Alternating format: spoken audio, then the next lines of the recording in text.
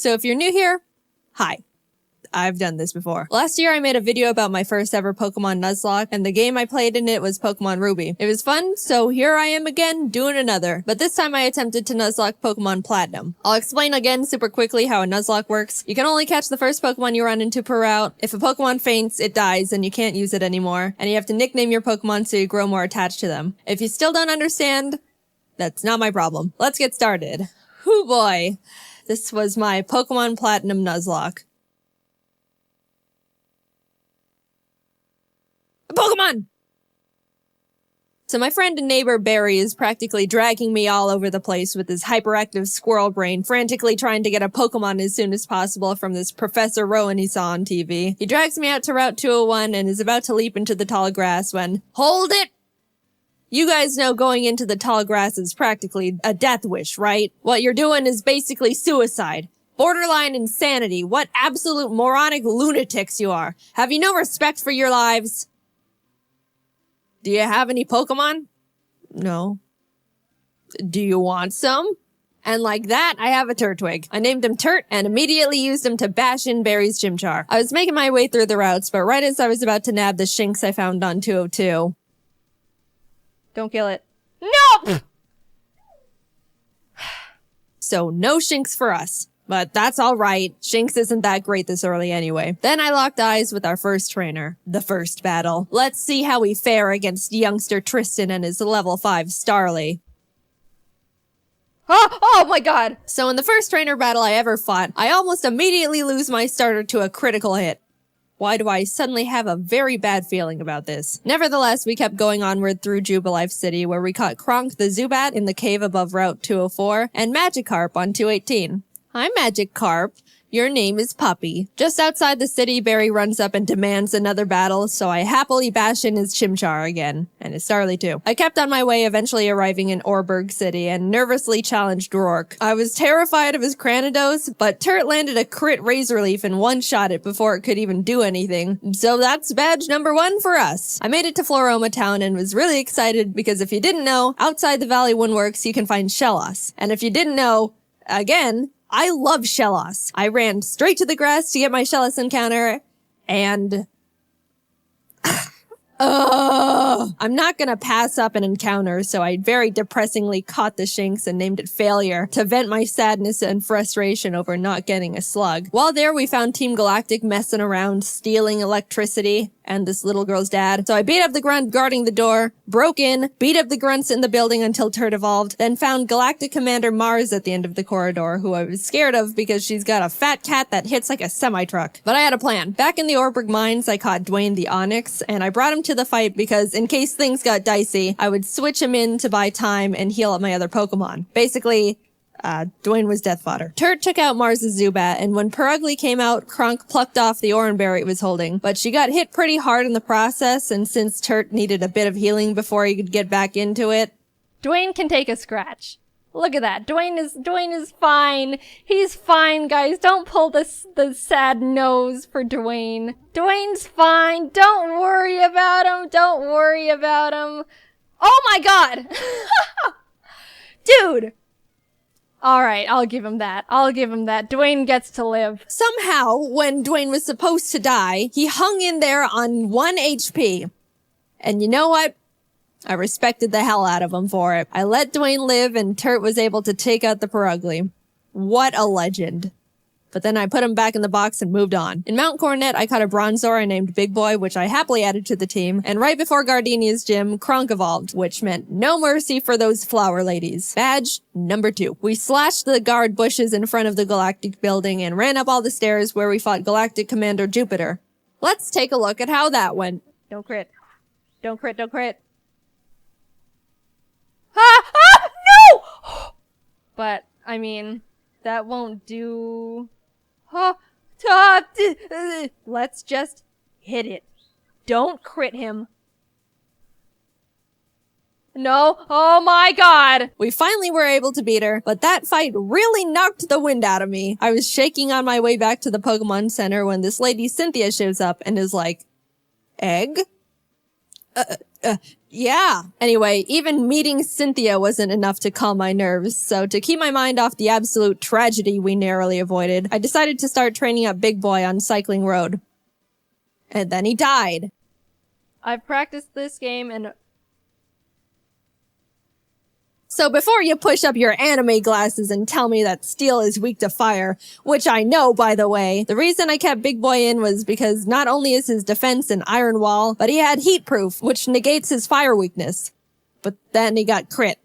So, first death. I'm sorry, Big Boy. You never had the opportunity to become a big boy. I walked into Wayward Cave and found a Gible. Gible is an amazing Pokemon. It turns into Garchomp, which is easily one of, if not the strongest Pokemon in the game that isn't a legendary. Adding it to the team would give us such a huge advantage, and now there is nothing in my way between that and...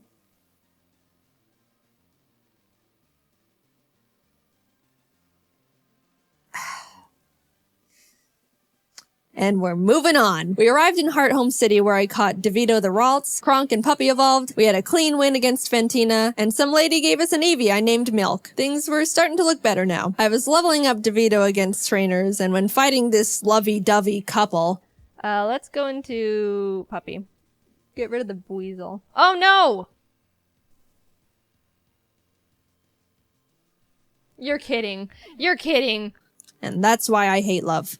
In came Shrimp the Scyther I caught on Route 210. Some good news, on Route 213, I finally found a Shellos. I named it Swoop, and I loved it. I loved it so much. I know you're not supposed to have a favorite child, but Swoop was my favorite child, and I wasn't apologetic about it. I trained it up, and now we got a Gastrodon. Turt ended up evolving too, so together with Kronk and Swoop, Maylene was defeated, and badge number 4 was secured. Outside of Pastoria City, I caught a Quagsire named Lol, but when I went to get my Great Marsh encounter, I was trying to get a Yanma and accidentally threw a ball at a Wooper. So now we've got Lol and Oops in the box. Then I swept Crasher Wake with Milk, who is now a Jolteon, with the TM Thunder I bought literally next door. I walked out of the gym and Team Galactic set off a bomb. I ran down the grunt who detonated it and took him out because he is weak. Cynthia appears again and tells me to bring a charm to her grandma. So I'm like, yes ma'am. We found her in Celestial Town along with Cyrus, the leader of Team Galactic, who starts some evil Shakespeare speech about how everything is imperfect, so he's gotta blow up the world or something.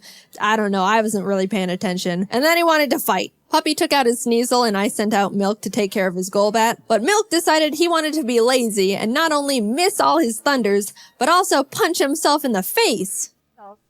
Milk!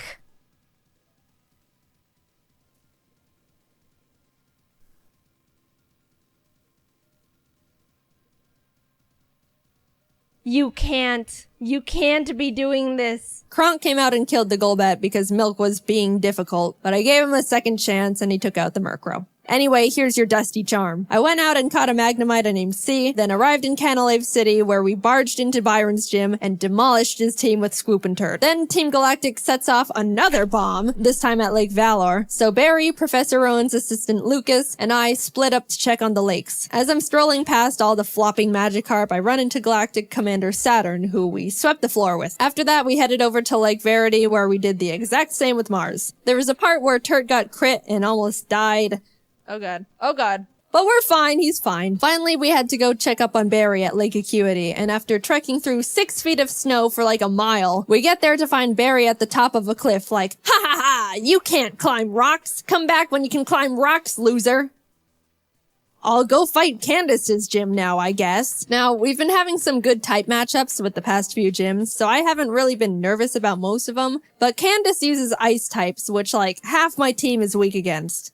Which, you know, nervousness rising. Not only was I at a massive type disadvantage, but the main threats on our team were her Abomasnow because it hits like a truck and sets up hail, and her Frostlass because it'll use the hail from the Abomasnow to heighten its evasiveness with Snowcloak, spam double teams, and then just sweep my team. I walked in, took a deep breath, which didn't make me feel better at all, and started the battle. Shrimp took out her Sneasel and Swoop took out her Piloswine, almost dying in the process. And then she finally brought out the big bad Abomasnow. Since it's grass ice type, I taught Puppy Fire Blast. Yeah, I didn't know we could...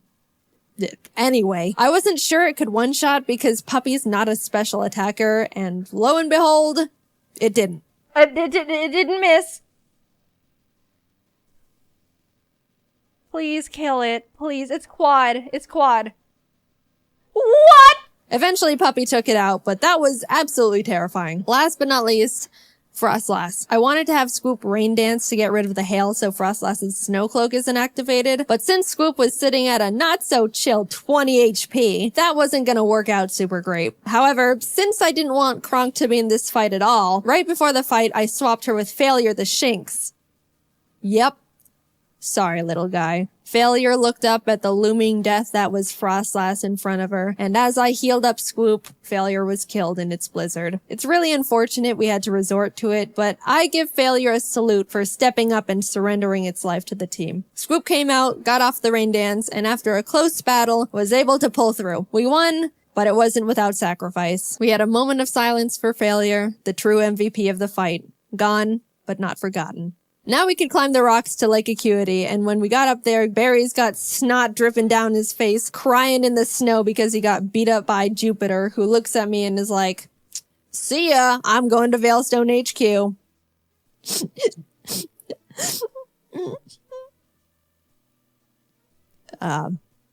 I'm gonna go to Veilstone. We start running through the base trying to find Cyrus, but when fighting this scientist...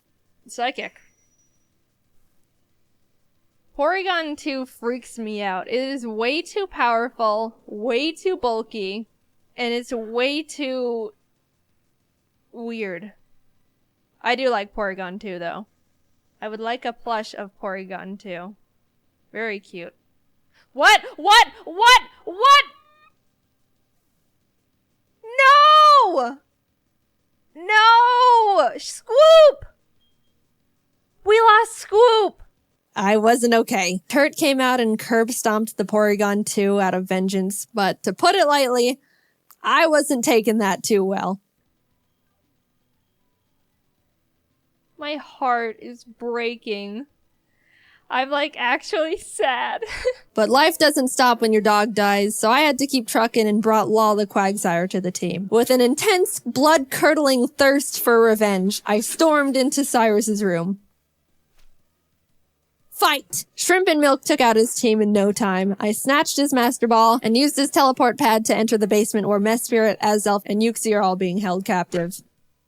Fight! And like Cyrus, Saturn was swept too. After releasing the Lake Guardians, we head to Mount Coronet because Cyrus wants to go there and destroy the planet, I think, and we catch up to him at the Spear Pillar. Before we can run up and attack him, Mars and Jupiter step in. Then Barry arrives. Honestly, I have no idea how he found us all here, and is like, "I'll help." Lal takes out both their Bronzors, Mars's Purugly, and Barry's Munchlax, so I thought, you know, it was all smooth sailing, right?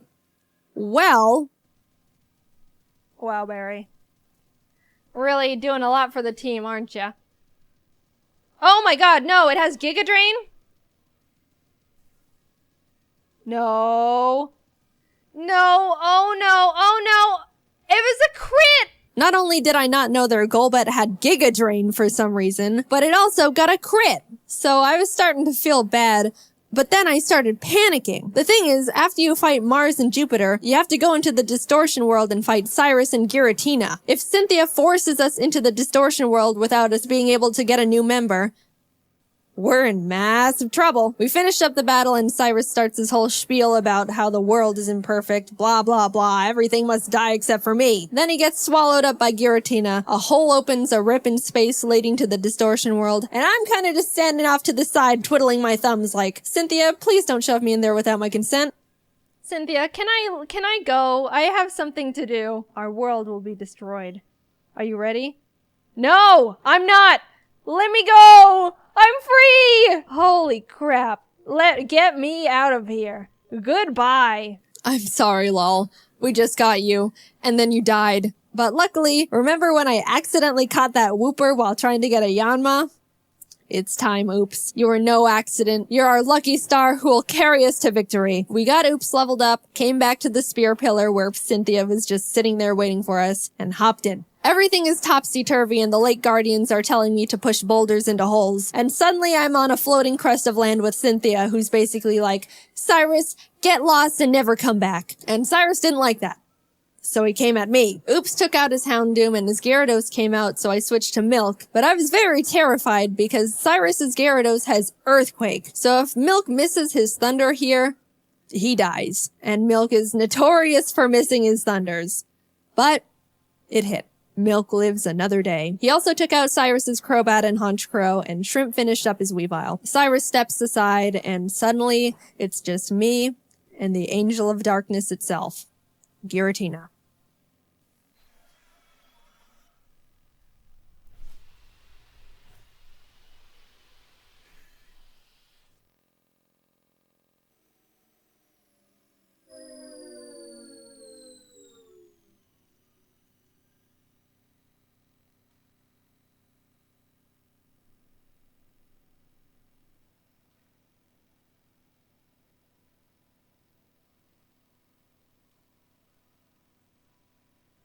I threw the Master Ball, and like that, it was over. I saved the world. Now to get back to my gym badges. I arrived at Sunyshore City and started making my way through Volkner's gym. I know he's the 8th gym leader and he's supposed to be tough, and apparently he's depressed because everyone who challenges him isn't good enough and he's bored. But I wasn't concerned. We have Oops, and none of his Pokemon can do anything about it. It's not like they have Giga Drain or anything, right? They didn't, I checked. Oops was just Earthquake and everything, and at the end, I'll admit, I got a bit scared. Okay, don't crit. If you crit Giga Impact, that would be really Holy. But it's all good. We're all good. And with that, off to Victory Road we went, where we caught ourselves a Gabite I named Flakes. Would have been nice to have one, I don't know, near the beginning of the game, say, in Wayward Cave, you know. But whatever. Better late than never. It's good to have just in case something goes horribly wrong out of nowhere. Flakes is base 60. Yeah, it is. It's an amazing... Whoa, whoa, whoa, whoa, whoa, whoa. No!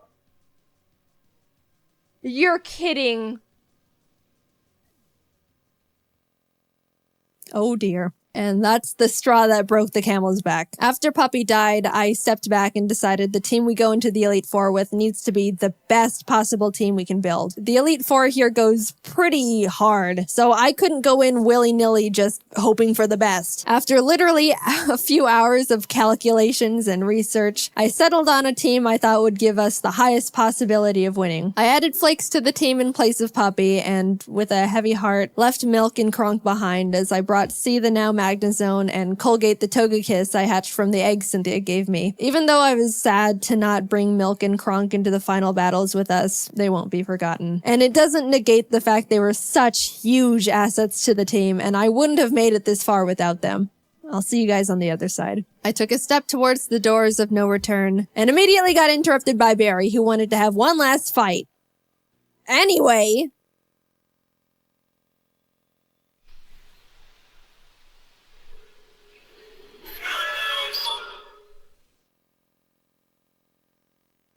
Welcome. This is the Elite Four. The battle starts and C takes out Aaron Zeon, Mega, and Vespiquen. Oops takes out his Drapion, and Colgate takes out his Scizor and Heracross. Next up is Bertha. Bertha loves ground types, but Turt and Oops had a smooth time smashing through her team. I felt a horrible shiver when her Rhyperior came out, but things went well. On to Flint.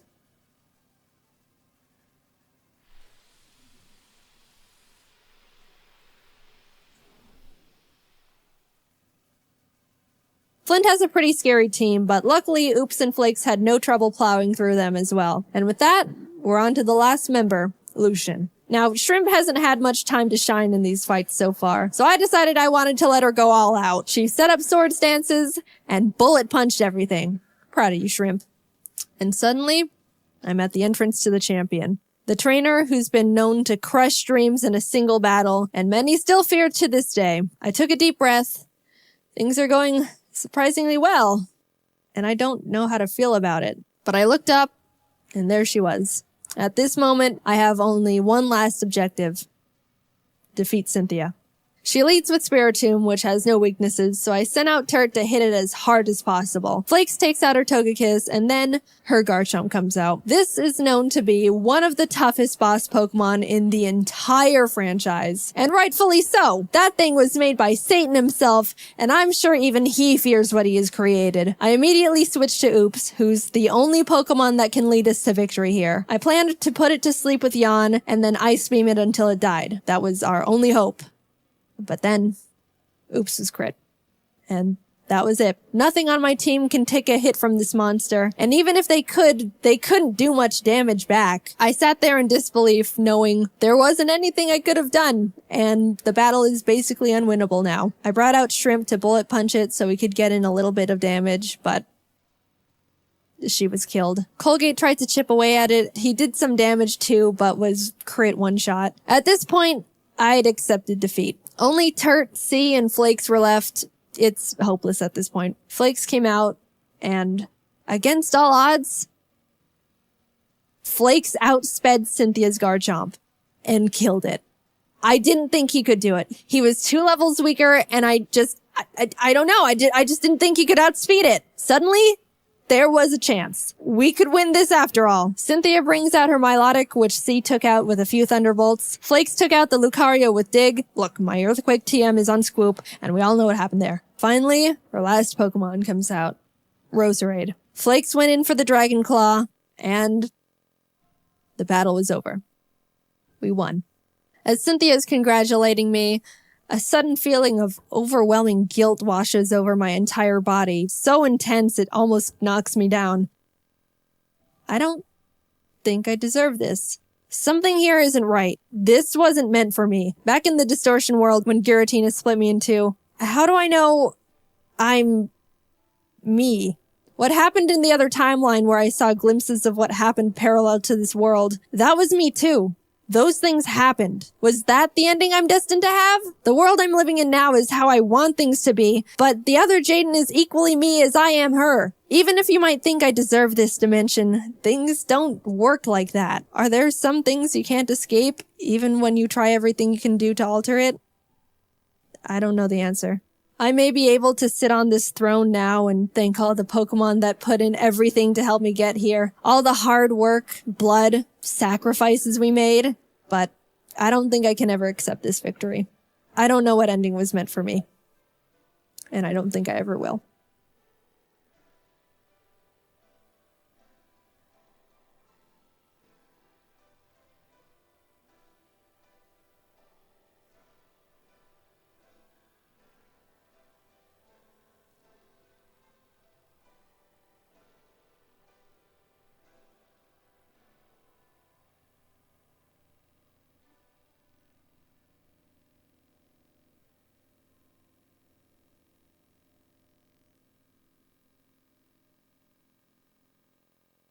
Hello everyone! So today we have a very, very special video. We just hit freaking 100,000 subscribers. What? And obviously we have to do something special. So I was digging through my closet a couple weeks ago and I stumbled upon some extremely old, very cringe-worthy drawings from when I was like tiny Jaiden to slightly teenager Jaiden. So I thought that maybe we could go through them and laugh at how horrible I was. And also Kate's here.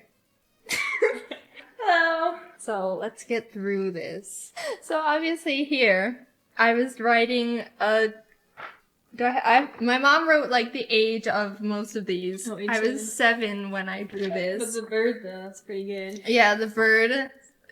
Superman stance. And like the and then my legs. snake eyes. And this fashion sense right here. Half blue, half pink. I was like obsessed with stickers when I was little, so I remember like, you were. I would just have whatever stickers I could find and then just draw around them. We have the sun here, and they're all helping like pull all my dogs on this leash that's defying gravity. And so are the clouds, and they have very inspirational quotes. Do it!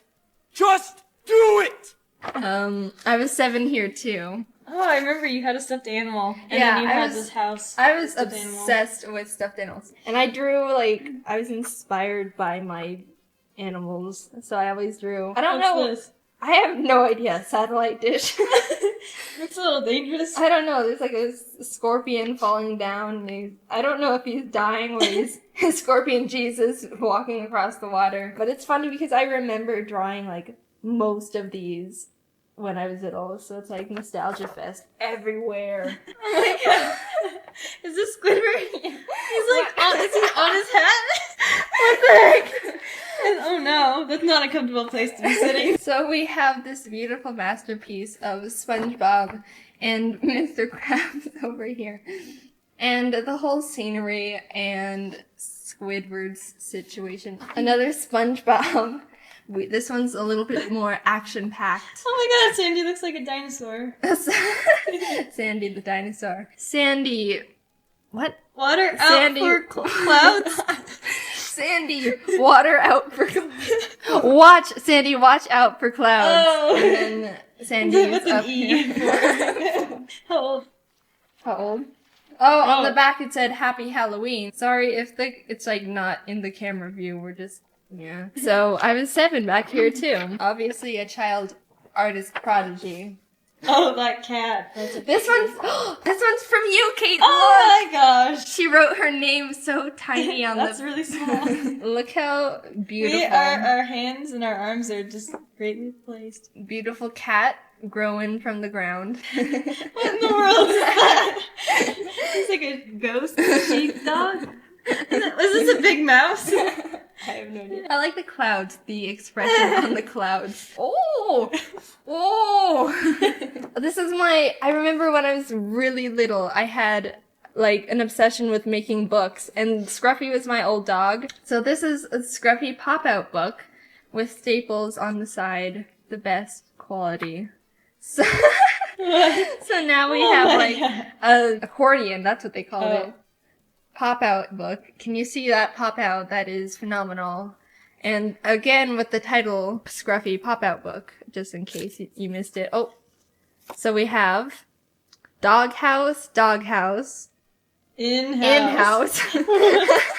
Dog in the house. With that amazing 3D pop-out. Next page. Oh. Doing a handstand. Layer. And then I felt the need to label every single part of his body. eye? Oh, this is like showing the leg. So ear, Ear.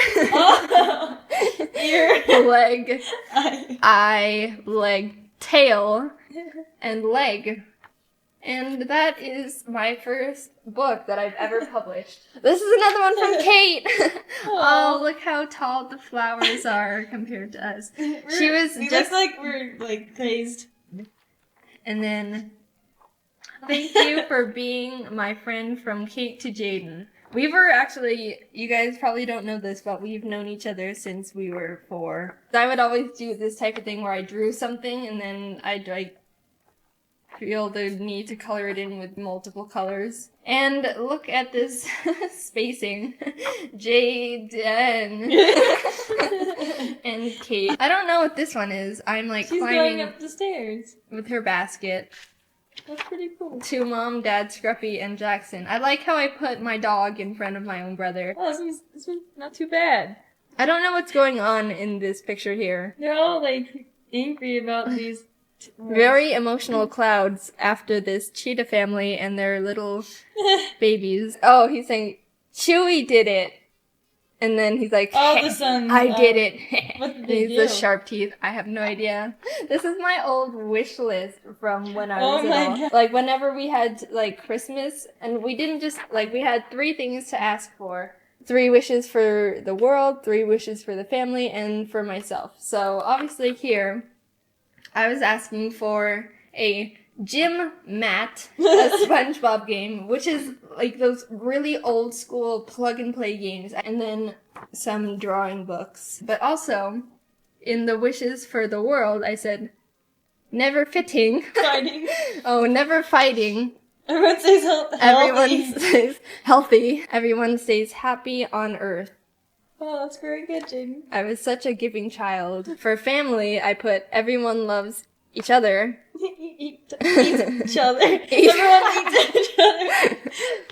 Everyone says, oh wow, I was really wanting everyone to stay healthy. Again with You're the Chewy obsessed stuff. with Chewy. This is like some rainbow power here. Also, I remember doing that. I'd also like put my name in the corner and then highlight it with a color. Make sure everyone knows you did it. Yeah. No one steal this original Oh, artwork. you're 8 now. I was so 8. You're getting better. I was improving. I don't think this is mine. This one's my favorite. But here's Otis and Otis. Froggy and Steve and Pecker. And this guy is saying hi. Oh dear. So it says in bold words, to mommy and dad from Jaiden. And I have a cat, a pet cat, that I can't have in real life because I'm allergic. And also, I have these wonderful double pants going on. I would like fold my drawings in the most ridiculous, tiny, squarish ways. So like, I like deliver it to the person and be like, look, here, I drew this thing. And it's like origami, tiny miniature square. Oh, well, this is when we went to church. It is Christmas Eve. We are at church in mommy and daddy's room. And Scruffy's at home. All right. So here's Scruffy. And then here's church with loudspeakers or windmills. This is scary. And I remember like drawing these hands like this is like 3 pointers. This is again at church, but I remember like you'd have to like draw. Oh my gosh, look at this. Oh my god. Okay, so like doing a hand thing, and then my friend like reached over my hand and like dotted her marker on my paper. And I was like, no, don't do that. So I scribbled it out, and then she kept doing it, and then I kept scribbling it out. Oh my god. This is from Kate. That's a scary bunny. Oh my gosh. I actually still have this stuffed animal. Let me go get it. There he is. You can see the attention to detail that I had in here. And then again with the bird who's just flying without having to I fly. think that one's better. Good job. Oh, there he is again. Oh, here he is again, yeah. And then it looks like we're on top of Graves. gravestones Oh my god. with my Yay, very long we're- legs. Somebody died. Who's that? Here's Jax. He doesn't get to stand on a grave. He gets to stand on the grass. Here's another one. And I drew the sun underneath the sky. The Another bird. What if this is how I drew myself, like, on this channel? Hello, everyone. That's good. Oh, God. And I was 10 here. Yeah. 2007. Okay, so, excuse me while I cringe a bit. I also like making my own little characters. Oh, I did too. I remember that. Yeah, so this was Saturn the Bat, and he had 2 different colored wings, which made him very special. Oh my gosh, I remember these characters. I remember looking at them being like, oh my god, that's so good. This is Steve. This was like, I made like 10 tiny books out of him. And this is probably one of the first characters that I ever made. This is a stick man called Iggy, and I would like play around with making expressions with just eyes. And then here are my characters. The 3 that you just saw, and then 2 others. And then here they all are dancing. This is good. I like this one. Okay, so I remember thinking when I was little, I'm gonna draw all the Animal Crossing characters in the whole game and Oh their my house. God. And that didn't last very long because I only did 1. Oh, you wanted this bird. I've wanted this bird. I still want a bird, but not this one. Where's his other leg? I know, that's what I was wondering, actually. I was very proud of the branch that he was sitting on. Yeah, it's a good bird. No, it's not. Oh, this one's good. How old were you? I was like on a bird craze. I think I drew this at the same time as the other That's one. a good one. Yeah. This is a cockatiel. It's okay. The legs are kind of wonky. This is how I used to draw birds. It was like my own style of drawing birds. Here's like an example of my comic book that I would like draw comics all the time. So there's an alien and he somehow gets transported into Earth. He's like, oh no, I need to get back to my old planet. Oh no. And then there's a human. You look cool. You look so cool. And he's like, no. And then so he's like, oh, I need to go back to my old planet. And then the human is like tagging along. And he's like, no, you can't come with me. And then apparently she does anyway. And he has to let her, I guess. And something bad happens and he kicks a tree. And then he finds the portal and he goes back home. To his computer. Good. Yay. Good ending. Most of society. And let me also point out that I had 2 other ones like this. Oh my god. And they were exactly the same story. Really? Just with different characters. Oh my gosh. I remember doing this in an art class. I drew mice all the time. And I was 10 here. We're getting older. I think the, thing of the project was to use a bunch of different patterns and write your name. Yeah. That's pretty cool. I think this was for Looks like art his circulation class, got too. cut off in certain places. This was art class in 6th grade. And she's like, okay, draw a castle. And I was like, That's "Well." a good one. And then there's I always had something funny going on in the picture. So there's a little guy who's like, wrong address. Okay, so here we have the power of Switch. Oh, and up here it says I'm 12. So here's my character that I made, Switch. Apparently he can transform. And I went crazy with all the dots here.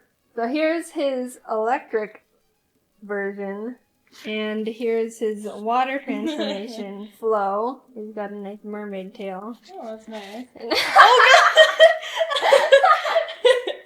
Oh no! That's Okay, his high so- version.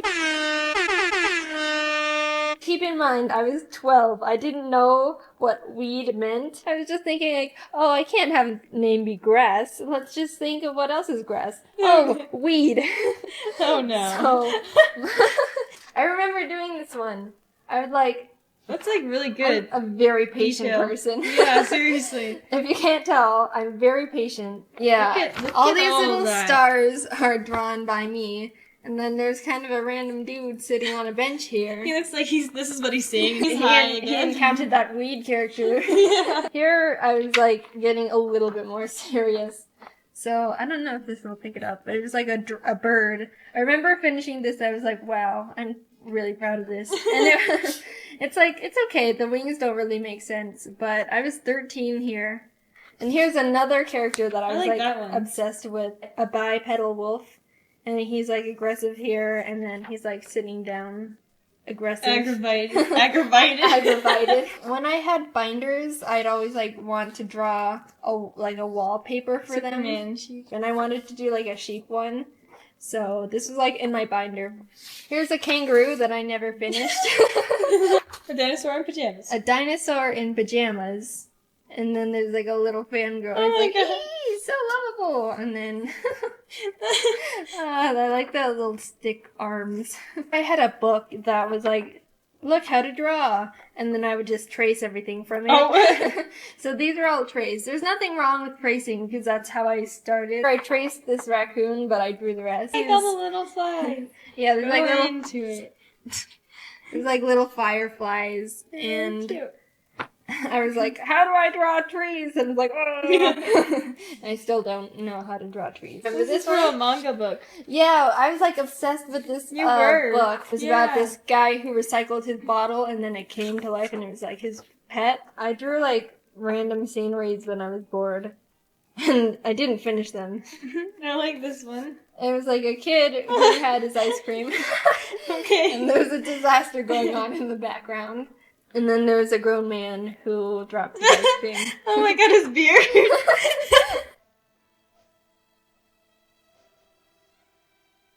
I remember only knowing how to draw dogs.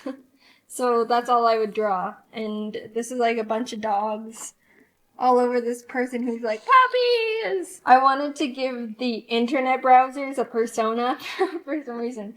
So here's Google. So here's Google Chrome and she's got her Oh little my alien. gosh. And then here's Firefox. When was this? I don't know. I think it was maybe a year or two ago. And then here's Internet Explorer. And she's oh no, I'm too slow. Oh, that was cute. Yeah, here's a cat I drew, and I was like messing around with like the stripes. It kind of turned out cute. I really like that one. Yeah. Here's when Jaiden Animations was not even a thing yet. This was when I was just dreaming of starting a YouTube channel. And this was how I was going to draw myself. You can see how much it has improved over the year, but that's like, I don't know. This is like weird because this is before the channel even started. And now looking back at it, when we're at 100,000, that's so weird. This is actually the first way I was going to draw myself. Would you guys still have the same impression of me if I drew myself like this? Trying to see what I wanted Jaiden Animations to look like. And look at that. There it is, right there. That's what I used. Then I don't know what this one is. It says, go away, I'm drawing. This one's pretty good right there. This is like a funny dance, apparently. I need more paper. I need more paper. I remember I was like, oh, I don't have any regular printer paper, so I had to use lined ones. And then these were like my drawing notebooks. I always had like comics filled with these characters I made.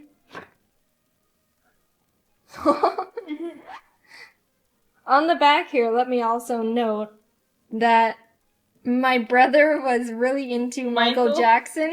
Oh my god.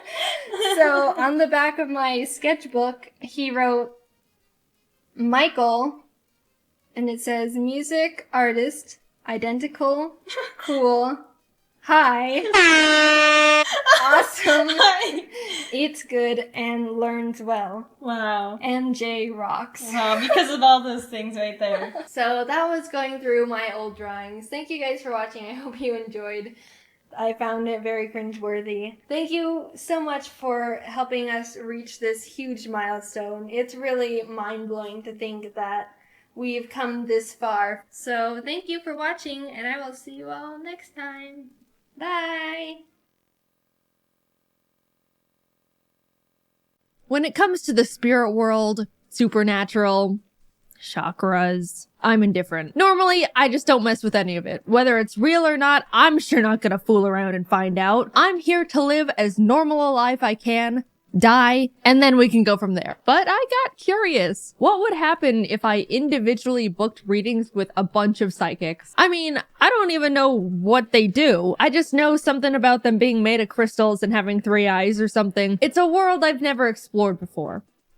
Until today, I didn't even know what to expect. Would they all say the same thing? Different things? Would they say I'm cursed and demand to put a ritual on me? Who knows? I booked a reading with 5 different psychics. Let's see what they all said about me. I wanted to keep as much consistency in all of this as possible. You know, scientific method and all that. So I specifically booked a tarot card reading and palm reading from all 5 of them. That way they're all reading the same things for me and we get to be good little scientists in the supernatural community. Anyway, Psychic 1. I walked into the shop and saw a table with a bunch of candles and crystals on it. You know, the typical psychic stuff. Now, I've never gone to a psychic at this point. I didn't know what they were gonna do to me. Were they gonna say my name and say they've been expecting me? And for all I know, a real-life wizard could walk through the door and speak in riddles to me the whole time. But Psychic 1 was a 5-foot-tall, middle-aged white lady in a black spaghetti-strapped tank top and a ponytail. All the psychics had a bit of a different method of doing the tarot card reading, but the overall gist is they had me put my right hand over the stack of cards, say my full name, then I pulled 18 cards that would determine my reading. Psychic 1 pulled the cards herself, though. I didn't get to pick them, so I don't know if that was a non-regulation move or all the other psychics let me pick my cards. I'm just saying. She started with what she read about me as a person. I'm my own boss and don't like being told what to do, which is like half true. Well, being my own boss is full true. Hi guys. In normal day-to-day life, I love having someone else tell me what to do. It's just nice to turn my brain off and put someone else behind the wheel. But with YouTube, it's true. I don't like being told what to do. With the Pokemon XD video, I was asking Jacob what I should do with the thumbnail, and he said I shouldn't have Shadow Lugia in it because it's not that eye-catching. And I was like, no, I'm putting Shadow Lugia in the thumbnail because I love Shadow Lugia. And then I did. So the psychic's pretty on point so far. She said I don't like asking people for things. Everything I have, I worked to gain with my own 2 hands. I'm gonna live a long and healthy life beyond my 80s, and I'm gonna have 3 kids. All of those things are pretty fair. I do think you could say that to the majority of people though. Even if it's not genuinely true to their personality, I think most people like to believe that's the type of person they are. And if I don't live to be 80, what am I gonna do? Sue her? But that's the very strong skeptic in me talking. She do know me for real, for real. Then she asked if I had any questions for her, and I told her that I constantly worry that my birds are gonna die in some freak accident or sudden disease, or they get out and fly away never to be seen again. She pulled more cards and said she sees that they're safe, but would recommend placing a spiritual protection over them, which was very interesting to hear. From what she explained, I'd be doing a 3-day, 3-night meditation for them to create a spiritual barrier that can protect them physically, mentally, and medically. Promising medical protection is a big deal. You can't just throw that around lightly, might I just say. And to perform the meditation, I would need to buy the materials from her to do it. She was very big on making sure I knew I wasn't paying for her time, just the materials.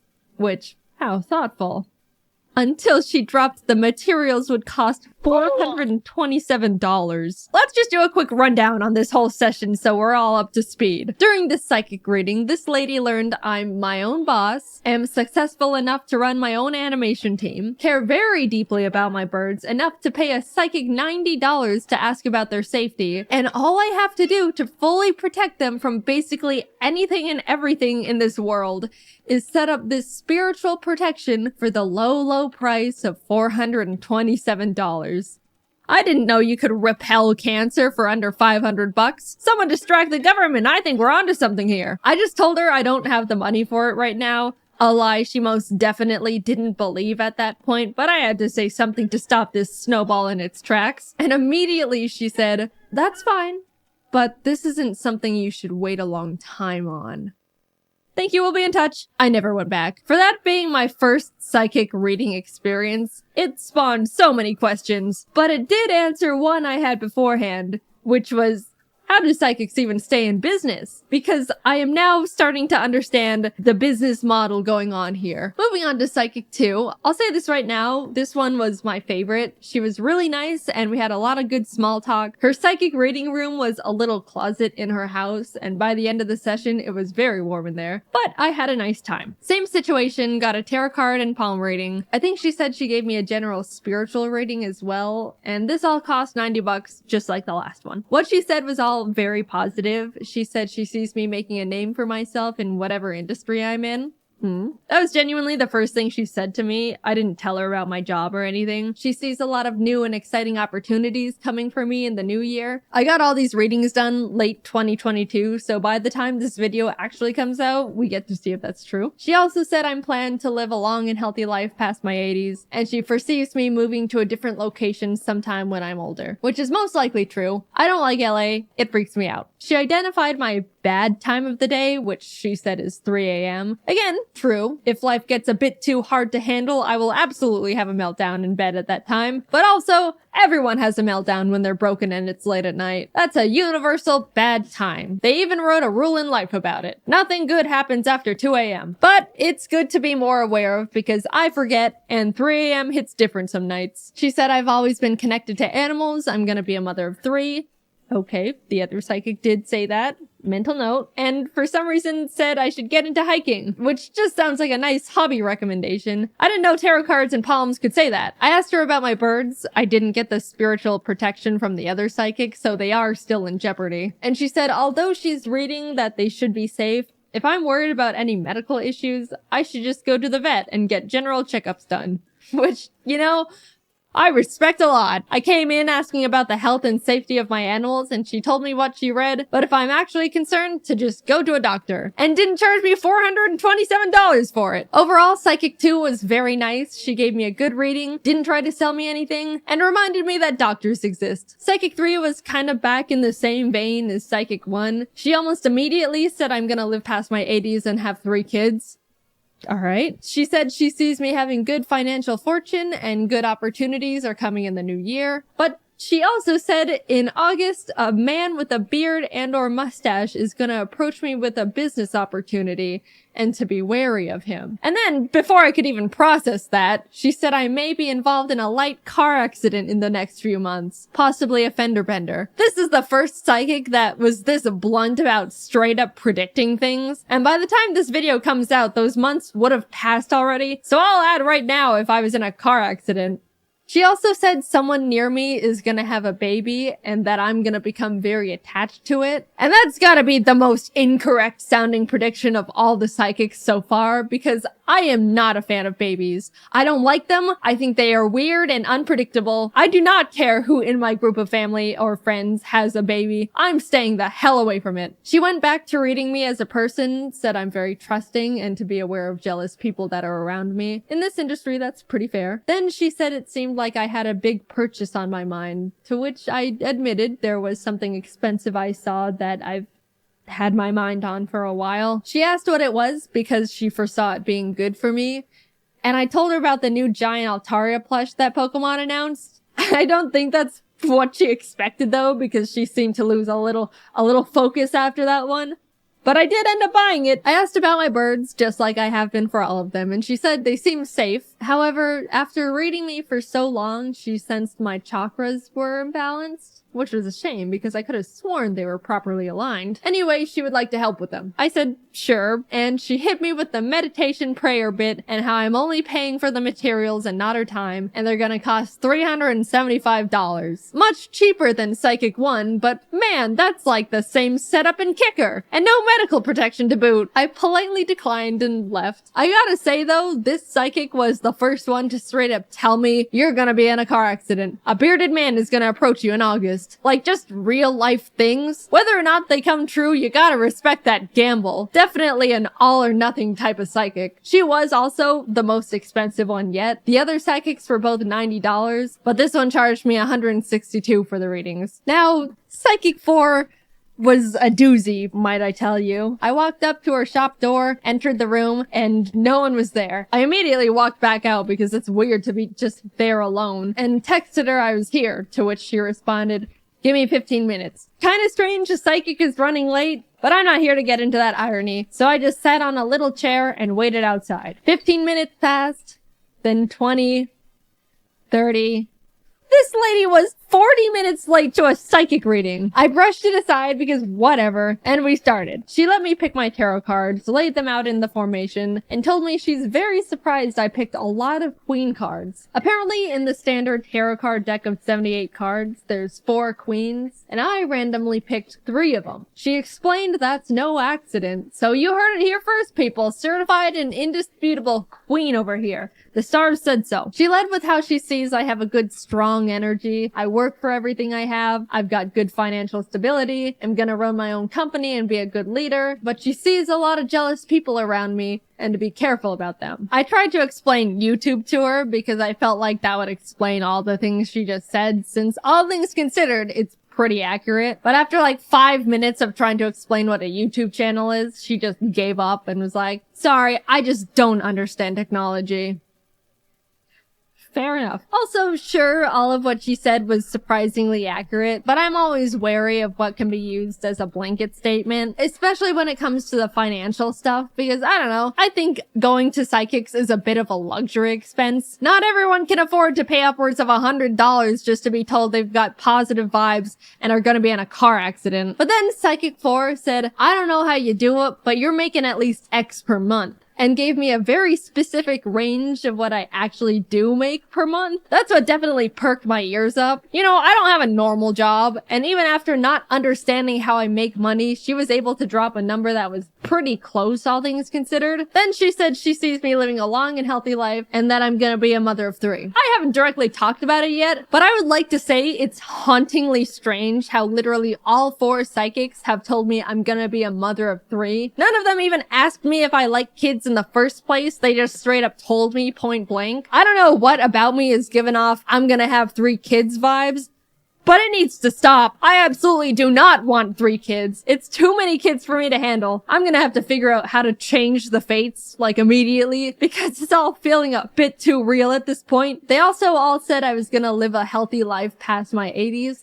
So if I die at 50, I want all of my money back. Anyway, Psychic 4 kept talking, saying it seemed my birds are safe, because I asked, but there seems to be a negative energy trying to attack them, to which she'll start meditating to protect them. Also, my chakras seem unaligned and my third eye isn't very developed despite how old my soul is. Which sure is a sentence. So she recommended a chakra meditation thing. She had me lay on her table under a lamp of RGB crystals and turned on relaxing spa music. Then she told me to close my eyes because when your eyes are closed, your third eye opens. And that's why you dream when you sleep. It's your third eye. You learn something new every day. Anyway, I laid there. She gave me some crystals to hold and put more crystals on my chest and stomach and legs and put a bell on my forehead that she would ring every few minutes. After a bit of that, she told me she had to leave the room for 5 minutes so her energy doesn't interfere with mine. But I could swear she left me on that table alone and blindfolded for like 15, maybe more. After she remembered I was still there, she came back, sprayed me with lavender, which was pleasant, did little karate chops on my body, and then had me sit up. I did hit my head on the RGB crystals, so I hope that didn't jostle my chakras. And that was that. She said I had a lot of energy and that I'm an old spirit, but I need to develop my third eye more, and she's gonna send me home with a couple incense to burn, and that I need to come back tomorrow. At this point, I was in too deep. All the other psychics, I was able to squeeze my way out of these situations. But I just ended up doing it this time, mainly because she told me to burn incense, but I didn't have an incense burner, and then she lent me hers. And I didn't want to just take it and dip, so I burnt the incense like she told me to, and went back the next afternoon thinking that was it, and after that I could start not coming back anymore. But then she gave me some crystals, more incense, and bath salts this time, and told me to meditate in the bath while holding the crystals and also burn more incense, which meant I go home with her incense burner again. And that's when my friends told me to stop there and not go back. So I didn't. By the way, she charged me $776. I have no idea how she did that. She said the chakra thing where I lay on the table was like $100 or $200 extra. And then after we were done, she gave me the card reader and it said $650, to which I was just like, sure, whatever. And then my email receipt said $776. Again, I am reminded of how these people actually stay in business. She called me a queen, gave me a crystal nap, and then took $800 from me. And last but not least, Psychic 5. So for her, when I called to book an appointment, she told me she only takes cash and that I have to call 30 minutes before our appointment to confirm. So I did that a few days later when our appointment was scheduled, and she's like, oh, I'll be honest, honey, I completely forgot about you. Can we reschedule to tomorrow? Which is like, first of all, how does a psychic forget? I rescheduled to the next day, but a few hours later, she called me back and was like, actually, I overbooked you on top of a different appointment. Can we reschedule to next week? And at this point, I'm annoyed, but again, I'm like, whatever. So we reschedule again. I called to confirm 30 minutes before again, and once again, she forgot. So I just gave up. Tell me how many kids I'm gonna have. And that was my psychic experience. I'm still pretty indifferent about all of it, but I can totally see how and why people can get super into it if they surround themselves with the culture. Whether it's real or I believe it or not, it was surprisingly nice to be told things were gonna be okay. I do think some of them can be a bit predatory on people at their low points, but hey, it's great to have my chakras rebalanced. Cool new guy alert. We made a super cute Ari pillow available now. Look at this big man. He is huge and super soft and awesome. Head over to jaidenanimations.com to pick one up. I genuinely love him so much. Also, I've been streaming a lot more recently and wanted to say the influx in art from all of that has absolutely blown me away. Thank you guys all so much. I try to see all of it, but it's quite literally impossible. But yes, thank you, thank you. Alright, until next time, bye-bye. Hey, just wanted to mention you can buy our new Jaiden anime figure bundle on jaidenanimations.com. Cool, thank you.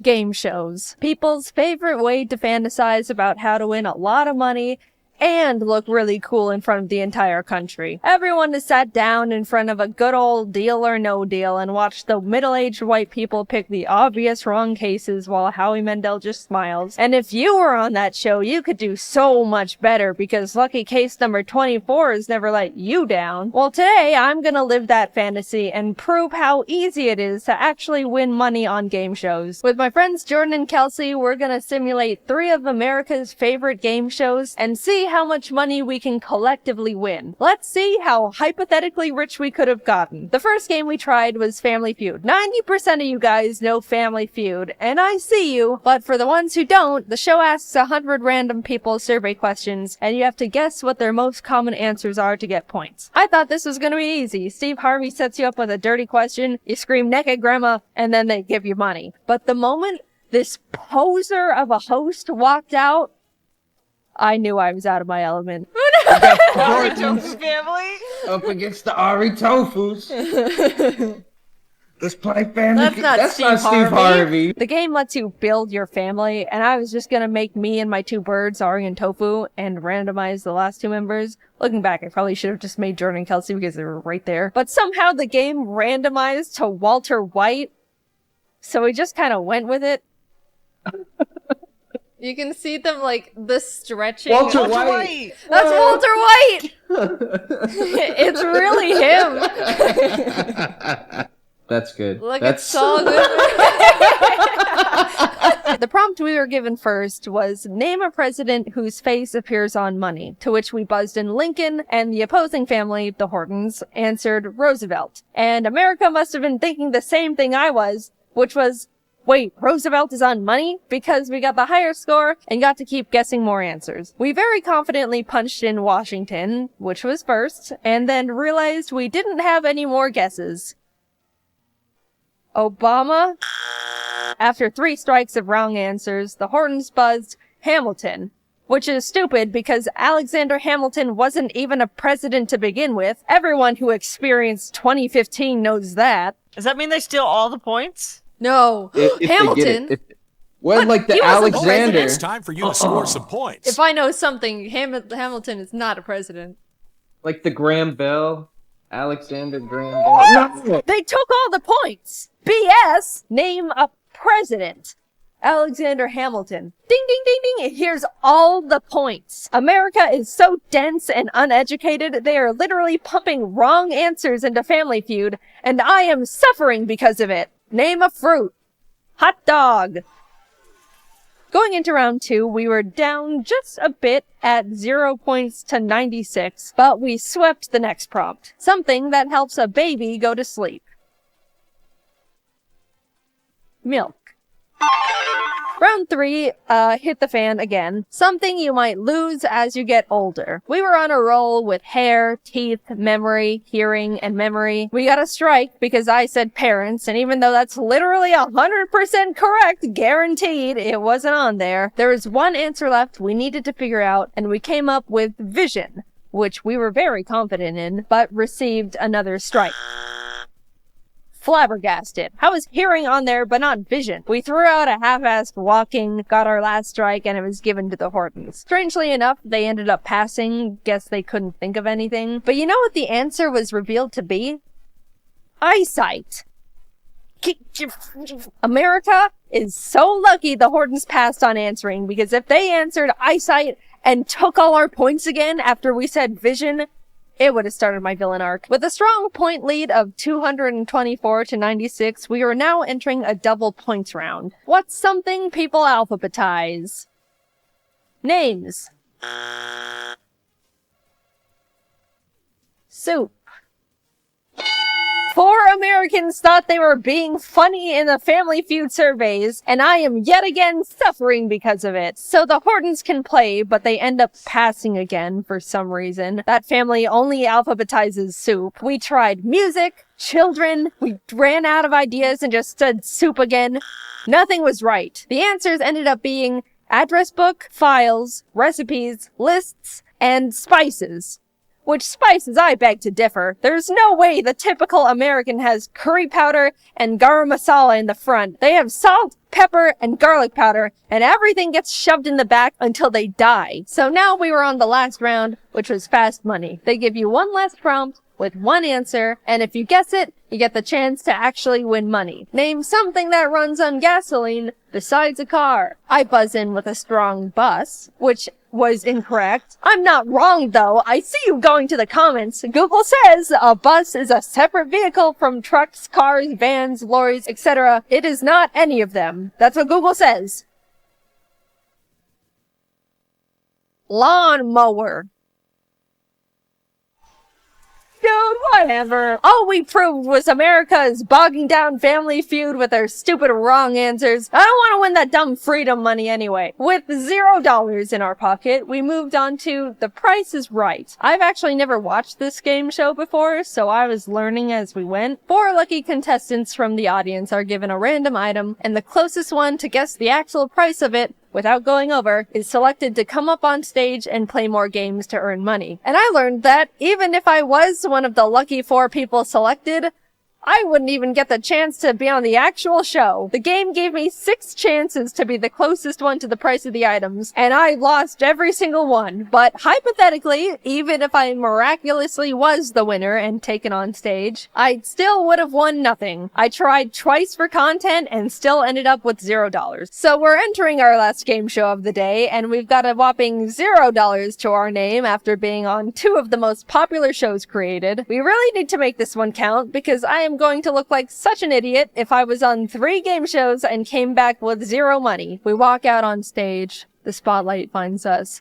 Jeff Foxworthy raises the microphone to his mouth and welcomes us to Are You Smarter Than a 5th Grader? The show where you're given trivia children up to grade 5 are taught. Answer them all correctly and we could be leaving the show with $1 million in our pockets. But fail and you're doomed to know you're not smarter than a literal child who has to raise their hand to go to the bathroom. That's Jeff's favorite line to drop when people lose. He says it all the time. It's like his go-to roast. Every couple of questions, you have to pick a child they have provided to help you out. You're given the chance to either peek at their answer or copy their answer, but you can only do those once. They're like your child lifelines. I picked Jeremy as our first little buddy. I liked his enthusiasm, and he gave us a really good high five. The subject we chose was under 4th grade math, and the question was, how many lines of symmetry are found on the following shape? It showed us a picture of a pentagon.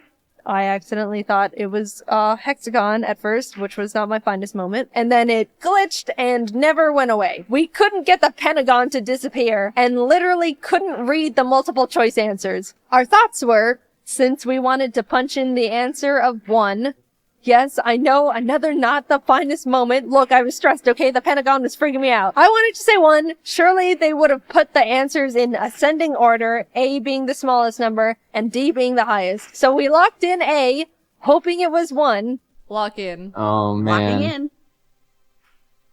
So no! Let's restart. Let's restart that very pro. First of all, 7 was completely the opposite of what we were trying to say. Second of all, we wouldn't have been right in the first place. And third of all, Jeremy ended up saving our hides. So besides being able to either peek at or copy your student's answer, if you ever get something wrong but the kid gets it right, you get to be saved and are still in the game. Like the rest of the lifelines, it can only be applied once, and Jeremy was here to be our Pentagon-knowing hero. Anyway, we restarted. That attempt, we weren't counting that one because that was just a practice round, and the forever lasting Pentagon wasn't fair. It messed with our heads. But this one's for real now. Attempt 2 started and was going well. We ended up getting to the 6th question without any problems. But of course, as our luck would have it, we were given another glitch question where they gave us an image, and then we can't read the answers. This time the question was from 4th grade social studies. What is the shape of the following landmark? And then it showed us this. I didn't know what it was called, but Kelsey was sure it was the obelisk, and we could barely see that as answer C. Even though we were 99% sure we should just lock in C, I wanted to play it safe and copy our chosen student Alicia's answer. So we copied her, and Jeff Foxworthy revealed the correct answer, which was C, obelisk. Jordan, Kelsey, and I all celebrated because we were right, but in a very unfortunate turn of events, it was revealed that Alicia punched her answer in as B, pyramid. What, you little... Oh my god. Attempt 3. We really wanted to do one attempt each with the game shows because on national TV you've only got one shot to make your money. But I don't think there's ever been times on Are You Smarter Than a 5th Grader where Jeff Foxworthy tapes the obelisk to your face and makes you guess on while you're locking in. This time,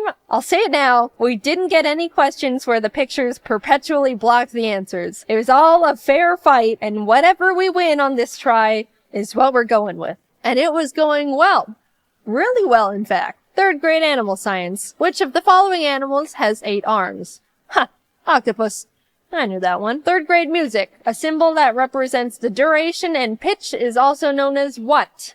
Musical note. Then we got stuck on 5th grade measurements. 9 meters is how many yards? I don't know that. I am an unfortunate slave to the imperial system. So we decided to copy Juliet's answer, which was 9.8. She was right. We got to move on, even passing the $25,000 benchmark question. That means if we end up flunking out from this point on, we still get to leave with $25K. Solid, but we're going for that million. By the way, I had no idea you could win that much money on this show. They could ask you, what's this? And then you say the color wheel, and then you can walk out with $300,000. That's absolutely bonkers. Anyway, we were getting far. Really far. 50,000, 100,000, 175,000, 300,000. We were still in it. The $500,000 question arrived. 4th grade inventors. Which inventors' improvements to the steam engine were instrumental in starting the Industrial Revolution? We didn't know. None of the choices seemed right, as in, we didn't know who any of them were besides Benjamin Franklin, and I don't think he did that. After a lot of back and forth, we decided to guess on Robert Fulton, which was the wrong answer. We were out. But then we realized we still had hope. We hadn't been saved yet. If the student we chose during this round got it right, we can still keep going. Jordan, Kelsey, and I looked to our side to realize Alicia. The girl who thought this was a pyramid. We're doomed. We had no more child lifelines left. Where was Jeremy when we needed him? She reveals her answer. James Watt. She was right! We were saved! You were just saved by someone who needs to raise their hand to go to the bathroom. Jeff, we made it. We got to the $1 million question. Apparently, they tell you what the subject is gonna be, and if you don't want to take it, you can still walk away with $500,000, which is very generous. But the catch is, it's not multiple choice. You have to submit your answer yourself. Which, being real, if I was really on this show, I would just be like, alright, cool, see ya, and settle on the $500,000. Are you kidding me? That's $500,000. I've proven enough here. I'm going home now. But for the sake of the video, we went all in. The subject was earth science.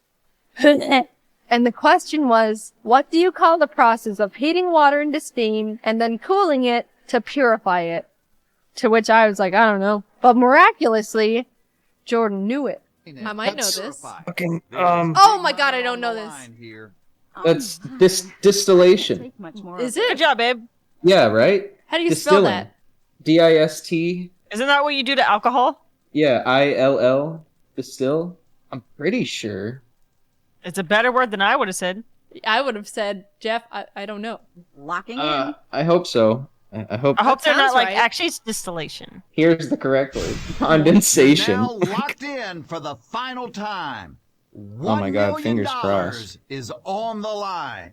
Everyone First in of the all, audience crossed their congratulations for arms at the getting same to the end of the time. line. They're It's not pissed. easy. You will lose $475,000 and walk out of here with $25,000 is still a $25,000. juicy amount. That's a good amount. Like, I'd still be happy. Like, very happy. Me too. No, I'm sorry. No? What? What is What it? is I it? can't believe what a moron I am. You're this not is a my moron. bad. Show us the What? correct answer, please. I swear to God. We were right. We were right. We were right. No. We won that million. I don't care what the game says. We won that $1 million fair and square. It's distillation, not distilling. Shut up, Jeff Foxworthy. Go back to making barbecue sauce. So let's see what we made. Family Feud? Nothing. Price is Right? Wouldn't have even made it on stage. Are You Smarter Than a Fifth Grader? Hypothetically, $1 million. I'm happy with that. Thanks for watching. I wanted to mention again, we're selling a really cool Jaiden anime bundle that includes a new figure, vinyl record with Japanese and English versions of our Rise Above song, Ari cards, stickers. Go to jaidenanimations.com and follow our shop Twitter at Jaiden Shop for updates and sneak peeks on what we're working on. Alright, thanks for letting me shill. Bye bye. As you know, most games are pretty flexible in terms of getting to go as fast, or slow, if you're lame, as you want. And honestly, it's pretty hard to limit that from players. Maybe you could turn the main character into an old man who has trouble walking or something, but that's not fun. At least in theory, I don't know. But you know the one video game genre that forces everyone to play at the same pace? Rhythm games. Rhythm Heaven is one of my favorite games, especially in the rhythm category. I played it constantly growing up, and I wanted to come up with some dumb excuse to play it for a video. So today I'm speedrunning a rhythm game. How does that work? In actuality, I have no idea, but this is what I laid out for myself. As the video game masochist I am, I wanted to make sure I had some sort of challenge capable of driving me to the brink of insanity, so I'm gonna be running the all medals category, which means I only have a certain amount of mess-ups per minigame before I fall from award-winning gaming greatness into low-life scum. And since I'm not running a game no one else has run before, I have some competition for the first time. There's a decent amount of runs already submitted, so to compete with them, I need to make sure I get first try medals throughout the entire game, every time, all 50. I need to play 50 rhythm games in a row without messing up. I thought about going for an all perfects run, and then I did a test play to see how hard it would have been, and I was like, no, this would actually make me want to stop breathing. So here we go. This is my experience speedrunning the 14-year-old rhythm game, Rhythm Heaven Fever. For my first run, I just wanted to play through the whole game to simply see how it would go. You know, learn what I needed to practice, get my pacing. And you know what? It was kind of an insane first try. I only messed up on 2 games in the entire run. Figure Fighter 2, which is this game where you're a puny little shrimp man who gets inflated to punch a punching bag in front of a crowd of a couple hundred people. And Remix 10.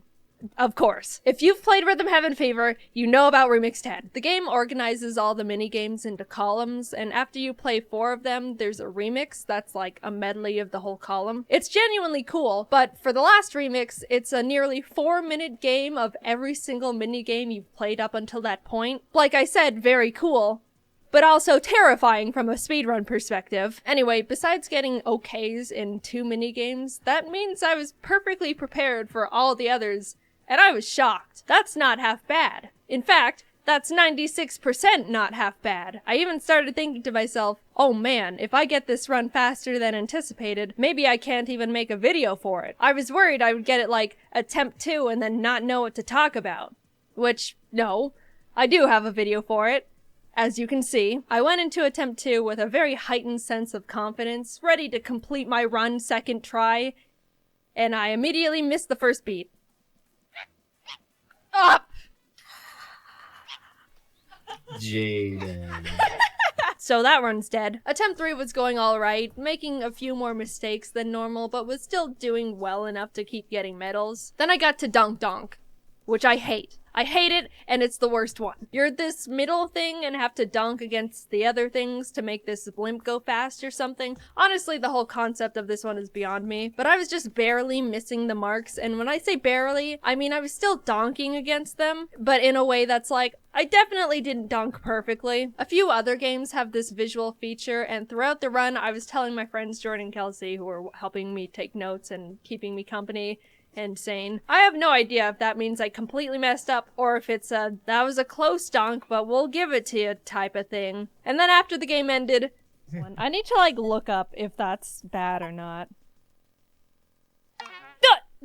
It is bad. Apparently it's bad, Baby Jim. Alright, well, Run's dead. Well, alright, I guess I got that answer. I started another run after that and messed up at the very beginning before I could even do anything. The timer starts after choosing your new file and clicking yes when asked to continue, and then immediately after that there's a very long tutorial. But speedrunning strat, you can actually skip that pesky little tutorial by after clicking yes, immediately clicking the home button and restarting the game. See, this run is cool. It's got cool skips and stuff. Anyway, I missed the reset button. It's petty and not a big deal, but I restarted it anyway because why would I leave in an extra half second of time loss like that? My mental game for that run was already irretrievable. Attempt 5 was on its way until I messed up too much on Flock Step, the game where you're a bird within a group of other birds all migrating and walking at the same time. I got trampled. So yeah, it felt like I was only doing worse and worse. The first run was almost perfect immediately, and now it felt like I was losing my mojo. Why did I have to jinx it? Why did I have to think I was gonna be too good for this challenge? But then I got on this run. A run where I was doing better than I ever had before. Remix 1, Remix 2, Remix 3. I was getting perfects. Maybe the occasional 1 or 2 mistakes, but that was it. I was in it. The zone. Not that it mattered I was getting perfects, it still gives me the same normal medal, but I was doing well, alright? And it was an overall calm feeling too. I didn't mention it, but my very first run, I was on the verge of passing out or something. My anxiety was through the roof. I knew it didn't even matter, but the entire run I was having to take deep breaths and tell myself to calm down and stuff. My hands were shaking, but after a few runs, my speedrunning anxiety had disappeared and I was just calm and focused. Until I got to the endgame. Then it came flowing back and it felt like my heart rate was so high I should have stopped immediately and had someone drive me to urgent care. We need a doctor! She was trying to speedrun Rhythm Heaven!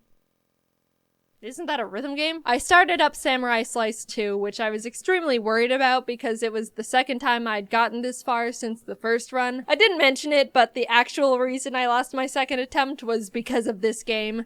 So now there's trauma there. Jordan and Kelsey stayed silent so I could have maximum focus. And as I started getting into it, Jacob joined the call. Jacob, you're a very great friend, and I was very happy you joined. But oh my goodness, I was sweating bullets. Hello. Hello. How's rhythming? It's going good so far. Jaiden's in focus mode. I assumed as much. How far is this? I think we're about halfway. We just finished Remix 7. Nah, we're about 3/4 done. Oh, nice. How have you guys been? Very good. Good. I came in at a good time. Oh, phew. I was sweating so hard. Phew! Alright, moving on. Honestly, still, I was doing really well. It wasn't until Love Rap 2 that I even hit my first 4 mistakes in one game. Very frightening, but I still squeaked by. Side note, I have no idea the technicalities of how many mess-ups I'm given per game. I was just hoping and praying the entire run. Then it was time. I was at Figure Fighter 2 again, the game that officially ended my first run. I practiced it religiously after that, desperately trying to assure I would never fail at it ever again. This game is deep into the run too. It's like one of the last 5 in the entire game, so losing at that one did sting quite a bit the first time. After lots of nervous pep talk to myself, I went into it. And you know what happened? I knocked it out of the park. From 5 mistakes that cost me the run, all the way down to 1. I get to continue on. Every minigame onwards was just exponentially heightening my anxiety further. I was doing really well, but that's what was terrifying me. I didn't know when the mistakes were just gonna hit, and it felt like any second I could kill the run. Because I could. I'm being completely honest, unfortunately, when I say this was probably the worst nervous anxiety I've ever felt in my entire life. A Rhythm Heaven fever speedrun. I was taking deep breaths every chance I could. It felt like I had chills. I would have liked to pause and calm myself down, maybe get a cold towel, but I couldn't because, you know, it's a speedrun. I was saying things like, I can't handle this. Oh no, I can't. My chest hurts. I feel like my ribs are gonna fall out of me. Okay. More deep breaths. Some water, maybe. I hate this feeling. I don't want to live with this feeling any longer. Only 5 left. Maybe I was starting to hallucinate or something, but it felt like I was literally having nervous wreck heart palpitations. Both scenarios are equally likely, but I was somehow keeping it together on the outside and made it to the grand finale. Remix 10. This was also the game I practiced the most, next to Figure Fighter 2, so I was technically prepared, but not mentally. I was falling apart mentally. Crumbling, if you will. But I had no time to try and calm down. That would be time loss, of course. So without hesitation, I had to start it. All things considered, even though I couldn't hear the game over the sound of my heartbeat, I was doing pretty decently. But then the first mistake hit. I don't technically know how many mistakes that counts for, but it's okay. It's assumedly the first one. Then it happens again moments later. This is what I was talking about earlier when I don't know if that counts as an actual mistake or not. Can I look it up? Does the internet have the answer? I don't know, maybe, probably. But I'm in too deep to check at this point, so I'm not going to. The run continues. 1, 2, 3, go! Ready, and tap, tap, tap. It happens again. I wasn't ready for the switch to the tap dancers and missed my cue. They literally harassed me in-game about it. It's all slowly falling apart now. I don't think I can make any more mistakes. Do I know for sure? Not at all, but that's what was filling my head at this point. I continue, and... Dear God, no. I missed 3 of the little dots. I'm sure it's over now. I don't know how many technical mistakes I've made at this point, but it just feels like too many. I'm completely in the dark now if I'm even en route to pass or not. I will add in my Remix 10 practice, at the very end there's a little credits minigame, you know, like the ones I skipped, where you tap A on beat to make the little mascot guy fly in the air. There's one part I just couldn't get at all, and that was the double tap where he does like this little roll into a jump. There wasn't a single time in training that I could get that part, and always missed it, and when I needed it most... Did I get it in the run?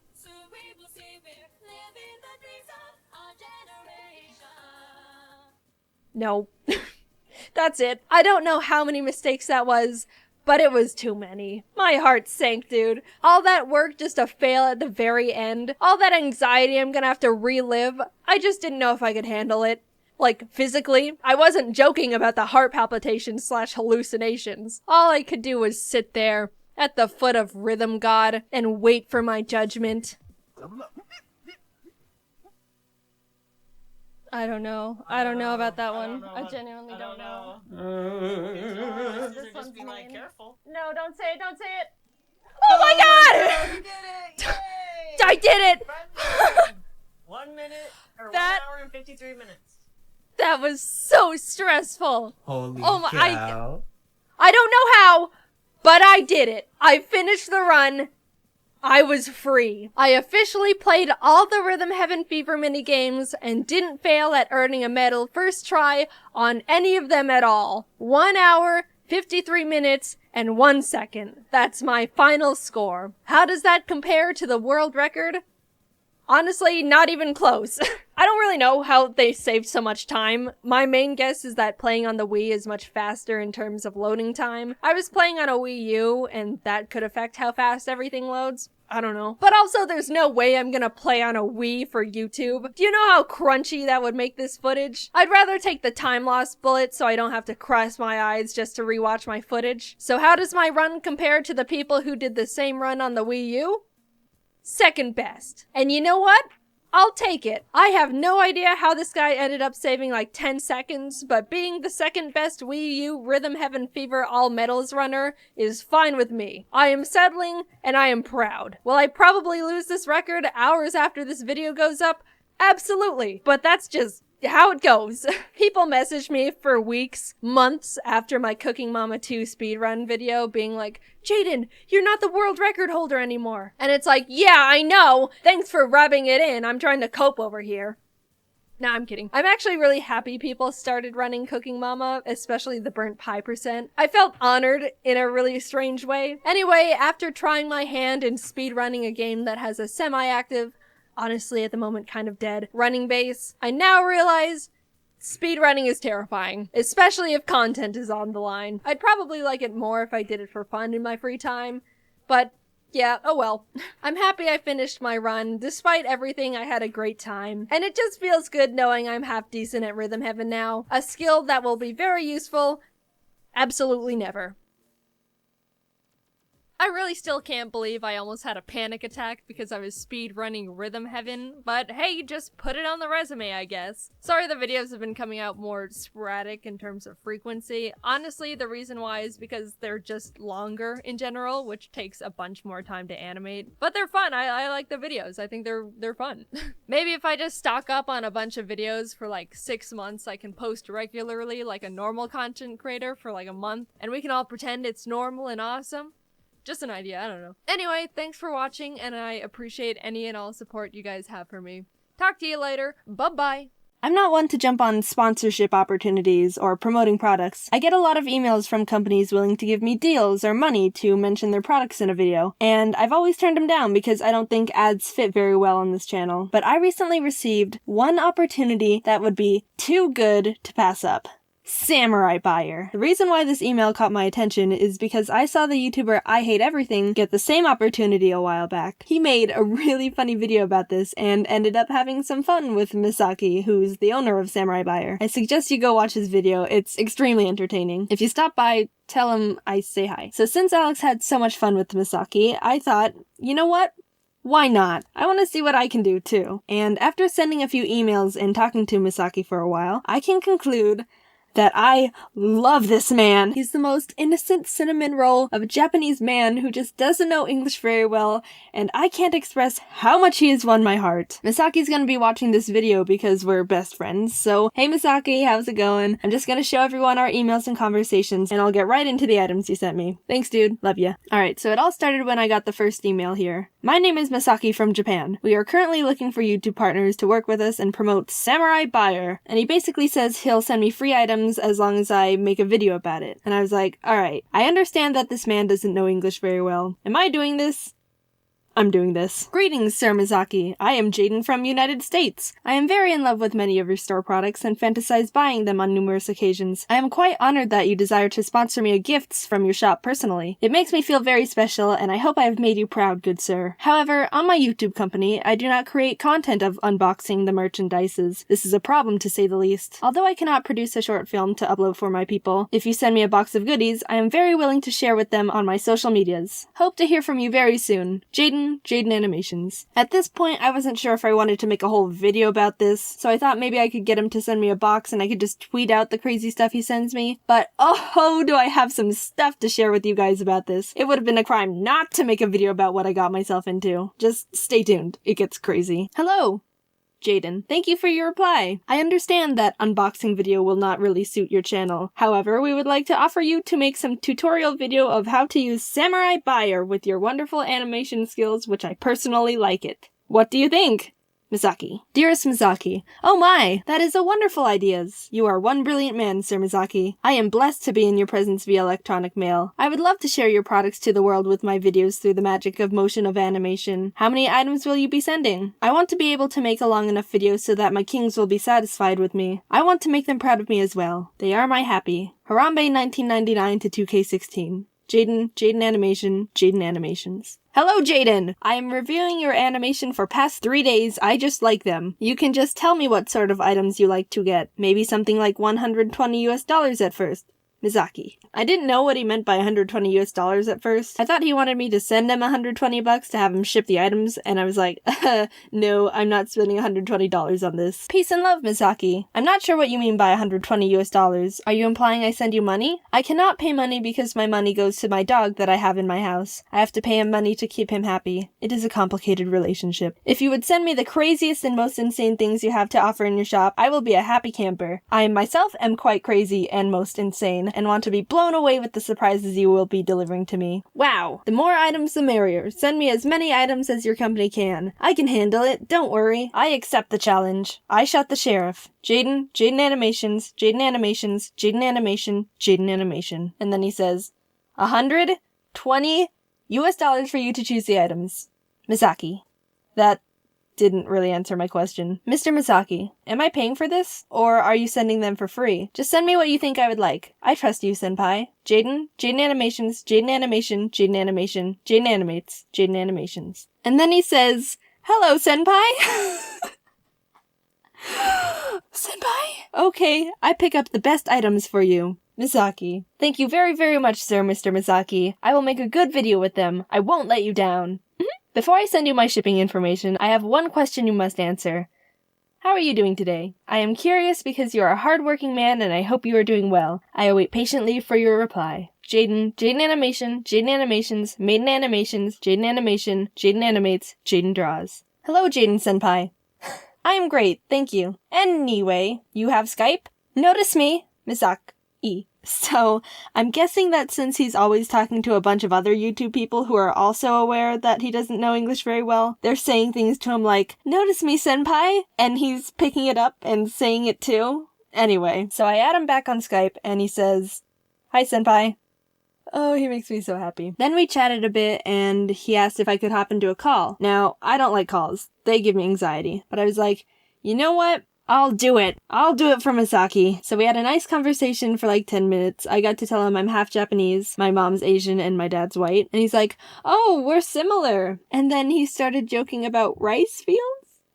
Is that racist? I don't know if that's racist or not. So now he's talking about rice fields and goes on to say, oh, you need to visit sometime and see. I mean, all jokes aside, Misaki, if you want to fly me over to Japan, I am so down to come visit you since we're best friends now. We'll frolic in those rice fields. Just hit me up. And in the call, he also mentions iDubbbz. iDubbbz is a YouTuber who's also done a video about Misaki and Samurai Buyer. His video is more PG-13, so if you're not into that stuff, you probably shouldn't watch it. Otherwise, he has a pretty entertaining video too. So Misaki says, oh, do you know iDubbbz? You're both in the United States. I do not know iDubbbz, but come on, man, we're both in the United States. Why haven't we met yet? So that was the gist of the call, and he said he'd mail the items as soon as possible. So now I'm hyped. I'm excited to make this video. There's so much funny stuff I wanted to share with you guys. But wait, there's even more. He messages me again a few days later saying, are you there? And I was like, senpai! Hey there. Oh, okay. I had some English question.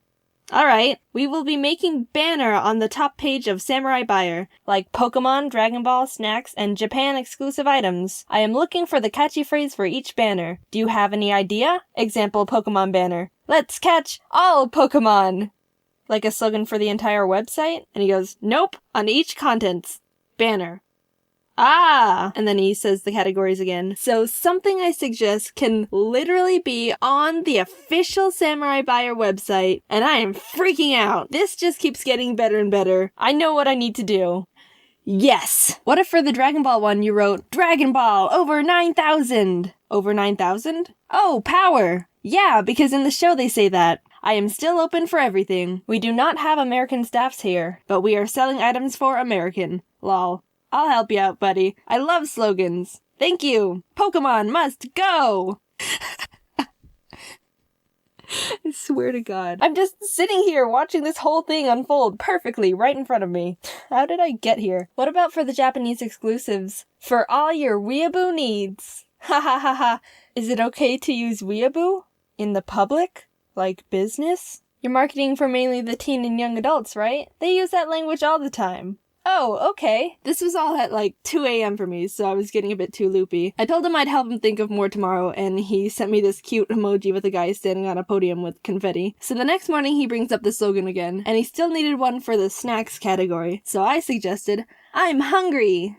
Because when you want to eat snacks, you're most likely hungry. He seemed to like that one, and that was that for a bit. I didn't really give it another thought until I decided to randomly look at their website, which I actually hadn't done up to that point yet. And look what I find! He actually used my slogan for his banner! Legit, it's on his website. You can go see for yourself. That's mine! Oh my god. I got so many of those happy, excited tingles. You don't even know. He also used his Pokemon one too. Pokemon must go!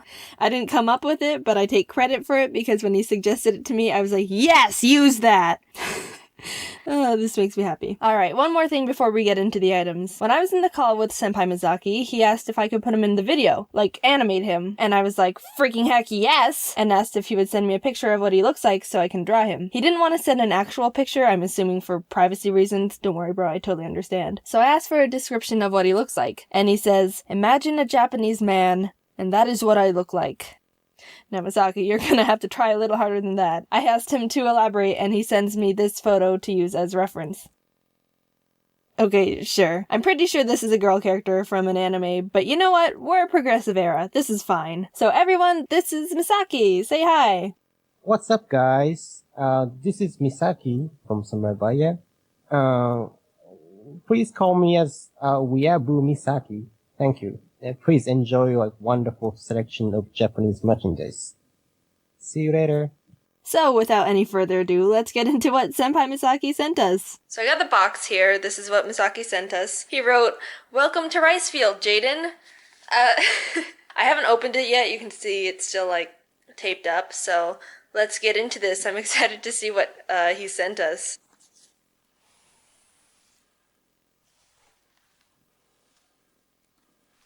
Alright. Alright, so the first thing I see in this box is a Full Metal Alchemist figurine. I haven't seen the anime, but I know that's a spicy anime right now. Aww! Look, he sent little Japanese Pikachus! Oh, how precious. Misaki. Oh, look, they can go with my Dragonite. Oh, that's adorable. Alright, let's see what else is in here. Uh-oh, we got ducks. What do you think, dude? Ari likes the ducks.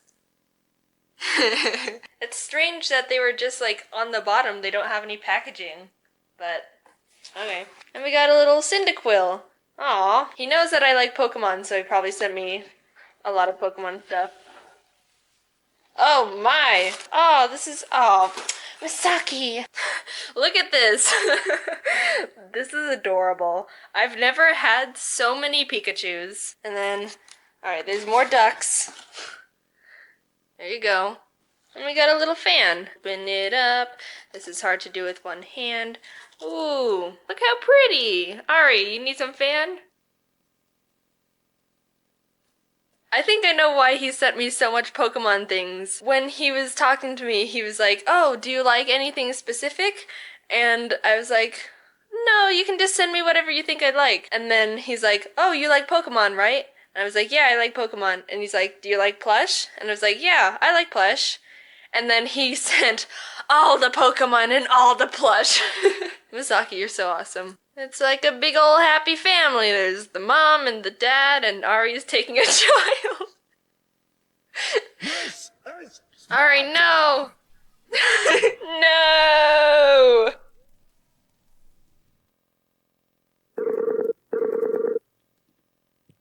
Hello? Good morning. Good morning, how are you? I'm good. How are you today? I'm very good. I'm working on the video. It should be done in the next couple days. Okay, good. Alright, So is it gonna be an epic video? yes, it's gonna be an epic video. Thank you. I like it. Alright, so what I'm gonna do is, I need for your, in the video, you to just say, like, hello to everyone and say whatever you want to say. Okay. Yeah. Alright, I'm ready. Alright. Hello guys, this is Misaki from Samabaya. Konnichiwa, ni hao. Please enjoy like wonderful selection of Japanese merchandise. See you later. Alright, that's perfect. Thank you so much.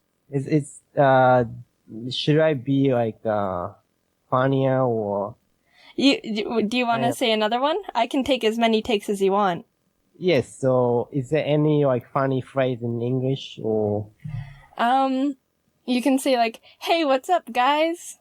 Something like that. Okay. Okay. Yeah, I'm ready. Alright, let's go again. What's up, guys? This is Misaki. Please call me as Weeaboo Misaki. Thank you. I love that one. Thank you. No problem. Okay, Jaiden, talk to you later. Bye. Thank you. Bye-bye. What do I want to say? Should we clap sync? Yeah, let's do that. That's a Alright. better start. That can be your opener. Ready? 1, 2, We were like, 3. what the heck? Oh, wait. I was laughing.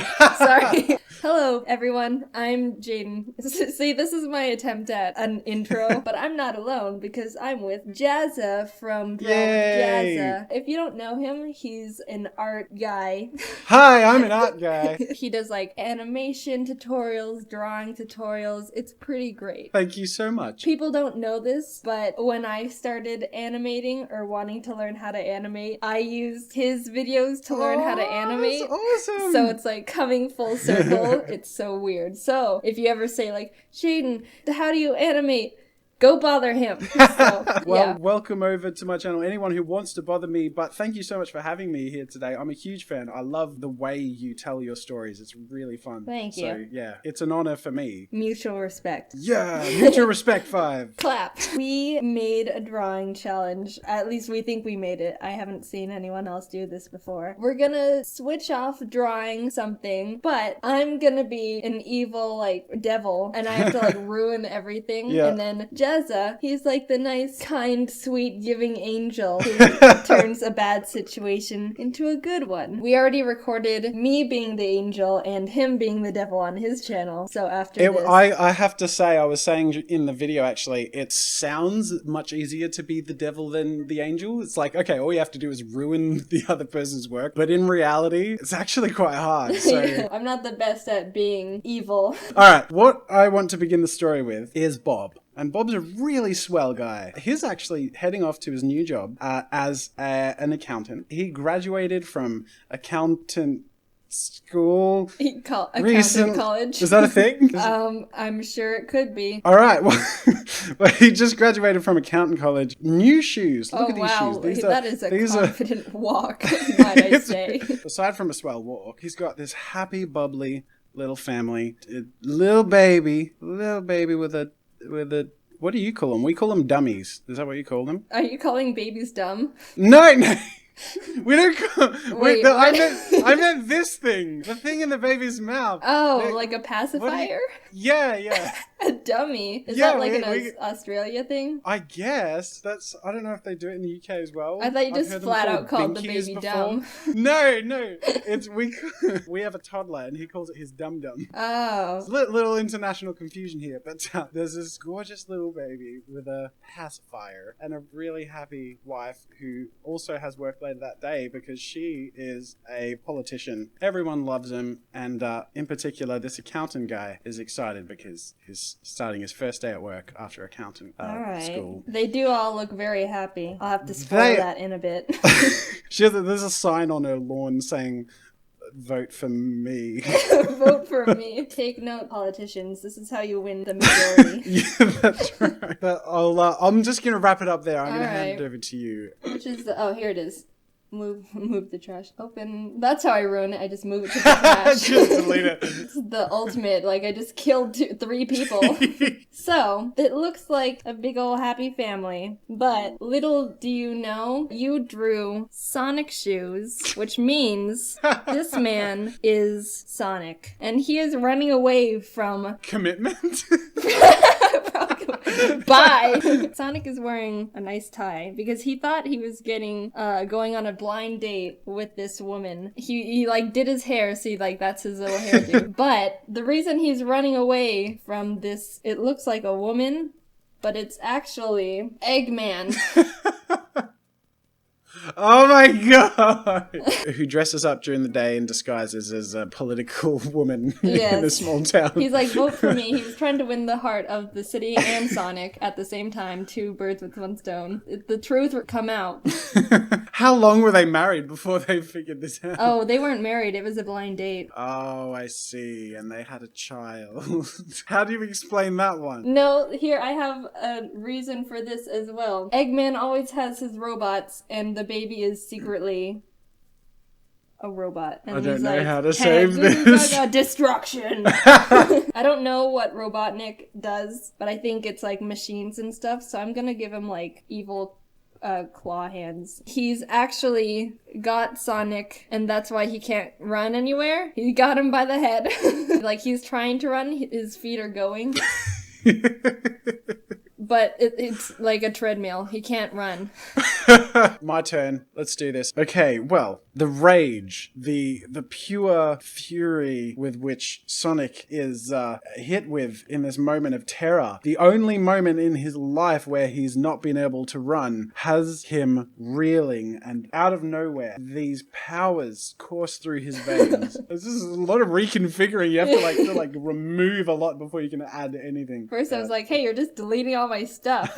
No. There's I think I know. There's a strategy here. All right, and all of a sudden, out of nowhere, Sonic the Hedgehog's true heritage was revealed, and his blue hair courses. And Dr. Robotnik is cowering in fear as Bob, aka Sonic the Saiyan, is revealing his true power. All the time that Dr. Robotnik thought he had Sonic in his grasp, Saiyan Sonic was building a spirit bomb, and good shall triumph forever. Good luck. Oh, and he's still running for office, but Oh yeah. you see. So it looks all fine and dandy. The day is almost saved. However, Mr. Eggman, or Dr. Eggman, Professor Eggman, is not alone. He called someone up. Oh, his mustache is in the way. Help! SOS! I can't do this alone when the power's too strong. Vegeta is coming for him. I haven't watched Dragon Ball Z. I think his hair's like this. It's very spiky. Get you, Kakarot. That's my Vegeta voice. He's like, "Hey, you can't do that. This is my show. Hey you. You're breaking Vegeta shows up and is like, stop it. Stop. I'm gonna Just stop it. I'm shaking my fist. I'm gonna do something. I'm gonna hurt. Oh, he's really muscly, isn't he? Ooh, you can't. Oh, geez, anatomy. I didn't know they were friends with characters from Sonic, though. That's new to me. It's all related. They have coffee after they record their episodes. I don't know how they fly, but I'm gonna give them They have little little wings on their shoes. This guy, he's like, even though he's like, oh no. By the way, he's had a very optimistic outlook the whole time up until now. Now it's he's like just been, whatever's happening, he's just there smiling like a doofus. Yeah. Now he's like, uh-oh. It's like the awkward smile where like, Yeah. oh, shoot. There's like an evil purple guy, right? What, you mean like Frieza? The purple guy. I don't know what he looks like. I grew up thinking Frieza was a girl because, I don't know, that was this high-pitched voice and like smaller than everyone. I don't never know knew it was what a dude. he looks like. So I'm gonna draw him as Mewtwo. Mewtwo and Frieza have merged together. The cartoon anime timelines are in shambles at this moment. Everything is in chaos. Everything is not going as it should be. See, I can draw much better than this, but I love we both have entire audiences who follow us based on our art. Yeah. And it's like, and then I pull why out would stuff we like this. bother making good art? Since everything is so in shambles, the television itself. Is this just getting super meta right now? This is the TV, and it's an old TV. It's got the antennas. They broke. Oh shoot! I gotta select all the layers. No. So the TV is broken now, and the kid, he's watching the show. He's like, "Mom, something happened." I have a lot to work with. Yeah. How did this start with the sales? Yeah, this started off with just some guy going to work. Little do you know, these kids watching the TV, the sadness that they're experiencing, oh god, is only there because the show ended. The good news is the reason they were watching this show is because they were a focus group by a group of developers and scientists. These are scientist glasses.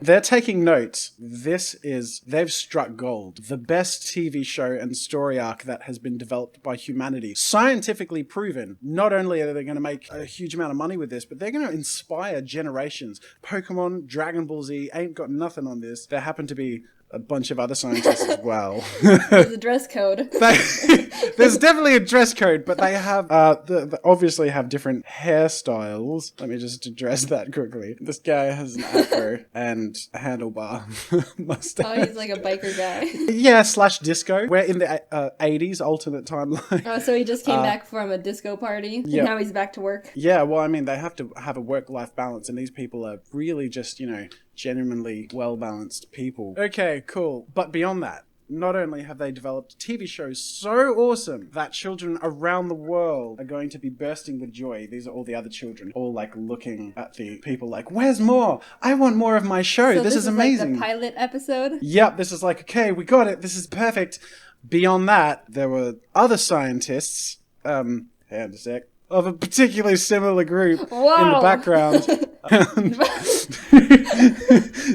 Developing an immortal television that awesomeness cannot break. The perfect television and the perfect television series. So awesome that lives will be changed and people will be inspired for eons. One of these children in the audience is so inspired. Their intellect is so raised by the show that they go on to cure cancer and AIDS. That's the happy emoji color. So because of that show, cancer has been cured. Yeah, and AIDS. I think that's all we're gonna be doing for this round. If I were to, should I try and just think of a comeback devil thing? How about you try and describe why this is not a happy ending to counter my argument, and maybe we put it to a vote. What do you reckon? All right, let me think about this. So what you are seeing here is what the public is seeing, but this is what the scientists only want you to believe is happening. These scientists are evil, and they have imprisoned these children and are numbing their minds with this hypnotizing TV show that will turn their brain to mush, and they will be enslaved for the rest of their life. Wow. My question is, did Bob get to work? So I'm gonna put a card in the video where you can click it and it'll take you to the poll and you can vote, is this actually a good ending or is it a bad ending? I'm gonna scunge for points right here. Can you see this depth of field? Look at this. It got pretty good. I feel like I get cinematography. Yeah. And it's so different from the other story we did, which you can see on my channel, but like how fast they escalate and weird they get so quickly. Like I had a lot of fun.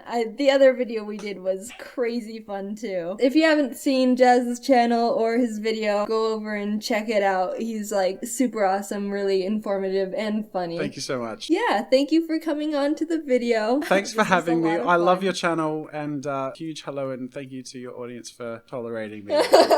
Thank you for coming on, and bye everyone. See you later. Animal Crossing. The game that's keeping most of the population sane while 2020 burns outside our windows. Like many fans of the franchise, I have a very special place in my heart for Animal Crossing.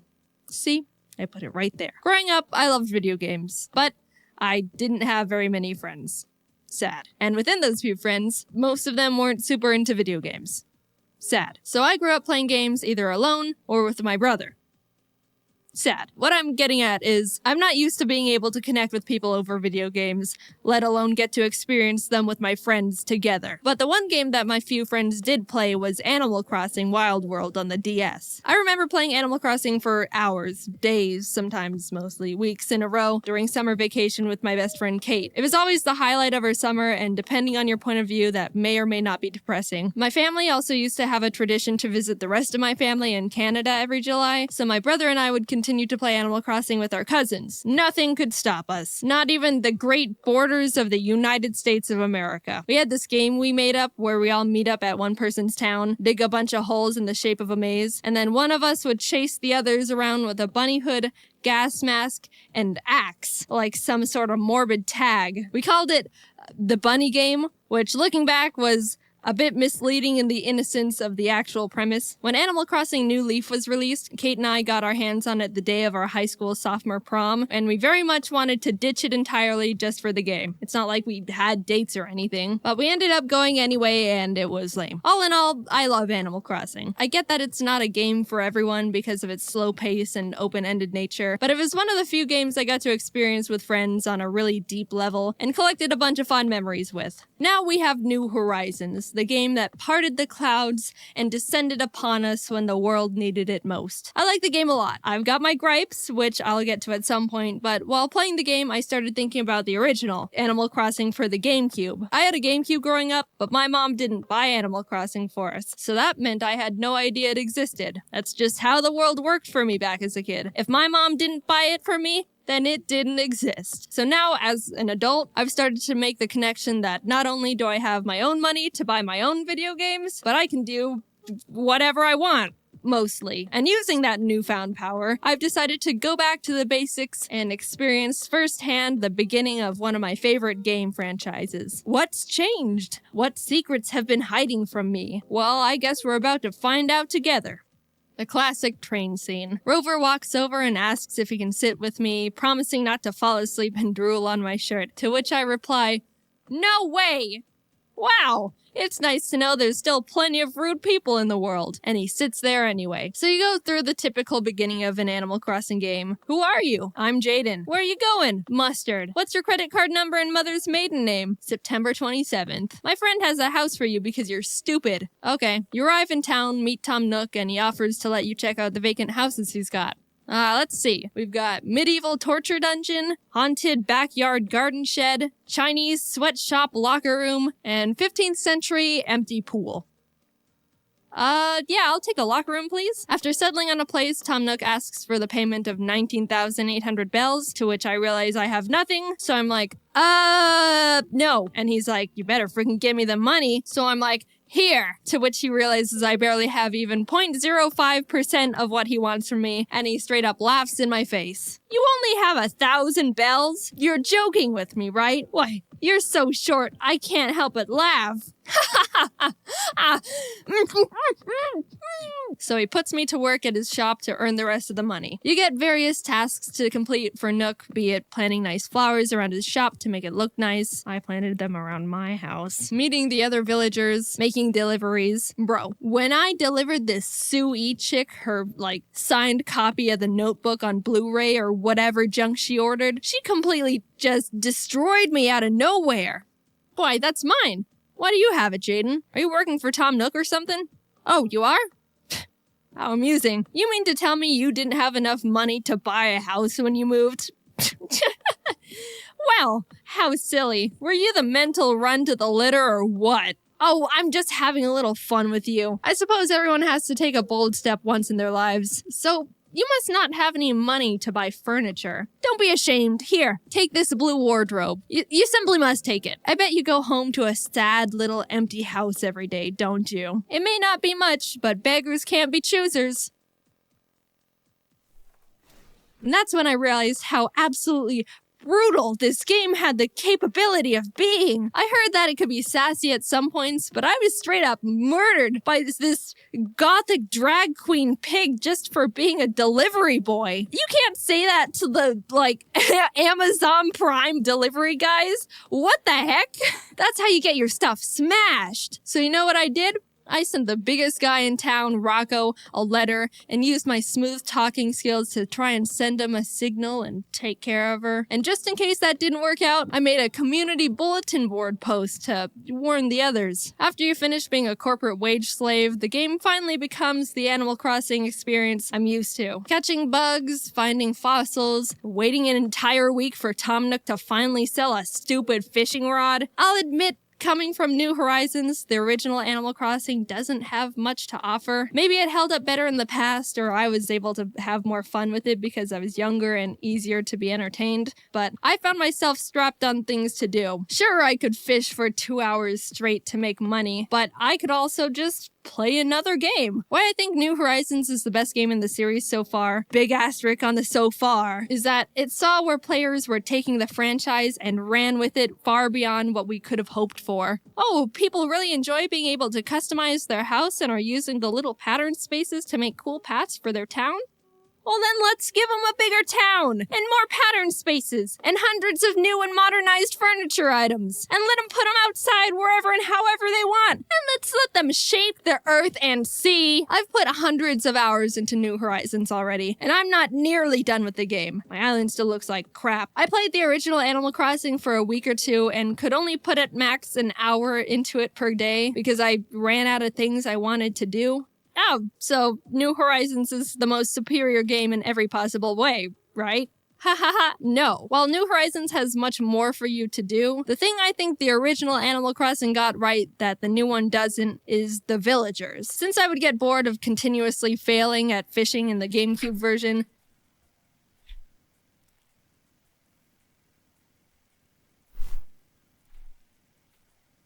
I found myself talking to the villagers much more often, and that's where I had the most enjoyment. The conversations with the villagers in the GameCube version have so much flavor. Sure, Sue-E called me a mental runt of the litter just a minute ago, but that brought out something in me that New Horizons hasn't been able to do within 300 hours of me playing. Talking to the villagers in the GameCube version made me remember why I liked the game so much as a kid. They say and do interesting things. I don't know if it's just me, but New Horizons has some of the blandest text I've seen in Animal Crossing yet. It feels like what they say is limited to like 5 things, and I honestly don't enjoy talking to them and haven't built a single connection to any of them on my island. I don't care who moves in, just so long as they're really super hot. I'm talking hunkalicious. Feels like it's been raining all the time lately.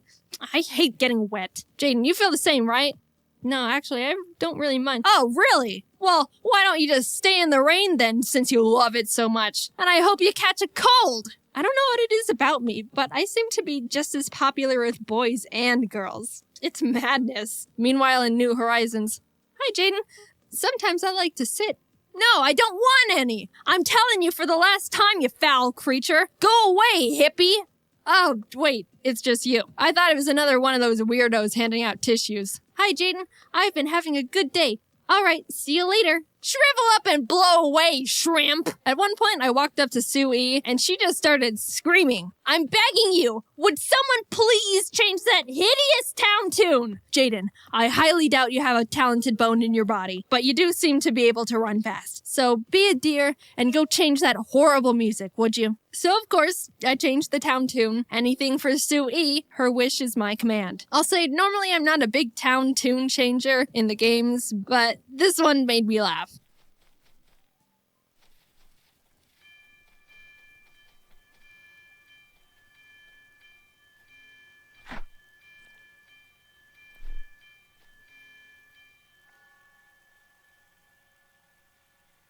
Is that better, Sue-E? You like that? I wasn't expecting to have an arch nemesis in Animal Crossing again, because it hasn't happened to me since Wild World, but Sue-E really just came into my life and slapped me around, begging me to hate her. Say, didn't you owe Tom Nook a fairly large sum of money? I was just wondering, did you ever manage to pay him back? Well, what's it to ya? Wow, you seem a little touchy, Jaiden. I guess you're still just a burden to society. But that's what Nintendo got wrong in the new games. I want drama. I want enemies and bloodshed. The animals in New Horizons feel like just objects for me to judge on appearances and get items from. All in all, I very much like Animal Crossing. I know New Horizons isn't for everyone and is far from perfect, but I'm a big fan of the type of game it is, and the cons don't outweigh the pros for me. Do I wish the villagers had a shred of life to them? Yes. Do I hate the new music they wrote for it and desperately want to have the old music back? Yes. But I can put my Godzilla statues together like they're on a date. Is the old Animal Crossing lacking in objectives and even slower than I could have imagined? Yes. But at least I get verbally abused by my neighbors and can hit Sue-E with my net.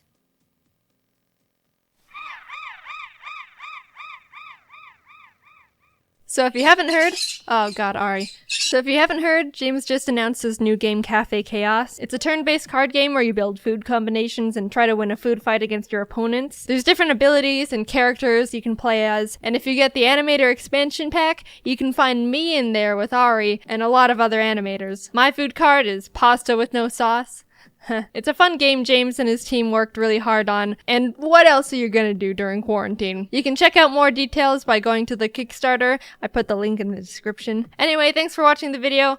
I didn't know what to expect going into the game, but I'm sure glad I did, because that was a whole experience. Alright, talk to you later, bye. Genshin Impact needs no introduction. It's taken the gaming sphere by storm since being published in 2020, is enjoyed by millions of players all over the globe, and even if you've never played Genshin Impact before, you've definitely heard about it. Up until this video, I was in the heard about it but didn't know anything about it category. Not for any particular reason, I kinda just don't do anything ever. I don't know why, I should probably figure that out. It might be a therapy thing. As I was sitting on the floor, barely existing one day, Genshin Impact themselves suddenly reached out. Hi Jaiden, I see you're up to your usual nothingness. How about we pay you to play Genshin Impact? Okay, so yep, this video is surprisingly sponsored by Genshin Impact. My first sponsor on this channel. Wow, are you proud of me, parents? No, please don't go. I'm being paid to play Genshin Impact, but it's still gonna be a good video and experience. Here, watch, I'll prove it. I'm talking to Paimon, my spirit companion that I see all over my Twitter feed, about my past. Yeah, I was literally just minding my business traveling from world to world with my sister, when all of a sudden some sustainer of heavenly principles goddess appeared, absorbed my sister with cubes, and chained me to this land. Biggest hater I've ever seen. Yeah, that's crazy. Anyway, thanks for saving me from drowning in the ocean. As we walk and talk, a bunch of little critters are scurrying around. Of course, I was scooping up all of them. The ecosystem was definitely starting to crumble with me on this planet now, I'll tell you that much. Let nature flourish? Nah, it's all going into my inventory. To live is to hoard. As I'm chasing a squirrel around the lush forest, we discover a mysterious statue in the middle of a glistening pond. Oh, hello, great wind god. Maybe this isn't the time to have 12 lizards stuffed in my pockets. I'm suddenly granted mystical powers by the statue, and can now see the map. The city of Mondstadt is close by, so we decided to head over there to see if anyone knows anything about my lost sister. But while walking, we ended up stumbling into a strange bard talking to a dragon. That's not my sister. Unfortunately for everyone, I have a little magic hiccup, which gets us caught, and both the bard and dragon scatter. Closer to Mondstadt, we run into Amber, a knight who warns us that a dragon called Storm Terror, an awesome name, has been terrorizing the town lately. She then joins our party to lead us to safety, which is crazy because I thought you had to spend money to get girls to join your party in this game, but this one just joined us for free. In Mondstadt, Amber then gives us a wind glider. Woo! Flying! I take a running leap off the side of a building to try out my new wings when suddenly the dragon shows up and spawns a bunch of tornadoes all over the town, catapulting me into the air. With a full view of the dragon, I do what any sane person would in that scenario. Storm Terror ends up fleeing, and as a reward for shooing him off, I'm introduced to basically the protectors of Mondstadt. I'm Jean, the acting Grand Master of the Knights of Favonius. Kaya. Very impressive going up against the dragon. You're hot. They take me to various temples, crushing these dragon's breath crystals that apparently gave Storm Terror power. I was just happy to be smashing rocks, though, and some random moth guy that probably has significance, but he's dead now. So, as the group was talking amongst each other about important stuff like what to do next to ensure the safety of the townspeople, I wandered off and kind of started doing my own thing. Helped some people, did some cooking, fought for my life against some hyper-aggressive and pissed animo hypostasis Rubik's Cube boss named Beth I accidentally stumbled into, which definitely didn't take me way too long to defeat.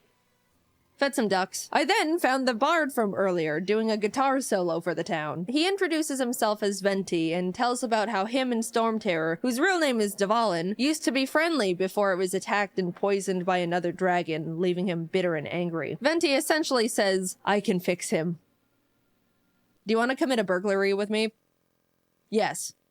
With a freshly stolen Holy Lyre, we were able to summon Dvalin, who pulled a bit of a tsundere and was like, if you really cared about me, then you'd come to my castle, but you probably won't because you hate me, don't you? You hate me and want me dead. I just can't do anything right. No! Dvalin, come back! Listen to this sick riff I made. Bada bing, bada boom, we entered his lair and started fighting him in a swirling vortex. No, take your time. The dragon eventually falls, we purify him, and the day is saved. Yippee! Happy dragon, happy Mondstadt, happy... Wait, I was supposed to find my sister, not fight a dragon. Even though I'm riding the high of saving all these people and a dragon and being awesome, I head off to Fontaine to continue my journey. The town sits on the edge of a cliff, sparkling waterfalls pouring off the sides around it, framed perfectly by the mountains behind. Wow, what a beautiful town. Is that girl about to jump off the cliff? The water will rise and eventually drown everyone here, leaving our Hydro Archon to sit weeping on her throne for all eternity. Hi, twin sister! Oh, sorry, did I interrupt you talking about the prophecy where everyone in Fontaine is born within sin and one day we will all dissolve in the waters? That's a classic. Come see our magic show. The magic twins, Linny and Lynette, decide to take us to the Opera House, but on the way there, we're actually stopped by the Hydro Archon herself. Farina. Welcome, travelers, to my city of Fontaine. Everyone give them a warm welcome. They're fierce and noble warriors who have done much good for the land and its people. Hey, thanks. It's really nothing. We just tamed a giant dragon. Actually, I hereby declare the traveler under arrest for having a flying object, which is illegal. What? She's not even... Paimon doesn't count because she's a balloon. Yeah, Paimon's my balloon. Ha! Alright, that's funny. Case dismissed. Later. So, can we ride the aquabus? Yippee!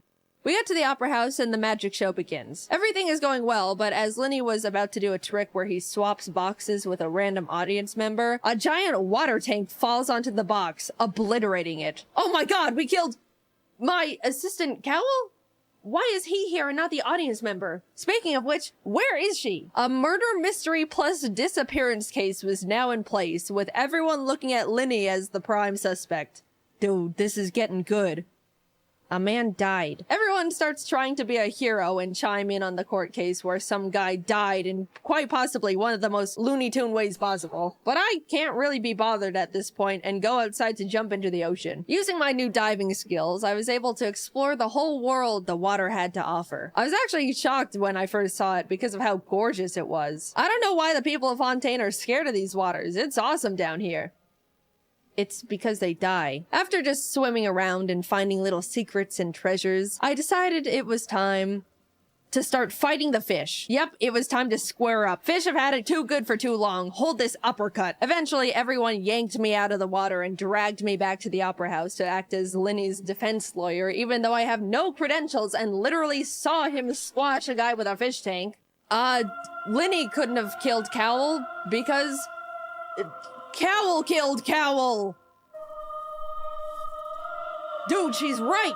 What? Everyone is freaking out at this point because somehow Cowl actually was the murderer and had a secret plan to dissolve people in water. I don't know, it was a lot of adults talking in big words. I was just thinking about punching fish the whole time. Next thing I know, people are shaking my hand and congratulating me on a case closed. Even Farina is like, excellent job, Jaiden. You're a funny one. Thank you, Farina. Even though you've been trying to take me to court and put me in jail for your own entertainment, you're also a funny one. I hope your people don't drown. With that, the trial is adjourned and I'm released from my forced upon lawyer duties, left to finally explore the world to my heart's content. There's so many more quests and stories to uncover in the game, also a lot of lore, so if you're a big theory head, proceed at your own risk. I enjoyed the time I spent playing Genshin Impact and was surprised at how beautiful the visuals and music are. It's overall just a well-developed game that's pretty to look at. I got immersed in the world and spent hours exploring to find little secrets and bosses and treasures. Thank you again to Genshin Impact for reaching out and sponsoring this video because I had a great time learning about the universe you all created.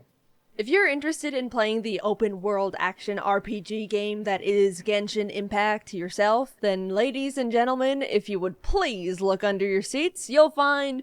Oh, nope, sorry, not your seat. I meant to say the description of this video. If you look in the description, you can click the link to download it for free. Yep, I said it already, but I'm saying it again. Genshin Impact is free to download. You can have zero money in your bank account and still get to play it.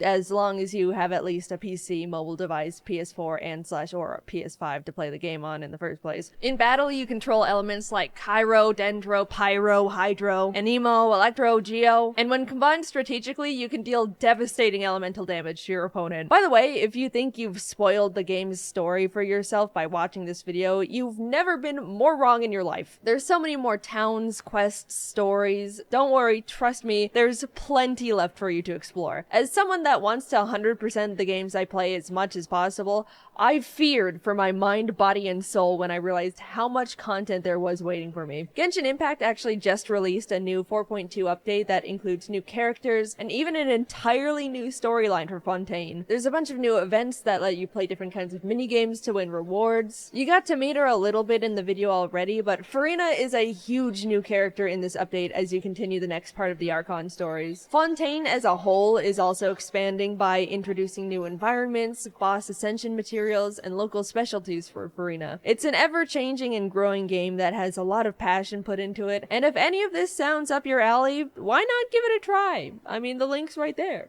Might as well just click it. Huge thanks to the team for all their work on this video. They're beasts, they're machines, they're incredible. A while ago we brought on a bunch new people, and this is the first video I'm posting that they've worked on, so make sure to perceive them. All their links are in the description as well. I wouldn't be able to be doing the things I'm doing without them. They're so awesome. Thanks for watching my first main channel sponsored video. It's not gonna become a common thing, but it was cool to give it a try. Alright, see you later. Okay. So, do we need to do a hello everyone and welcome to Jaiden's channel? Okay. Hello everyone and welcome to Jaiden's channel. We're back with reacting to stuff. It's James here. Yay! My parents sent me the full recording of the camp operetta footage of both the shows, and I was like, let's react to it. Is this the one where the one actor doesn't have an arm? Yeah, I went through it, but they didn't. So, like, spoiler, I briefly went through it, but they didn't record her, so you have to just trust me on that. Whoa. Okay, so this is all well-edited clips put together. Yeah. You're doing a ritualistic sacrifice. The teacher said we choreographed all of this by ourselves. Oh. Okay. Don't mean to sound like a bad friend, but which one are you? I'm the cheetah, the one with the spots. Not that one, not the giraffe. Okay. I didn't... Listen to the sad music. Wow. I think The she's a banging of the warthog. drum. So what's this? I still don't know the story of this play. Oh, there you are. Hiding. I heard this singing. Okay. She's the smallest warthog. No. Wow. Wait, I'm trying to listen. You're useless. So they're the bad guys? There she's you are. Like, there I am. What am I gonna do? Uh-huh. I look really good.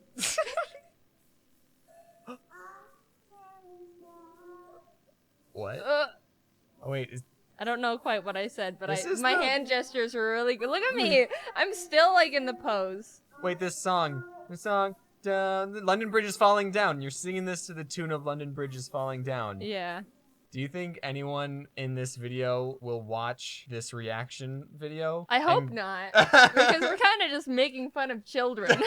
If I didn't know that I was in this, I would have been like, oh, these are all just like kids. I mean, we're also wearing masks too. Mhm. Oh, that's so true. I think that helps hide identities. Yeah, but if you saw yourself, I think you'd know.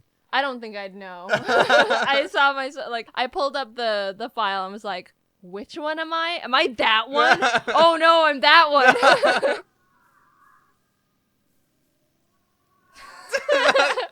Look at me go. Yeah, you were a bad guy. You were saying everyone. I like, told you're her all she's ugly. ugly. Yeah. How long is this play? I don't Because know. I've watched it for 15 seconds, and I'm just wondering when will it end. What am I doing? What am I doing? You're the. Is that, did they?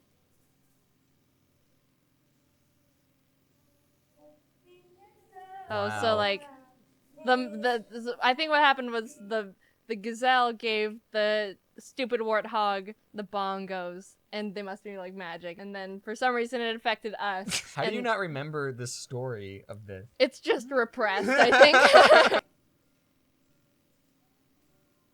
Wow. Oh.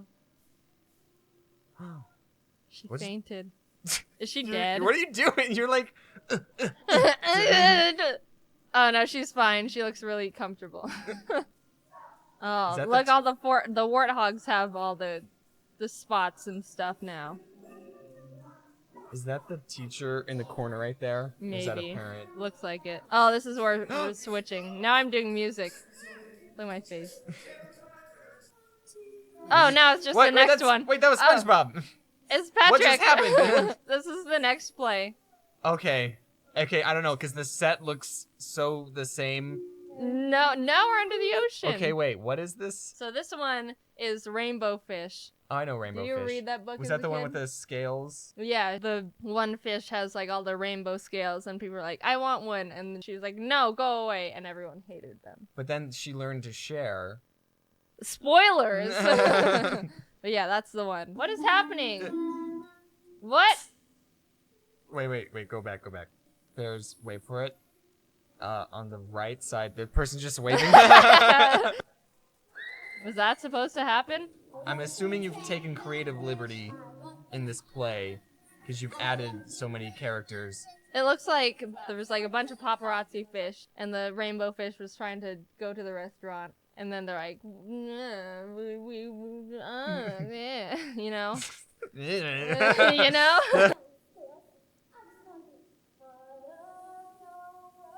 Ooh. Wow. Oh, look at me, it's me Hey. doing that. That's... Oh, what? Wait, because you're piano, right? Yeah, that's the part where they're like, okay, we need someone who plays piano to do this, and then I won because I was the best piano player. And then they put my hard-earned talent to that. Do you think when your parents were filming this, they were also thinking, what are they saying? Probably. Is that the London Bridge is falling down again? Yeah. Why is that your go-to melody? Did you hear that? Wait, go back.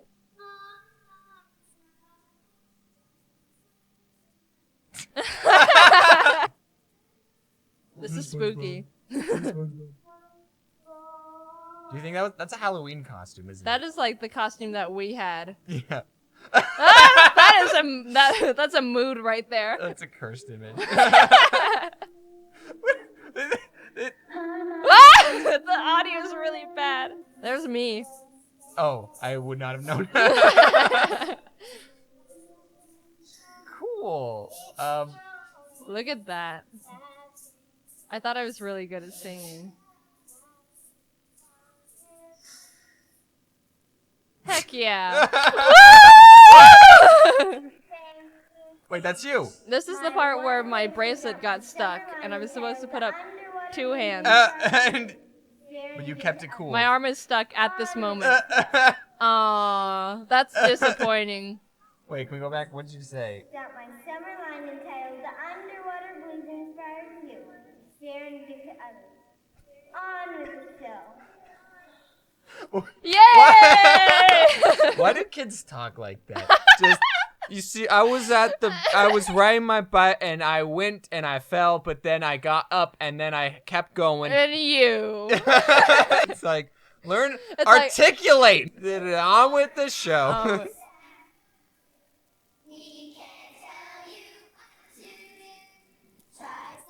Look at. Did you see that girl? No. I'm laughing too hard. Just look at the spin. That one. No. Just expose this random child. Some of us had like the scales upside down too. You gotta get your costume, lady. That's pretty cool. That's pretty cool. That was dope. I mean, yeah, standing ovation, 10 out of 10. What was happening? That was really hard to follow. So you didn't do theater in like school ever again? No, I didn't do it ever before or after. Wow. And it was fun. Like Yeah. I liked doing it. Yeah, I did theater in high school and I did improv too.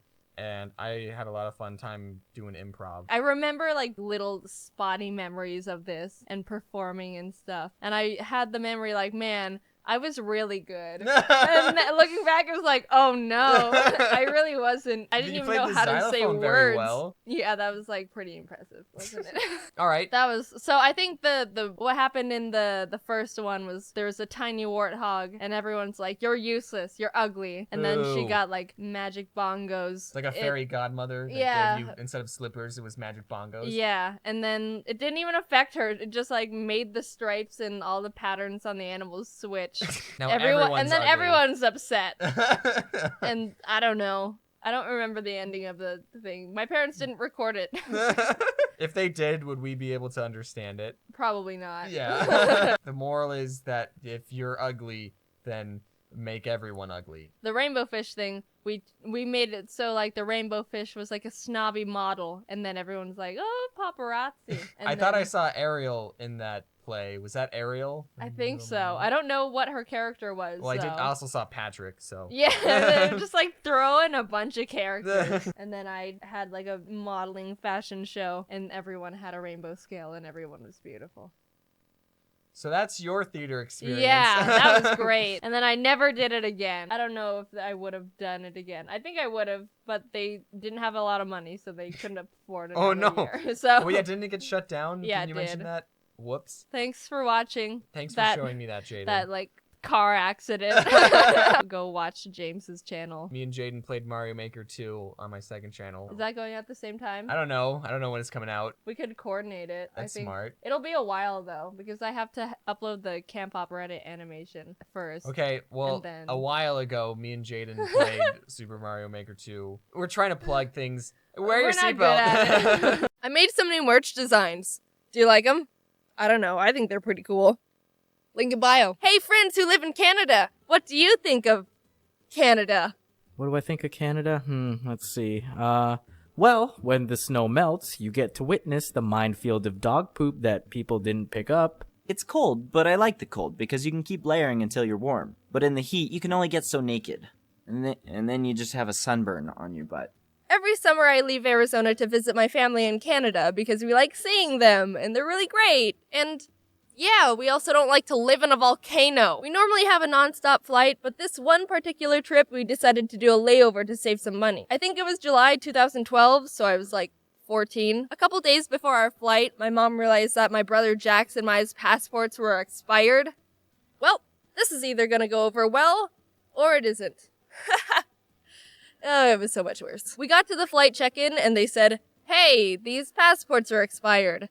Obviously. But it was only by a little bit, so the guy was nice and said, "Okay, I'm gonna let you all through and inform your layover about what's happening, but get those renewed soon." So we were like, yay, crisis averted. But wait, there's still 95% of the video left.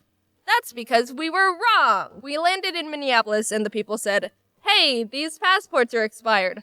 Obviously. "Oh, yeah, we're sorry about that. The man at the Phoenix airport let us off with a warning and said he contacted you about everything, and... well, crap. I think we're actually stuck in Minneapolis. I guess this is our new home now. Get used to it, kids." So it was my scared mom and her 2 expired children stranded in this obscure city. We went to a pharmacy, which for some reason also takes passport photos, but we had to wait until the passport place opened the next morning. Mom was having an aneurysm panic attack, but didn't want us to worry, so she was like, "Hey, kiddos, time for an adventure. Adventure time!" She took us to the Mall of America, which is the biggest, craziest mall in America with 4 floors of shops, entertainment, a mirror maze, bowling, roller coasters, aquarium. I've never seen anything like it. There were so many things to do. How could we choose what to do first? Roller coasters in a mall? 4 floors? A kid's paradise? People get married in that mall. We ate at the food court for 20 minutes and left because it was closing for the night. We found a hotel and slept in our clothes, even though we had our luggage. I remember on the light rail I said to Mom, "You know, I really like it here." Like the oblivious child I was, not knowing the weight of the actual circumstances. Having a grand old time listening to a High School Musical playlist on an iPod and playing with my stuffed animals. I freaking love stuffed animals. As a kid, I couldn't sleep without them. My favorites were Raoul the mouse and Ringo the raccoon. I've had them for years. Anyway, luckily, Minneapolis is one of the few places that has 1-day turnaround for passports, for the cost of an arm, a leg, and your entire savings. So in the morning, we had to check out of the hotel, run to the passport place, and make it to the airport in time for our new flight. It was gonna be a tight schedule, but it was doable. We were on our way to get the passports when, in the middle of transit, I realized, "Mom, I forgot my stuffed animals in the hotel." But no, it's all right. I don't need them. It's okay, really. It's not a big deal. I left Raoul and Ringo in the hotel, and Mom was already having a mental stress breakdown, and I was not at all wanting to contribute to any more of that. But Mom, being the kick-butt awesome parent she is, defeatedly pulled out her phone. "Hello, yes, we just checked out this morning. Would you check room 421 to see if there's 2 stuffed animals in there?" Ma'am, there's someone currently occupying that room." And that was super weird to hear because we literally just left the hotel. How did someone already fill up the room? Turns out we just called the wrong hotel, so we got transferred to the right one, and they said they'd hold them for us to quickly pick up. So now the schedule was arrive at the passport place right as it opens at 8 a.m., get passports, run back to the hotel to grab Raul and Ringo, rush to the airport before our 1 p.m. flight, and I'd also like to point out that the last shuttle to the airport leaves at 12 p.m., so if we miss that shuttle, we're screwed. Remember, things were different back in the days of 2012 BU. Before Uber. Back then, the idea of paying to jump in a car with an unlicensed stranger wasn't very popular. At the passport place, we walked up to the desk, and the first thing they said was, "So both parents are present, correct?" Actually, he's 1,645 miles away. No. There was a solution. We could get in contact with Dad, send him a form to fill out, get it notarized, which means legalized by a notary, which means a person licensed by the government approves it, which, okay, we don't have time for this. We had to prove the paper is legal, but there's a problem to that solution. It's 8 a.m. in Minneapolis, but 6 a.m. in Arizona, which means notarizing places aren't open. Now, my mom knows a lot of people, and one of her best friends is actually an accountant, which means she can get it notarized when she goes into work and get it sent back super quickly. Which, what are the odds of that? Mom, we should buy a lottery ticket if we actually get to Canada. So quick! Woke Dad, got the form filled, called the friend, did the thing, got the thing back, and somehow everything was accepted and we weren't expired children anymore. And off we were running down the city to get back to the hotel to grab Raul and Ringo.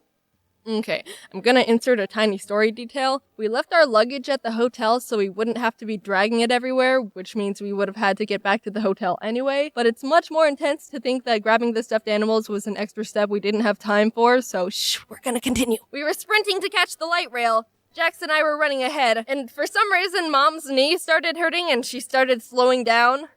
Are you okay? And she was just like, go, I'll catch up, just get to the train, go without me! We made it. We sonicked into the hotel, grabbed Raul and Ringo, and the luggage we were already coming back for, reached the shuttle before it left, and finally fell into the airport. Yay. Sitting at our gate, waiting for the plane to swoop us off to Canada Land with their moose and their poutine and Niagara Falls. Well, technically, Niagara Falls is made up of 3 different waterfalls, and the US actually owns 2 of them. But I guess Horseshoe Falls is the biggest and most popular, so... Mom suddenly realized that she forgot my dad's letter at the passport showing that both parents consent to us, the innocent, helpless, pathetic children, crossing the border. In the past, security always asks us to show that consent paper, so Mom couldn't even have a relaxing plane ride being stressed out of her mind that we would land and still couldn't pass the border. After all that, she didn't tell us she was worried because she was already doing a frickin' dang good job of hiding the weight of what was going on, so she held it in the entire flight. But she told us afterwards and we gave her a slow clap. She deserved more, but we were kids. That's all we had. We approached the security booth, gave them our shiny new passports. They looked at my mom, my brother, and me. Have a fun time in Canada.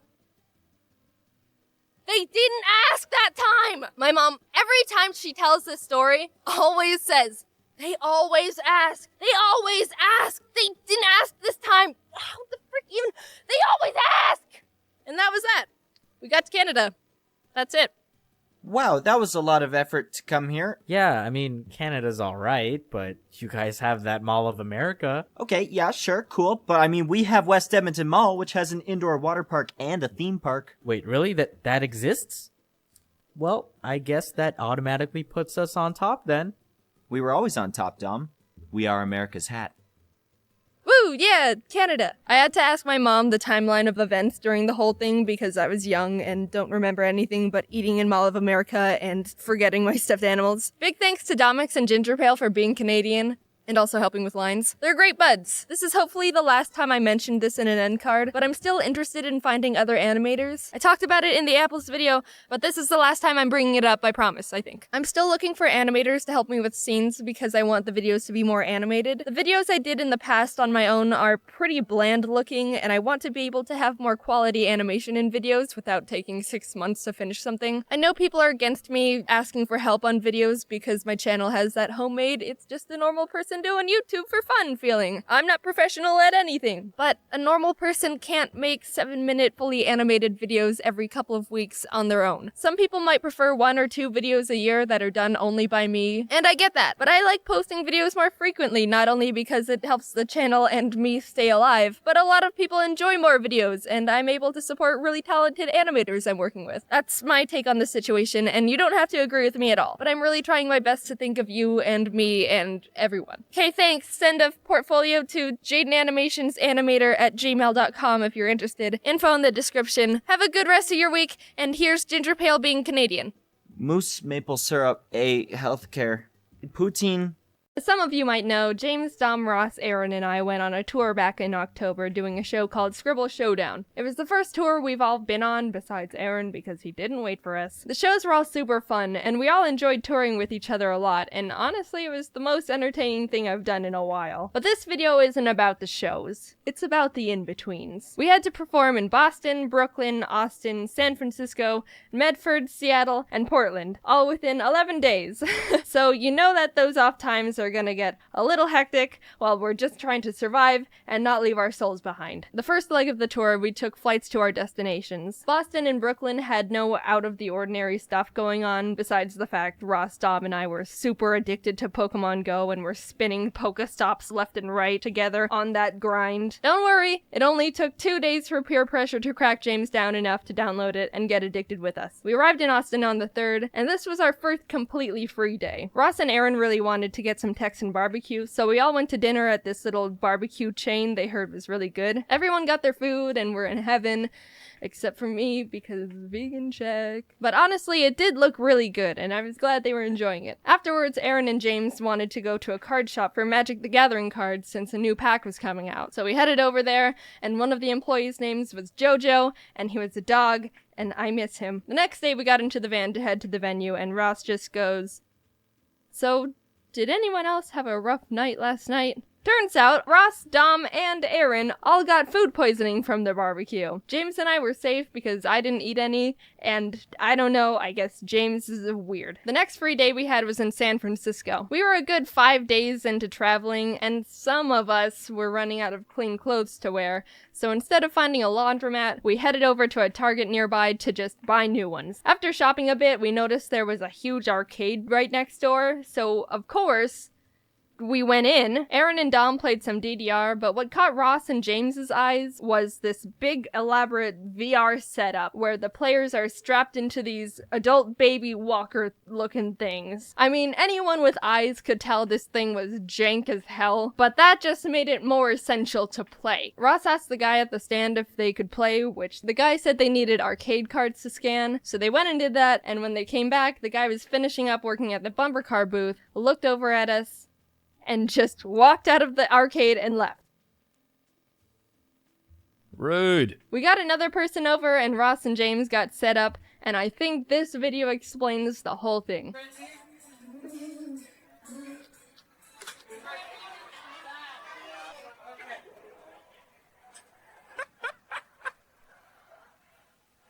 After the San Francisco show, we switched over to travel by tour bus, which we were all super excited for. There were 12 bunk beds, 2 lounge areas, a TV where we all played Smash On, and 1 bathroom. The only main rule was, you can't poop on the bus. I won't get into details, but technically, you can poop on the bus, but you essentially destroy it from the inside out. So no pooping on the bus. This is the pinnacle of luxury. Given that information, we all got mild poop anxiety. As soon as you're told you can't poop within a certain window of time, it becomes your body's personal goal to aim for those hours and those hours only. Luckily, James, Dom, Aaron, and I were okay, but it hit Ross hard. Maybe it was the fact he got the worst case of food poisoning out of all of us, but he couldn't poop if his life depended on it. And it kinda did. He went 2 days without a single poop. And he was scared. By the time we got to Oregon, he was going crazy. Guys, I've got to poop today. I don't know what I'm going to do. We all checked into the motel rooms our tour manager Matt booked for us to shower and finally do laundry, and had a bit of time to spare. So, as the friends we are, we decided to dedicate it to trying to help Ross poop. Aaron shared some poop exercises he said always helped him, and I pulled up this song on YouTube my friend showed me that was titled Music That Makes You Poop, and with all variables combined, I think it was working.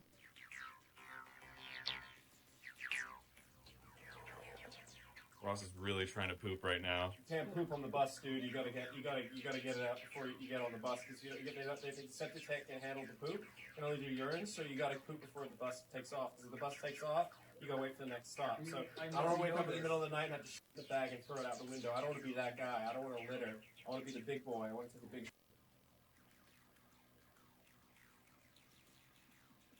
After that whole ordeal, Ross, Dom, James, and I went out to catch some Pokemon. Aaron stayed in the bus to build some magic decks, but the area we were parked in was a bit sketchy. The laundry room sink in the motel had a marijuana in it. So Ross found a knife and we held it while catching a bunch of shroomish. It was well worth it because James, Ross, and I all found shiny Pokemon at the exact same time.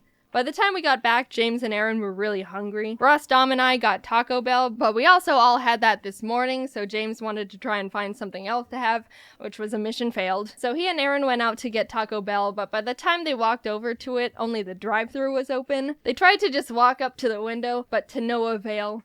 They didn't have enough characteristics to pass as a car, so they had to turn to the only option they had. Call an Uber to go through the drive-thru in. It worked! So basically all of us had Taco Bell for breakfast, lunch, and dinner. We were living like kings over here. In Seattle, we got to the theater, and Matt reserved another room for us to shower in at the hotel next to the venue. I wanted to wash my face, and Ross wanted to freshen up, so as we were walking out to go to the room, Matt grabbed us and said, "Look, when you walk in, don't talk to the concierge or anything. Don't even look at anyone. Just go straight to the elevator and head up to the room." So we're like, okay. We walked in and did exactly what Matt said. Didn't talk to anyone, didn't even breathe in anyone's direction. No oxygen was stolen. Just went over to the elevator, pressed the button, and then out of nowhere, the manager pops out of a mystery door right next to us that we didn't even know was a door and goes, "What room are you going to?" Dude, he was like an NPC in a video game that teleports in front of you to prevent you from going out of bounds. Ross and I were stunned and just went, 601? And the manager goes, "You're not the person who booked that room. I've known every guest in their respective rooms in this hotel since 1975. You're not allowed in there. No visitor policy." What kind of hotel has a no visitor policy? It's a hotel. Visitors is their business. So we went back to Matt and explained what happened. One of the managers at the theater went over to talk to the manager in the hotel because the hotel owns the venue. But the thing that was really annoying to us was that we were the ones who were performing at the venue, which directly affects the amount of rooms they sell. I should give them some slack though. To their credit, they did tell us they'd let one more of us go into the room if we paid a fee of $80. So, but the theater was really nice to us and the Seattle audience was great. Before each show, we had a VIP Q&A section, so when we finished that, we have like an hour before the actual show, and during that one in-between hour, there's a Mewtwo raid in Pokemon Go, which doesn't happen too often. So you already know that Dom, Ross, James, and I were frothing at the mouth. Oh my god, we gotta get that Mewtwo! After the Q&A, we all got up calmly, walked off stage, and when we were out of sight, literally bolted out the back door of the venue and ran down the street to a Mewtwo raid. By the time we finished it, there was a crowd of like 30 people also catching Mewtwo. Not people who watched our videos, just normal people who all just wanted a taste of the Neutron style. We all caught a Mewtwo and actually had time to get another before the show starts. So there was a march of 30 people just playing Pokemon Go, working together to get Mewtwo's, and it was the most beautiful thing I've ever been a part of. Also, James caught a shiny 3-star totally all by himself. Ross definitely didn't need to help him, and made us all jealous. The tour was so fun. I couldn't have chosen a better group of friends to travel and do a show with. The team that helped us was amazing, and the shows were so fun to perform. Every city had an amazing audience, especially the ones where I won, and it was a really surreal experience. I really want to thank you for helping me get to this point, and I still can't believe I get to do this crazy, awesome stuff for a living. So now you might be saying, man, that sounded like a great tour. I'm sad I missed it. Well, this end card is the one for you because we're actually doing 2 more Scribble Showdown tours. In July, we're going to Phoenix, San Antonio, Kansas City, Minneapolis, Chicago, Cincinnati, and Toronto, Canada. Then in October, we're hitting Los Angeles, Orlando, Atlanta, Nashville, Washington, Brooklyn, and London in the UK. So if you're in the area, why not stop by and see the show? Get tickets at scribbleshowdown.com, and we hope to see you there. Also, I'm recording this on my phone because I don't have my microphone right now. Ha! I've been traveling a lot lately, and it's been really dope. And I know I've done a couple travel-related videos already, but when you talk about your life, and all that's been going on in your life is travel stuff, then, sorry, but that's just what's on the menu right now. I'm like a fine dining, fancy video-making chef. I only serve what's ripe and in season. Quality stuff. Only the finest. Just for you. With that being said, so I peed on my wallet. I was visiting my friends in the UK for New Year's, and we were spending the weekend in London to do some fun stuff together. During the day, we did a bunch of fun touristy stuff like the London Dungeon, Shrek's Adventure, rode in a helicopter.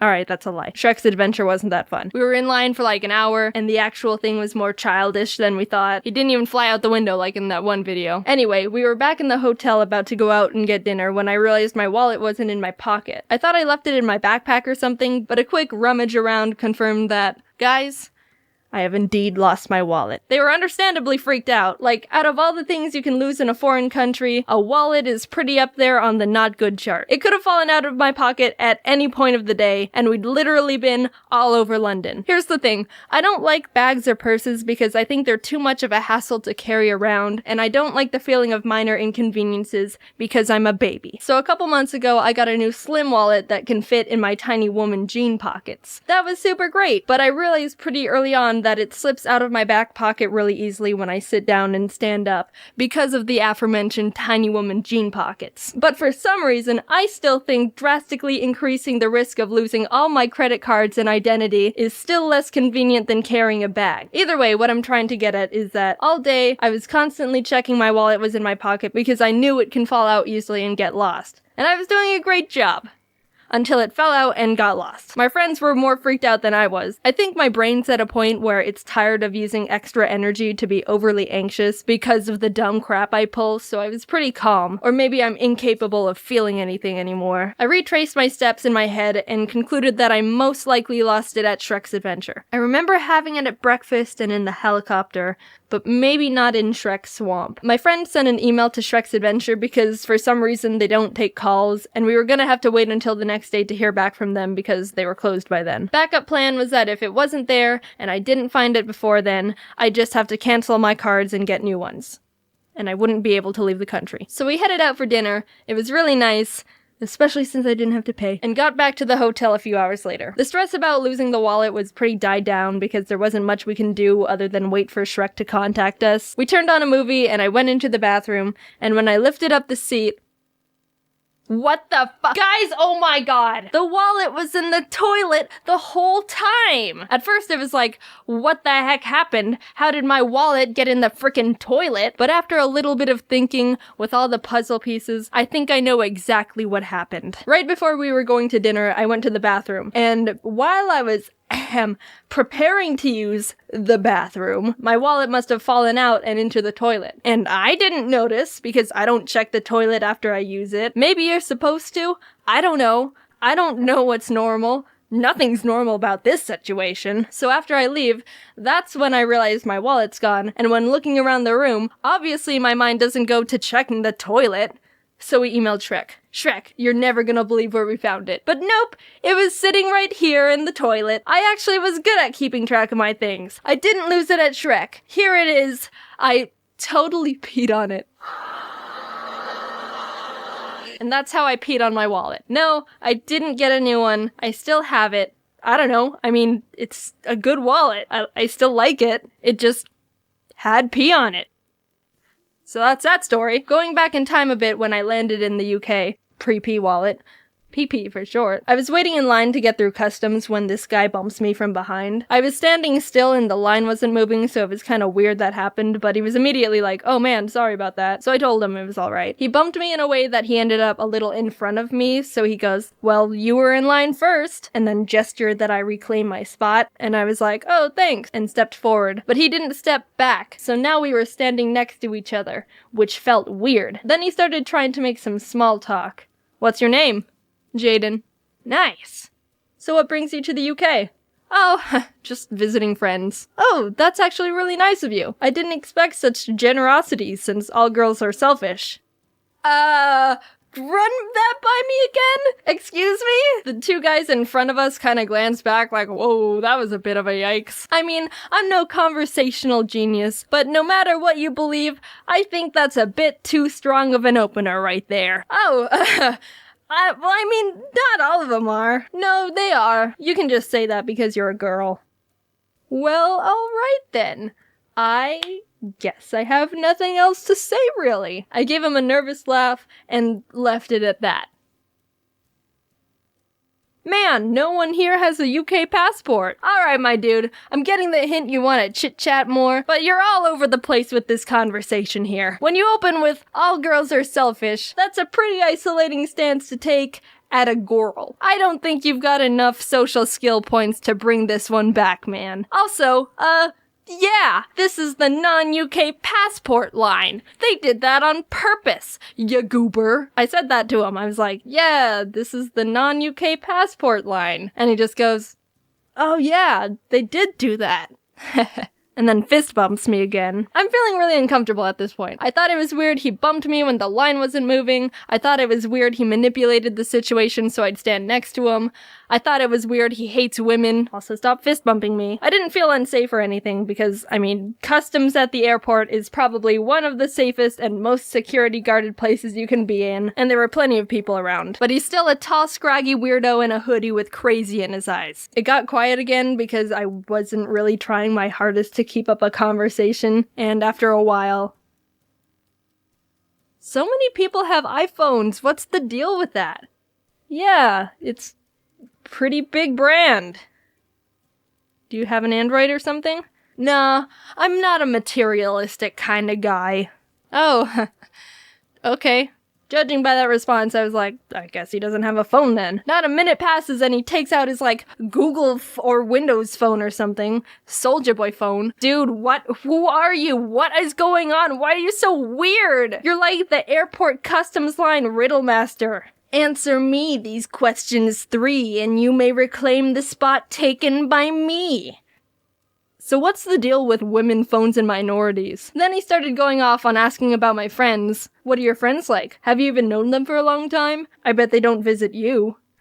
Okay, you know what? I'm just gonna go to the back of the line. It's like he was jealous of my friends that they were friends with me, but also like, I thought you hated girls, which is what I am. You do know I'm a girl, right? Does this guy know what a girl is? Finally, when it was my turn to go up, he was like, well, it was nice meeting you, Jaiden. You're pretty nice.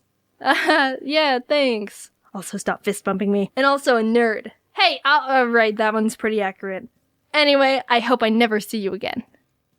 I didn't actually say out loud to him that I never wanted to see him again, but I thunk it. Also, I have some things to tell you about. Besides the fact I have Invisalign in and I sound very lispy, James, me, Domix, Ross, and Aaron are going on tour with our Scribble Showdown show. We did our first tester show in April and it was so much fun and we laughed and had such a great time during it and it was really well received, so we were like, yes, we want to do more in other places. It'll be October 1st through the 9th and we're going to Boston, Brooklyn, Austin, San Francisco, Seattle, and Portland. You can get tickets and more details in the description. I'm also going to VidCon. Oh, and we're also doing a Scribble Showdown during VidCon 2 on July 13th, so I hope to see some of you there. And lastly, I'm going to Summer in the City in London in August. It's a bunch of stuff, and it's gonna be a lot, but also a lot of fun. Alright, I think that's all for now. My laundry machine is running right now, so I don't know if you can hear that. I'm trying to shrink some shirts. They're for men, but I thought they looked cool, so I bought them for me. Okay, talk to you later. Bye. Welcome back to Jaiden Doesn't Know How to Map Out Video Lengths. Okay, so here's the story from Japan, getting home from Japan I was gonna talk about in the last video, but didn't. Please don't make fun of me. It was a long flight. I was very tired. Just kidding, I'm an actual idiot here, there's no excuse. So after another quick flight of 11 sleepless hours, I landed safely and was ready to go home and die. My roommate offered to pick me up, but my house is a good 40 to 50 minutes away from the airport, and I felt bad for making them pick me up so much because a week before I went to Japan, I was in the UK visiting friends for my birthday. Don't give me any birthday wishes. It was in September. You'll be an embarrassment to the both of us. They'd already driven me to and from the airport 3 times in the past 3 weeks, and I didn't want them to use up any more of their time and gas. So I let them know I was just gonna grab an Uber, which worked out because they were invited to go get lunch with a friend and were worried about time overlap. Win-win. They get a nice lunch, I get in a stranger's car. Warning flag number 1. I'd never used Uber before. I have my own car. I usually don't need to use an app to find a guy with a weird R name to drive me around. 10 minutes of confused button pressing later. Ding! Your Uber will arrive in 5 minutes. Nice. Hello? Yes, is this Jaiden? Yeah, I'm at the gate. Terminal B between area 44 and 45. I don't see you. Are you near Hello? Your Uber has canceled. What? If we were on a date and I was waiting at the table and you called me from outside the restaurant like, hey, you here? Yeah, I'm at the back in the table to the right. You can't stand me up like that. At least give me some sort of reason. Come on, come back. Rajesh. Anyway, I found out that I needed to be on the upper level of the airport because that's where all the app pickups are. Whoopsie, that's my bad. But he could have told me that when he was on the phone with me in the first place. Rajesh. Go up the stairs. Boom. Everyone's problem is solved here. Here's a bunch of money. When you think about it, Uber is kind of like the opposite of a kidnapping. Take me home. I got a new Uber that took 15 minutes to arrive, and an hour later I was almost home. Maps can be kind of wonky with my house address, so we started driving past my neighborhood. It was back there. Sorry about that. Oh, that's okay. Which one was it? I live in a little community with a bunch of houses, so I said it was the one on the corner. Could have been more specific, but that's just what came to my mind in the moment. He turned around but stopped at the wrong house and was like, this one? Look, I was running on no sleep for the past 20 hours, so my mush of a brain started being spazzy and socially anxious about the whole situation that wasn't even a situation. Almost all my brain cells were dead at this point, except for the one that ate grass in elementary school. Oh, you had to correct him because Google Maps is being weird? I didn't know you were Satan. I felt like I was bothering him a whole lot with all the one corrections I gave him, so in a panic I was like, this is the wrong house. Yep, this is it. Thanks so much. I really appreciate it. Sorry for the hassle. Wow, is it great to be home at this house that I live in again. Oh, how I missed it because it is mine. I'm paying this guy and it's his job to take me to my house. So if it accidentally stops at the wrong one, it helps literally no one for me to be like, oh yeah, this is totally it. I've become a lot more socially confident and calm in the past year. But this is not a good example of that improvement at all. I am aware I look like a wreck right now. I got my stuff from the trunk, walked up the driveway. Thanks. Now I'm standing in the front step of this random house, hiding from an Uber driver, hoping the people who actually live here don't realize the random girl standing here for literally no reason. Yes, this is exactly the spot I wanted to be in right now. Honey, did we adopt a 21-year-old Asian girl, or is this a very unthreatening house robber? I was stuck there waiting for him to leave, but he was just sitting there! Hey, can you get off the driveway I don't own already? What the heck, man? I got houses to rob. He was probably waiting to get connected to a new person to pick up, but it wouldn't have looked that great if he was also noticing me poke my head out and peer at him every 10 seconds. I couldn't have started walking to my actual house because I already pretended to walk into my house, and he would have seen me and been like, hey, wait, this isn't your house. What the heck? You lied to me. For literally no reason. And I couldn't have gotten out of the car and started walking to my actual house in the first place because I told him that this was my house. He even double checked, like, you sure this is good? And I was like, yup. I was so loopy and lethargic from being up for the past 20 hours of traveling. I couldn't even tell what was reasonable at this point. Was I actually pulling this off like I thought I was? Were the neighbors just watching me dig myself deeper and deeper into this hole? Could the driver actually see me this entire time? because that would have been hilarious. Mommy, look! A dirty homeless girl! He finally drove off, and I walked over to my actual house across the street. Yes, I've been looking forward to collapsing onto my bed since landing. I can't believe I just did all that. I'm glad the neighbors didn't call the police on me. But I don't have any keys. This wouldn't have been a problem at all because, like I said, I have a roommate. But hey, foreshadowing, were you here this whole time? They were at lunch and weren't coming back for the next 3 hours.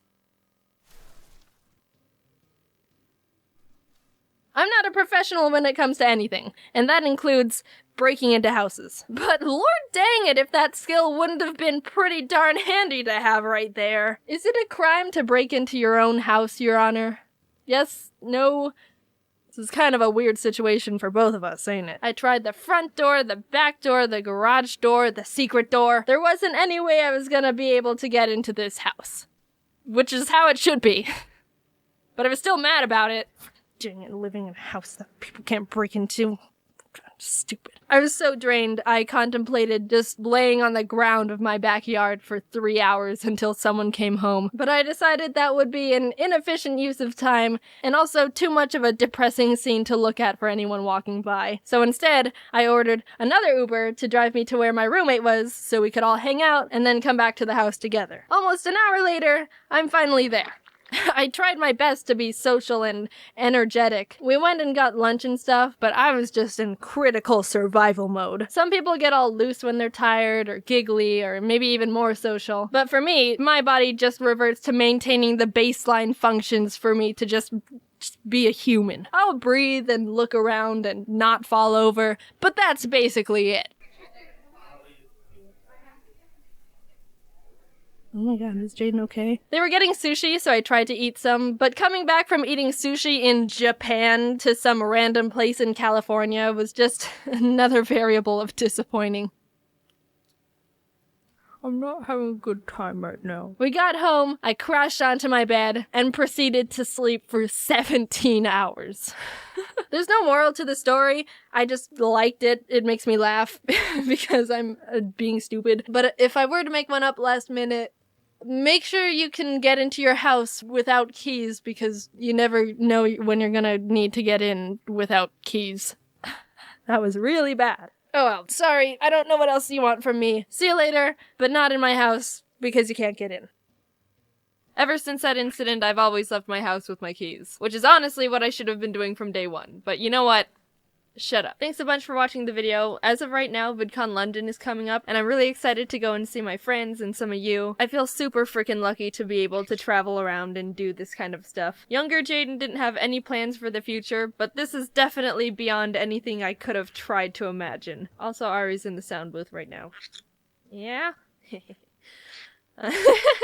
He laughs when I laugh. You wanna do it? You're dope. I appreciate you. Talk to you later. Bye. I've always been an animal lover. Ever since I saw a picture of a dog, I've been like, I want that. I still love and respect animals, but as a kid, it was pretty intense. Not gonna lie. Can we get a dog? Can we get a dog? Can we get a dog? My parents had to sit through years of that until my dad finally couldn't handle it anymore and got me one for my 7th birthday against my mom's will. Before that, they tried everything to make me stop, besides getting me a dog. And by everything, I mean a bunch of fish. Maybe if we shape these fish into a dog, she won't notice. They'd come home with 2 fish from the pet store that would last for about a week, die, and then get replaced. Repeat until dog appears. How many fish must die before I get what I want? Since we got fish from the pet store and not an actual breeder, that was probably a big contributing factor on why they died so quickly. But as a 5-year-old, I also just forgot to feed them a lot, so there's gotta be some fish blood on my hands for that. We went through probably 20 fish in the span of a couple months, but eventually we got these 2 goldfish that didn't die. A true miracle. They were pretty resilient little dudes. One was Goldie, and the other was probably named Fishy. Probably some of the most creatively flawless names I've ever known. But after a while, Goldie turned white, so I renamed it Rainbow because I thought it was cool he could change colors. I learned 13 years later from my marine biology teacher that Goldie/Rainbow was probably diseased, which makes the color change less exciting. We eventually gave them away to my mom's friend and they died. But that's all besides the point. My parents got me an army of fish and a dog I named Scruffy, but that was it. I wasn't able to crack them any further than that. And believe me, I tried. My parents had to become stone-faced, emotionless soldiers to keep my non-stop beseeching for more creatures at bay. After they got me a dog, I was pretty satisfied for about a year and a half until I decided I wanted a mouse. Something about their cute little faces and how they crawl with their cute little feet and their freaking ears made me obsess over having one, and my parents got to hear all about it. I asked my parents for a mouse for years, promising how I'd take care of it and blah blah blah, the whole thing. My mom pretty much hates rodents because she thinks their tails are weird, so there was no budging on that one. She tried to get me to stop by saying,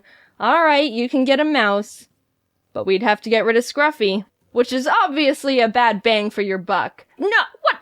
No way, nuh-uh. I'd never get rid of Scruffy, he's my pal for life. But not gonna lie, after hearing that response over 10 times, I started kinda considering it. I wasn't ever actually gonna do it. I was just getting desperate, alright? When I was 10, I wrote on my Christmas wish list that I wanted a mouse because I thought for some reason I'd foiled their plans and found a loophole. Ha! You can't override the power of the holy Christmas spirit. Christmas morning rolled around and I ran into the living room where all the presents were to not only find no mouse, but a computer mouse. Nice salt in the wound there, Mom. I got my hopes up way too high. My disappointment was immeasurable and my Christmas was ruined. I did get a computer though, so that was cool. After my parents endured 5 years of me asking for a mouse, I read this book series called Maximum Ride, which was about these teenagers who had bird wings and were on the run to not get captured by the scientists who wanted to keep experimenting on them. It was my favorite book series as a kid, and it made me really like birds, which resulted in the next animal obsession. I swear to God, if I hear one more mention of a mouse again, I'm gonna— Mom, can we get a yellow-naped Amazon parrot? Yes, I started loving birds back when I was in 6th grade. Everyone say a big thanks to James Patterson for creating this bird-obsessed monster. At the time, I wanted one of the big boy birds. A yellow-naped Amazon parrot, to be exact. I would spend hours just watching all the YouTube videos I could find of them and sending them to my parents like, Look how great they are! You totally want one now, don't you, after watching one play in a box and sing Old MacDonald? This was a whole new type of fixation. I mapped out on the ground where the cage could go with tape, Googled where Amazon parrot breeders were near me. I made multiple PowerPoint presentations for my parents on why they should let me get a parrot. It was intense, and the pressure was on. My mom was even like, "So how about that mouse?" But no, Mom, that ship has sailed. Now I want a 15-inch parrot that lives for 80 years. They started telling me, "You can get a bird when you move out." And from then on, it was my goal to get out of my parents' house as soon as I could. Obviously, I never got a yellow-naped Amazon parrot, but I never really got out of my bird phase because I've got this thickums right here. I was pretty self-aware that asking for a parrot was a long shot, so even though I still wanted a bird, I dialed back my animal requests, and when I was 14, I started really liking flying squirrels. They were my favorite animal for a while, and that's when I realized people can have them as pets. Sugar gliders. Mom, can we— Sugar glider, add that one to the list. I don't think I actually bothered my parents too much about getting flying squirrels as much as the mouse and parrot, but I know they knew I wanted one. And I knew they were gonna say no. So I guess I just kept that one a bit more internal. During the summer, we would visit my family in Canada, and my cousin Peyton was really obsessed with ferrets at the time. So we would spend literally entire days on the computers together, researching ferrets and flying squirrels, and Amazon parrots because they were still my #1 obsession, let's not forget. We wrote down general facts we learned in Word documents, planned out how to care for them, added up how much money they cost including cages, food, bedding, etc, etc. We were the same amount of obsessed. It was a lot of fun actually. We bonded a lot during those times and she's still one of my best friends. She also never got a ferret, so sad times there. Peyton also got a rat named Lola, and that made me really want a rat. Which of course meant Mom! Lola was so sweet and smart, and I always wanted to play with her. But that's also true with almost anyone's pets. If I come over to your house and you have any type of pet, I will be personally offended if you don't let me play with it for at least 3 hours. So I did have a small point where I was asking if my parents would let me have a rat, and my mom was like, nope, and I'd be all, but what about the time you were gonna let me get a mouse because I was asking for a parrot? And she would say, nope, that ship has sailed.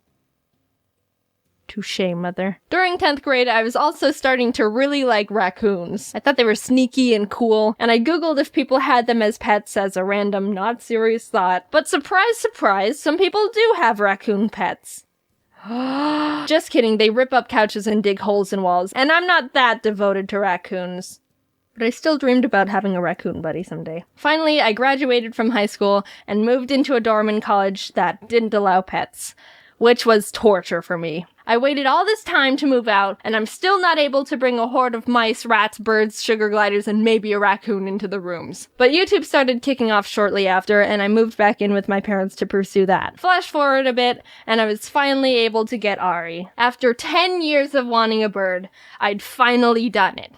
And what a gander he is. Was he worth the wait? No, he's a dumb bird.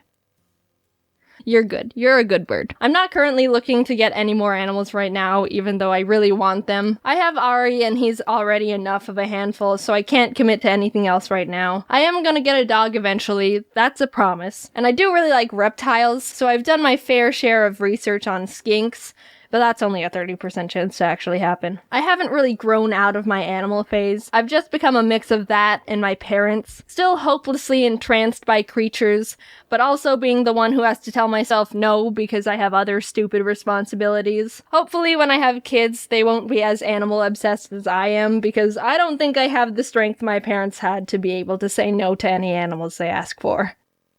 Thank God my parents were responsible and never got me animals just because I asked for them.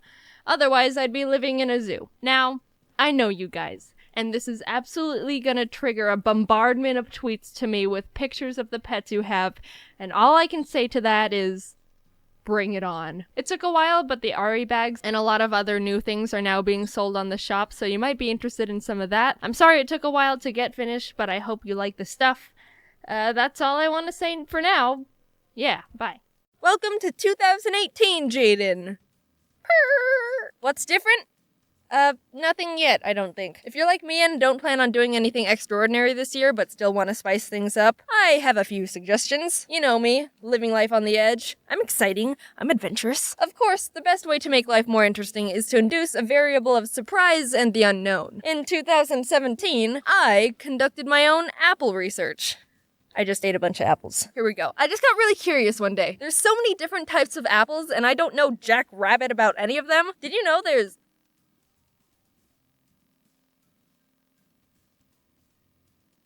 What the shit?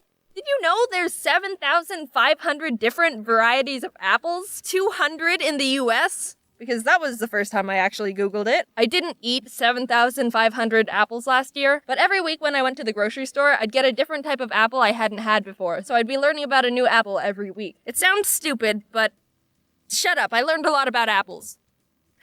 You're such a vegan. So growing up, Mom always got us either Fuji or Gala apples, which are some of the most common apples in the US. This is all just my own opinion and research, by the way. If you have a different opinion, good for you. Gala is pretty much the standard average apple. Nothing bad, but nothing fantastic. Fuji are a bit brighter in flavor and crisper, but they're both good standard apples to make a constant variable.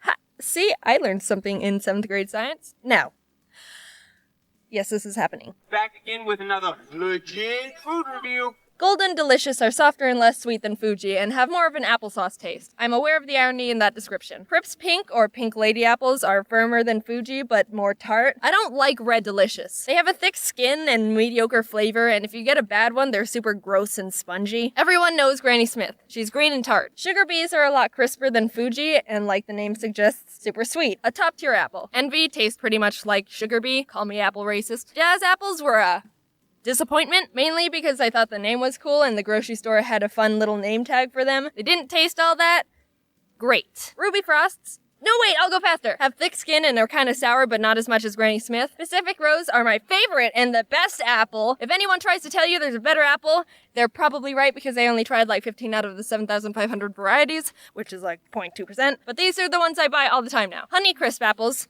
are crisp.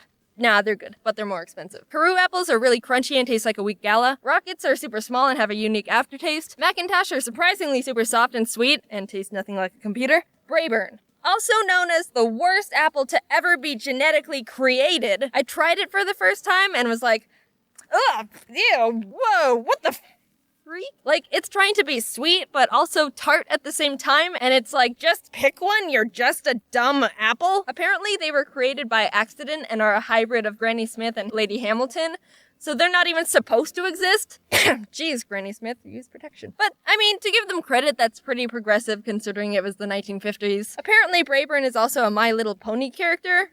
Anyway, avoid at all costs. I hope all the Brayburn trees burn in a giant fire and rebirth into Pacific Rose ones. So now you're an apple master. Like me. Apple Research gave me something to look forward to each week and isn't very expensive since they're apples. I'm also currently running a similar experiment on mint gum flavors. If apples aren't good enough for you, then try doing something you normally wouldn't do. But not because you're a new and improved person, just to try and get a good story out of it. If you start trying to induce good stories, eventually you'll get one. When I was still in college, I had to take a service learning class where we had to earn 75 hours of service from some sort of internship without being paid. The one I chose, completely on my own, not because it was the closest to campus and I didn't have a car, was working as a teacher's aide at a children's Montessori. Don't know what a Montessori is? Me neither when I took the internship. It's a children's school where the teachers focus more on letting the kids learn things on their own more naturally than traditional teaching methods in elementary schools. Wait, Jaiden, this sounds interesting. Can you explain a bit more? Nope, I'm moving on. So the main reason I chose the Montessori, not including the location, was because kids are funny. And there would be some great stories to come from babysitting a classroom of kindergarten to third graders 6 hours a week for a whole semester. I applied to the Montessori and scheduled an interview. I've never had a real job before, so I was super nervous and didn't know what to expect. The head teacher, Miss Frizzy, which isn't her real name, greeted me. Actually, no, first, I didn't know where the front door was. Like, I went up to the door that I thought was the entrance, but it was locked, so I called the number they gave me, and they said just go through the gate, and I didn't know where the gate was, but it ended up being around the side of the building, and the gates were all closed, so I thought I'd have to hop the fence to get into the school, but it would look super sketchy to see a college student hopping a gate to force their way into a children's Montessori. But I figured it out. So I met Miss Frizzy, but not in our own room. It was in the middle of the kids' class time when they were all running around with books and puzzles. She was like, "Hey there, nice to meet ya," and pulled out a kid's chair because they didn't have anything else. I sat down and my knees crunched up to my chin. It was a lot more casual than I thought it was gonna be, and probably should have been. There was one part where she was like, "Do you have first aid training? You legally need to have that if you want to work with children." And I will not confirm nor deny the possible first aid training in question, but yeah, we might have brushed over that one. Anyway, I got the internship, arrived the first day, and no one told me what to do. I was like, "Hi, how can I help? And also, how does everything work? Because I know nothing." "Oh, yeah, just help the kids if they need help." Oh, okay then. For the majority of the internship, I was stressed out and anxious because for 3 hours every time I went in, I felt like I had no purpose except walk around and smile at kids. Occasionally, I'd help one find a puzzle piece, but those were the exciting days. Also, 2 kids didn't even speak English. Like, what am I supposed to do when a kid's crying? I ask what's wrong, and I get, "私の恐竜に噛まれて痛いよ。ほら、血が出てる。てか、どうして私の言ってることわかんないのよ。日本人でしょ?" For an hour, the kids would have lunch and then go outside to play, and that was more manageable because I just had to make sure none of them backflipped off swings or something dumb. I could also pass the time and prevent insanity by sweeping sand off the pavement. My favorite memory by far when I was there was when a kid got stuck in a bucket. We just hear, "Help! To help!" and look over to a kid, upside down turtle with his butt in a pail. Pathetic. So what can you take away from this video? Brayburn apples were an accidental hybrid love child of 2 apples, and kids are incompetent at life. See, with a few little tweaks, it isn't hard to spice up your life. Now, go out and get yourself a funny story. Also, one day at the Montessori, a kid pooped on the sidewalk.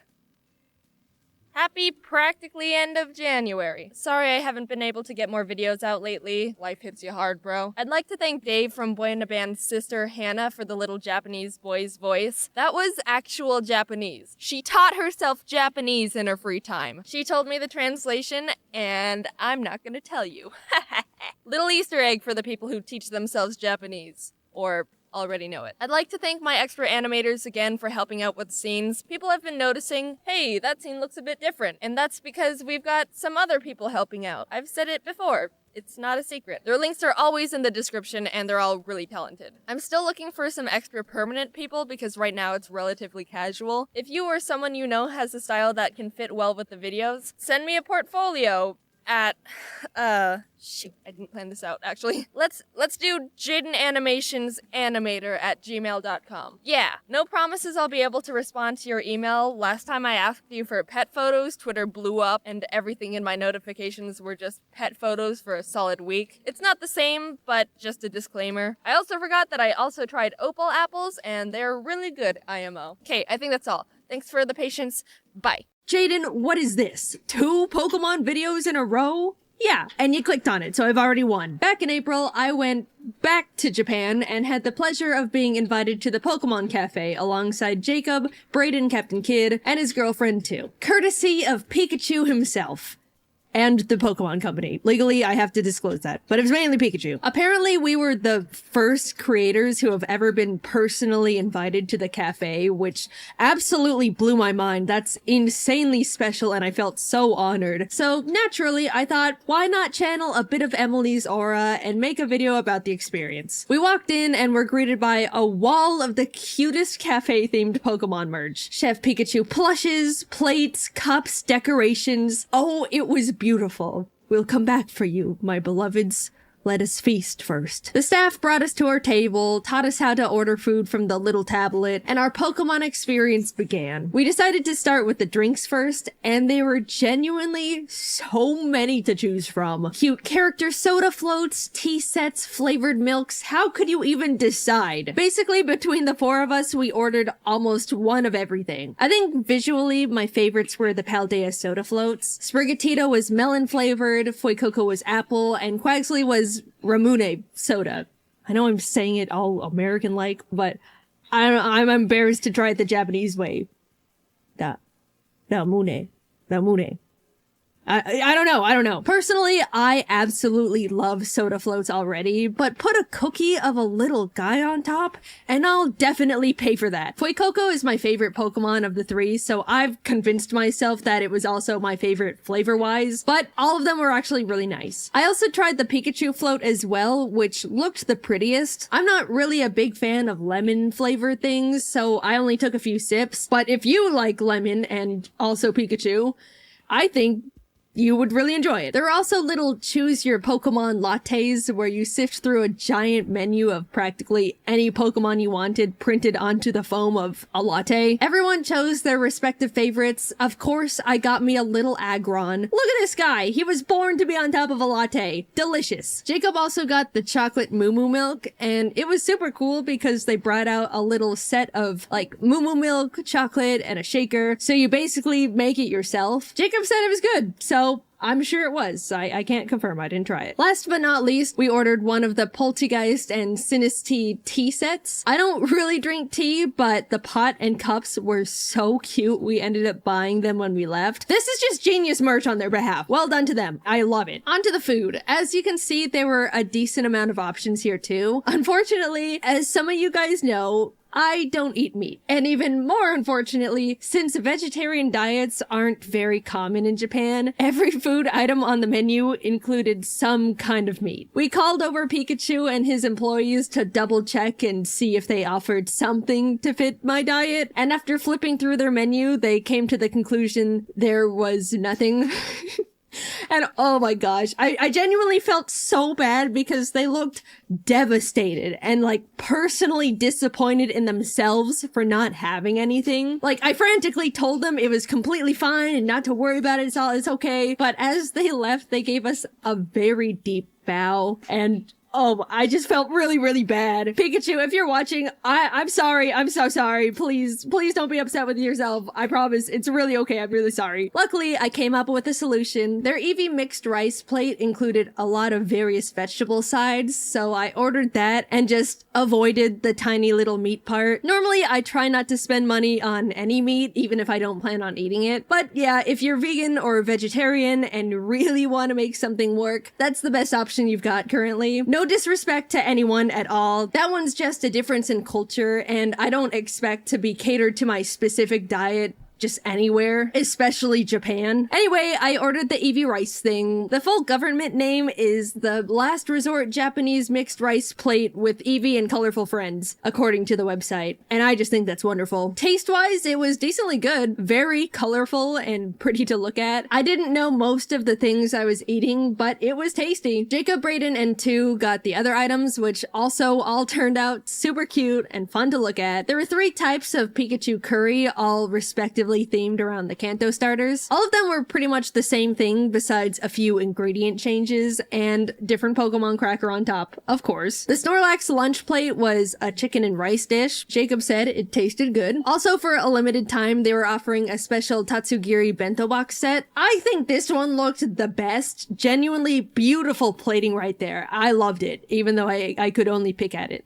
The general consensus in terms of overall taste of everything was that nothing was super crazy, out of this world, delicious gourmet, but nothing was like bad, you know? It was more about the experience and novelty of the cafe anyway, so no one really minded. We were simply enjoying being there with our cute plates and spoons. Finally, we wrapped up the meal with desserts. There was a cute Pikachu souffle pancake and a chocolate parfait. Naturally, like everything else, it was all simply art on a plate. I personally thought they both tasted really nice. Nothing was too sweet. We got to ooh and ah at them, and it was a perfect way to wrap up the meal. As a fun surprise during it, there was a portion where Chef Pikachu came out and did a cute little dance around the restaurant for the people eating. Most of the video was blurred for the privacy of the people there. But look at Pikachu, look at him go! He can't clap his hands to go along with the song, but that doesn't stop him from trying. Hi Pikachu, big fan! We wrapped everything up, and of course grabbed pretty much all of the exclusive merch they were offering. How are we supposed to remember our experience forever and ever if we don't bring back all the plushes they have? Riddle me that! I wanted to extend a very, very big thank you to the Pokemon Company and Pikachu for reserving our table and having us come to the cafe. They didn't pay me to make a video or anything, but I wanted to share my experience with you guys because I definitely enjoyed my time there, and I know a lot of you love Pokemon, just like me. It was a huge honor, we all had a great time, and the cafe was wonderful. +4 to the Pikachu plush collection. I would definitely recommend the cafe to anyone who likes Pokemon and food shaped like Pokemon. Due to its popularity, you absolutely have to get a reservation to eat there. You can't just walk in and expect to be seated. And double unfortunately, reservations are also very difficult to get because, again, so many people are reserving tables all the time. So good luck to anyone trying to get in, but I'd say it's very worth it. Alright, that was my thoughts. I had a great time. Thank you, Pikachu and company. My next stream, I think, is to visit the Chikawa Cafe. Maybe one day. Themed cafes are really cool and I wish that America did them more, but then again, it's probably good for me that I have to travel all the way to Japan to go to ones of my favorite franchises, because otherwise I would absolutely have no personal restraint. Thanks for watching. I don't really have much to say this time around, so I'll just say it. Next video is about Chikawa. You knew it had to happen. Alright, I gotta go. Bye-bye. Hello everybody, friends. Hello friends. I've got a special surprise for you all today. It's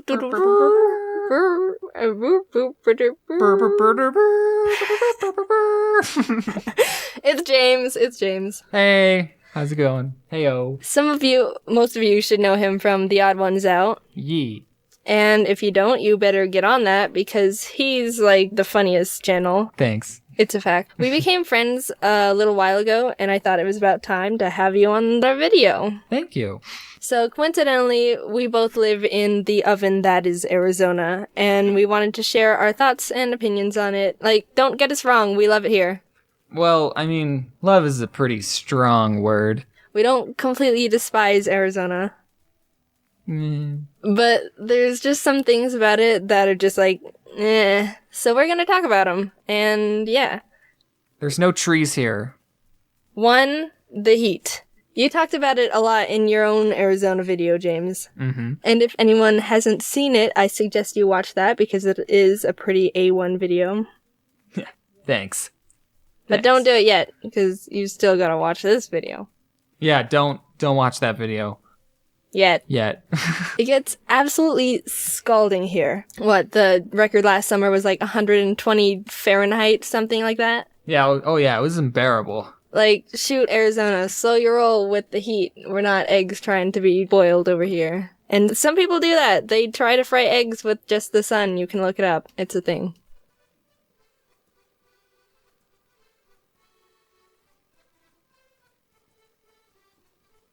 Oh, it's disgusting.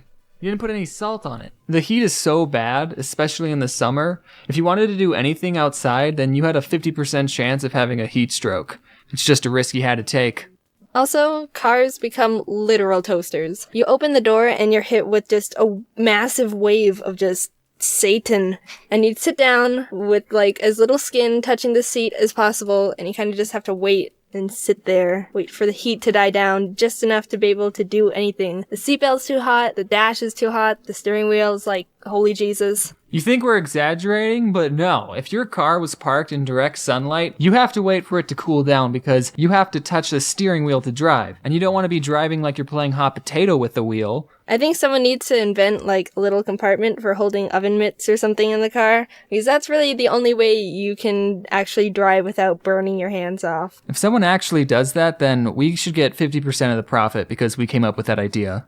And then when you're all done and you get out of the car and you hear your sweaty back being pulled apart from the leather seats like a sticky note. It's gross. 2. Cactuses. Cacti. Not a lot of places have cacti. Only Arizona, Texas, Nevada, and New Mexico have natural growing cacti. And a tiny bit of Mexico. So some people who visit are like, ooh, look, cacti, cool. Sure, they're cool to look at, but I don't get why they're so excited about cacti. They're freaking everywhere. Yeah, living with them is the worst. When I was growing up, I lived in a cul-de-sac neighborhood where the road looped around a little desert patch. Well, when I was learning to ride a bike, I was pedaling down the road towards the neighborhood, and I didn't turn with the road because I didn't know how. So I rode straight into the desert center and ran into a little cactus patch. I don't remember much about it because I was little, but it was pretty scarring. Literally. Also, there's a type of cactus called jumping cactus because they jump out and attack you for no reason. Guess who? Cacti are jerks. 3. The wildlife. Everyone always talks about the scary scorpions and snakes here, and yeah, they're pretty sucky to have to deal with. Yeah, one time this big scorpion... But no one ever talks about the friggin' javelinas! If you don't know what javelinas are, they're wild hogs, and they're scary as freak. They're mean, and they'll run after you, and they travel in packs, and they're smelly. I've never had to deal with those before. Well, let me tell you. The only way you can get them to not attack you is to feed them bananas. But then they start coming back because they want more bananas, and you're stuck in this loop forever feeding them all your bananas out of fear. They're like ducks, but worse. If ducks were big, ugly, hairy monsters who wanted to eat your bananas. Me and my siblings used to capture lizards for fun, and we would just hold them, but sometimes we would accidentally pull their tails off. Did you know that lizards' tails still move even after you pull them? I knew that. Also, at night, the cicadas would be really loud and annoying. 4. There's nothing to do here. That's why me and Jaiden are artists. You get to stay inside and do fun stuff, while not having to worry about dying of heat stroke. Arizona's kinda really boring. There's not much to do here in terms of entertainment. Sure, there's like zoos and aquariums and like mini golf. And friends, if you have those. The other main option is dirty water parks. I've never been a fan of water parks. They gross me out. Everyone shares the tubes and the slides and the water with a very minimal amount of clothing on. Like, who knows what's in that water? Especially the wave pools. It's like a public bath. I've seen people take hot dogs into them too. It's like dirty public hot dog bath. Oh, I guess the one I like here is Sunsplash. Same. Wait, did we go to the same water park? The same Sunsplash? I mean, it could be a possibility. Did you go on the green one where the floor would... Like, the floor would drop? Oh my god. OMG! So yeah, that's the video. I need water, but my thing's all the way in the corner of the closet. You can get up and get it. ASMR. Hey, we should make an ASMR video. Stop. The beloved. Water. Shrek. So yeah, that's the video. James and I found out we probably went to the same dirty water park when we were young and never knew it. And everything's come full circle. Yeah, the food was pretty expensive. Hope you guys enjoyed us complaining about where we live. If you want to hear some more of the pros And more cons. of Arizona, like fruit, old people, and Haboobs. go watch James's video, and of course, if you somehow didn't know him or his channel, you gotta check that out too. So, thank you. Thanks for watching. For the watching. Thank you for the watching. Thank the watching. Thank you for it. Thanks for the watching. Bye. Bye. Okay, ready? 1, 2, 3. Ah, I'm sorry. Okay. Okay. If you don't know what javelinas are, they're wild hogs. And they're scary as freak. They're scary as freak. That's freak! Freak! I've never been a fan of dirty water parks. I mean... Who is?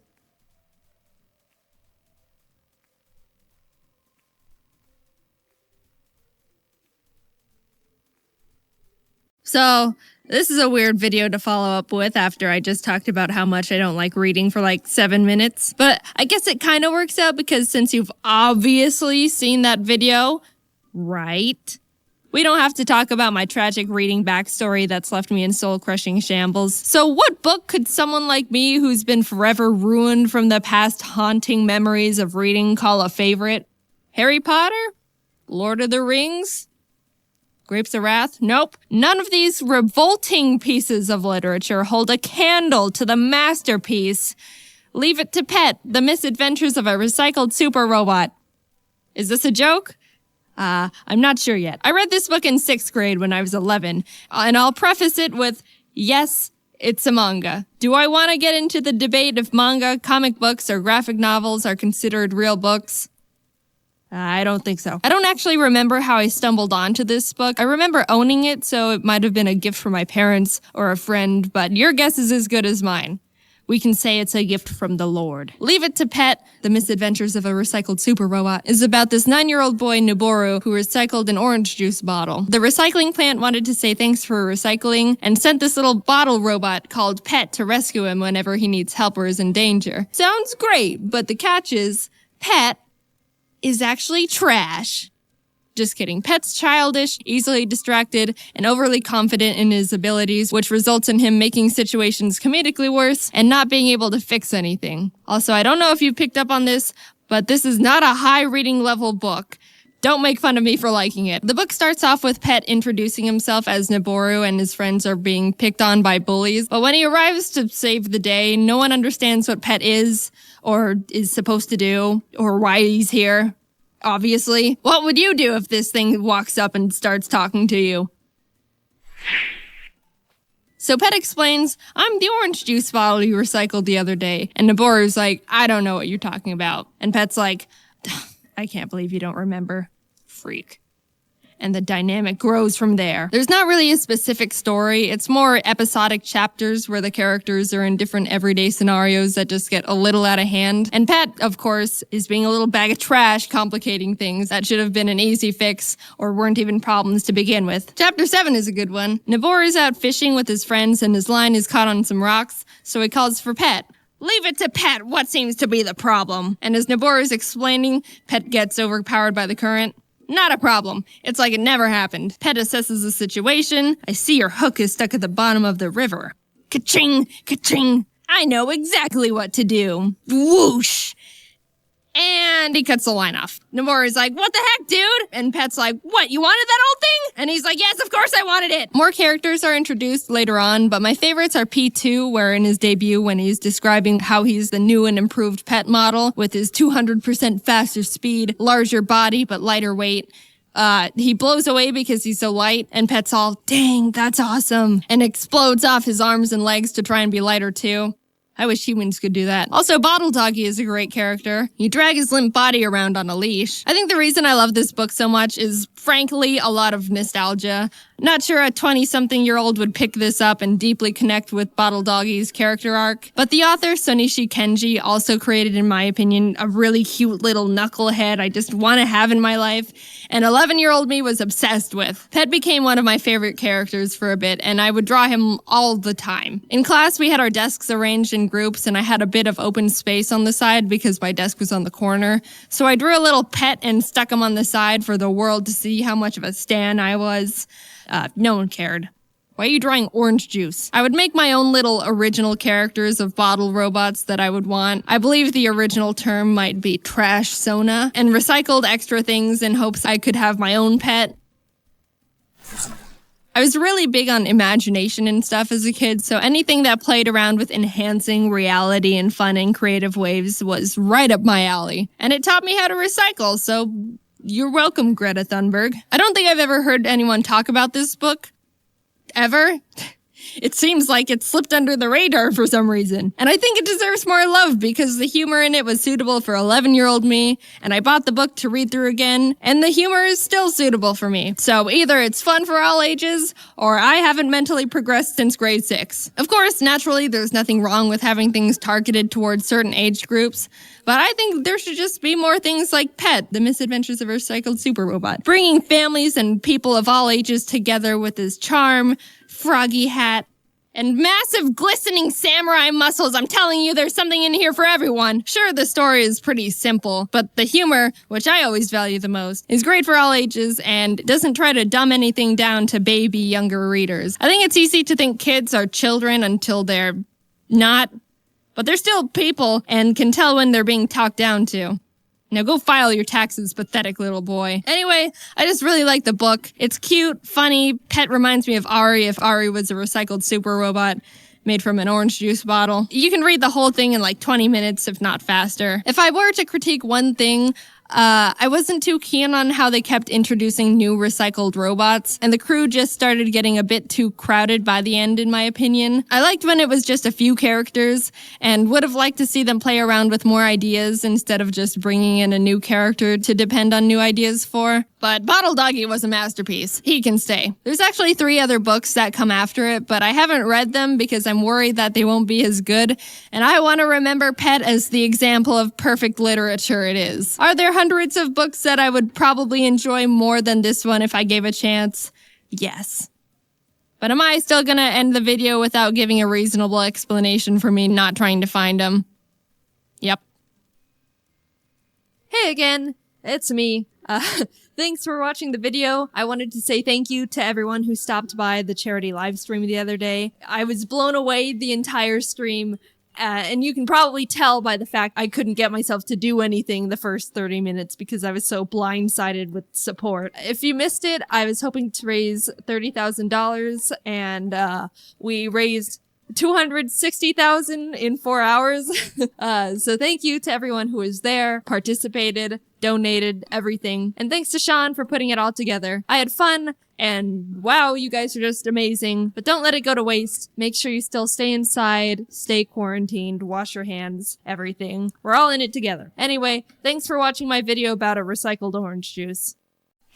Hey everyone, it is time for another Q&A. Let's do this. I got questions from Twitter and DeviantArt, so let's start answering them. The first question is, do you find animating hard? Okay, so animating is really not that hard as soon as you get the basics and you get into like a rhythm of knowing what you're doing. It's just how time consuming it is. You guys know because of how often I post animations on this channel. Because everyone likes an animation. I like posting animations, you like watching animations. But the only thing holding us back from this is just how much time is put into each animation. If you're trying to get into animation, don't be intimidated if people say it's hard. It's just finding the time to actually practice and start. Who inspired you to start drawing and animating? I got this question like a million times, so I'm going to answer it.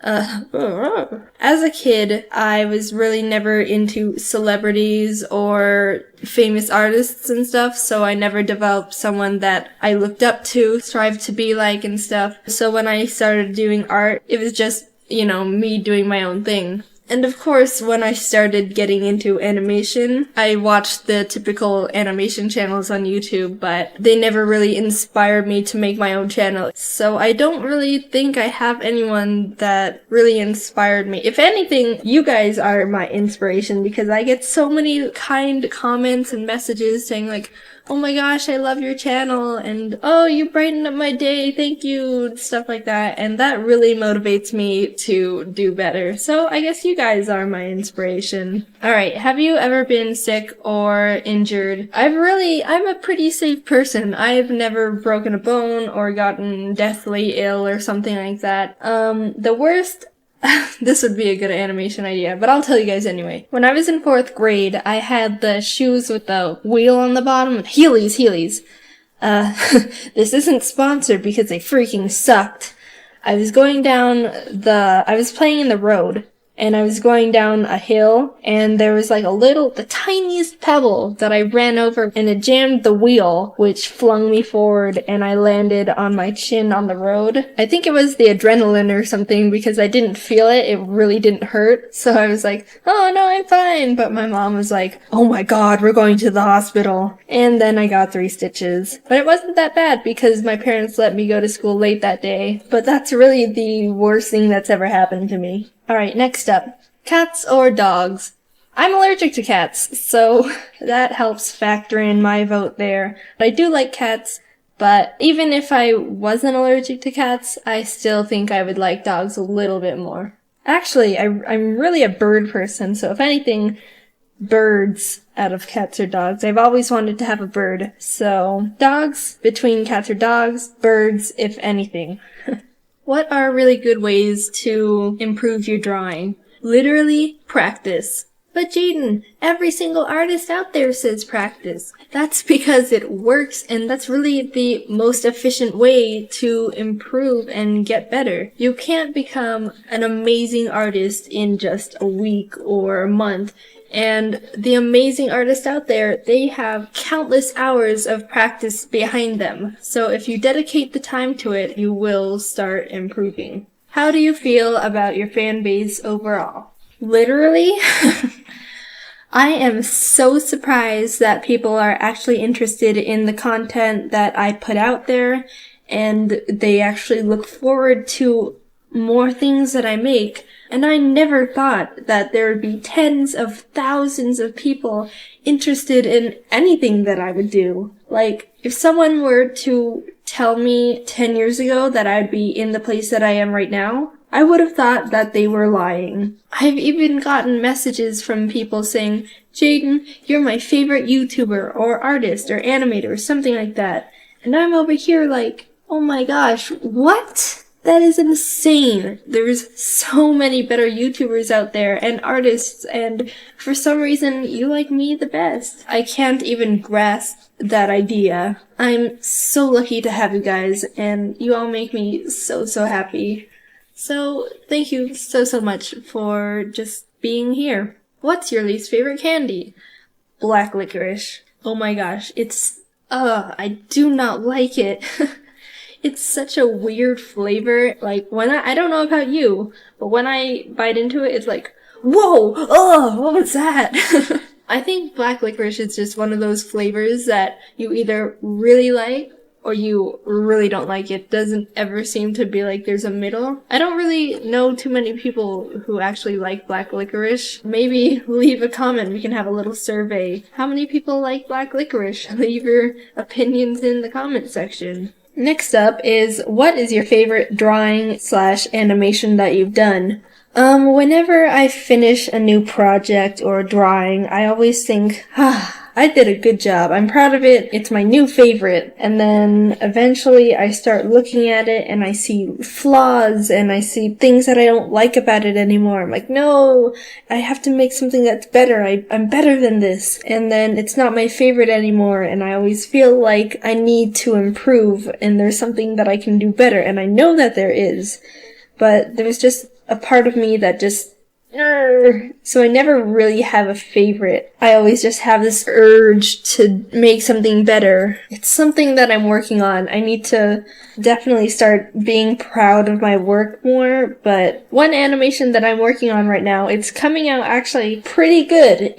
I think it's really funny and you guys are really gonna like it. So maybe that one will be my favorite, but who knows. Those are all the questions that I'm going to be answering for this video. So thank you to everyone who suggested a question or a drawing. If you want to be part of one of these, make sure you follow me on Twitter or DeviantArt, because those are the places that I announce when I'm taking questions and stuff. So thank you guys for watching, and I will see you all later. Goodbye! Hey! Stop doing your homework! Stop watching TV! Stop looking at your phone! Oh, you're watching the video? Cool. Listen! So the people who James was working with to do his plushies contacted me saying like, hey, I watch your videos, you're kinda cool, you wanna make a plush? And I was like, dude, frig yes! Friggin' sign me up! So, Jaiden plushes! Ah! Look at it! Oh my god! I have the prototype right here and just, it's so cool. It is a prototype though, so it's not gonna be exactly like this. Like the hair is not gonna be black, it's gonna be brown like in the videos. And the lady who made it accidentally drew on it with Sharpie here, so that little blotch isn't gonna be there. She sent the cutest message apologizing about it in broken English because she's a sweet Chinese lady. And it reminded me of Misaki, but I'm getting off track. If you order a plush before the 12th of December, it'll come with a signed card by me too. So that's exciting. They're also on sale right now until December 5th. Actually, everything in the shop is on sale until December 5th. What? Yeah. It's like a grand opening Black Friday, but Black Friday's over. Cyber Monday, happy holidays, new Jaiden stuff sale. I'm working with the people to get more stuff out, like beanie hats and buttons and bracelets. So those are gonna be a thing sometime in the future too. One thing to note, the plushies are on pre-order, so they won't ship until February, but that's just because we need to know how many people want one and how many cards I need to sign. And yeah, but everything else ships normally, even if you buy a plush with it. Pop quiz! Get out your pencils and paper. Have you been paying attention? Question 1. Everything in the shop is on sale until December 5th. Question 2. Jaiden plushies come with a signed card if you order one before December 12th. Question 3. Jaiden plushies are on pre-order right now, so you won't get them until February. Question 4. Even if you buy a shirt with a plush, the shirt will come at the normal time while the plush will be pre-ordered and come later. Question 5. Ari is the best. Hey! Alright, time's up. Turn in your paper. Looks like you got them all right. You forgot to put the date in the corner, but I won't mark points off. So that's exciting. I hope you guys enjoy the new stuff. I'll have a link to the shop in the description and in the cards of the video if anyone even pays attention to those. And if everything goes well, there might be a plush of another friendo you guys love in the works as well.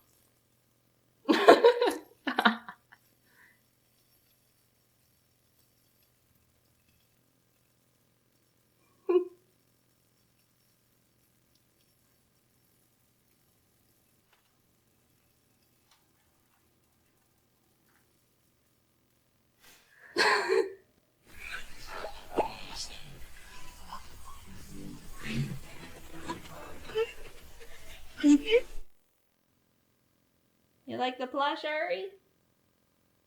Yeah. Would you buy one?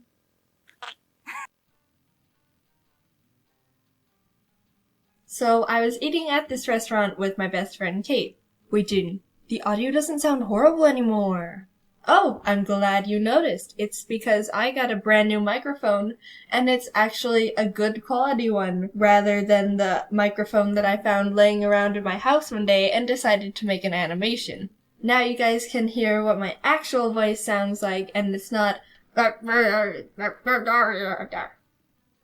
Anyway, back to the story. Now, the place that we were eating at is really cool because for kids, instead of having those coloring menu things, you can ask the waiter or waitress if you can get a glob of bread dough to play with. Freaking bread dough. I don't know anyone who would pass up the ability to play with bread dough. So obviously, Kate and I had to get the hookup. But we were both really shy at the time, so we had to choose who was going to be the one who asked the waiter for the dough. And it wouldn't have been as bad, but considering that Kate and I were both above the age where you were considered a child who can play with bread dough and not be judged by adults, both of us didn't want to be the one who asked. I don't even know how, but she ended up convincing me to be the one, and the waiter came back around 5 minutes later to ask if we needed anything. And that's when I panicked and everything went downhill. I needed to say 7 words. We want some bread dough up in here. But for some reason, I couldn't get myself to say it. At first, I couldn't do anything, and I just stared at him, and he kind of gave me this look, and then I opened my mouth, and this is what came out. Can we have, I've never stuttered that hard in my entire life. And when I realized that, I started laughing at myself, and then it sounded more like this.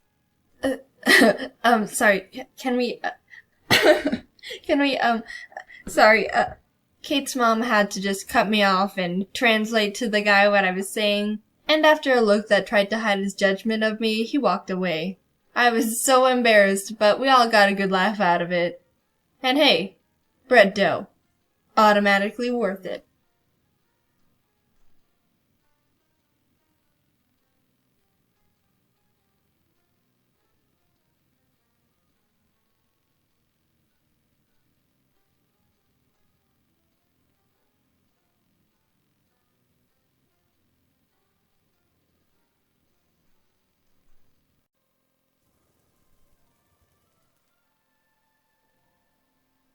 This is Asperia, a beautiful place known for its breathtaking scenery, gorgeous mountains, bustling villages, and secrets around every corner. In a forest somewhere, Jaiden can be found playing with Ari and Tofu, her loyal bird companions. She lays back, happily enjoying the sunlight as Ari runs around, disturbing the wildlife, and Tofu eats dirt. Jaiden is the region's very own wildlife biologist. She documents every new animal she encounters in her ecological guidebook, hoping to one day discover every mysterious creature Asperia has to offer. Ari and Tofu help in their own ways, I suppose. As she's writing down this interaction in her book, for scientific purposes of course, a flock of fruit doves flies by overhead. Jaiden immediately recognizes them from their bright white feathers and loud screeches. Very obnoxious ear-piercing screeches. Oh, how nature sure is a blessing sometimes. Just as they pass over, one of the bird calls spooks Ari, who is too distracted with bullying the rat. In a burst of panic from the sudden shrieks, Ari takes off and starts flying away in a fit of confusion.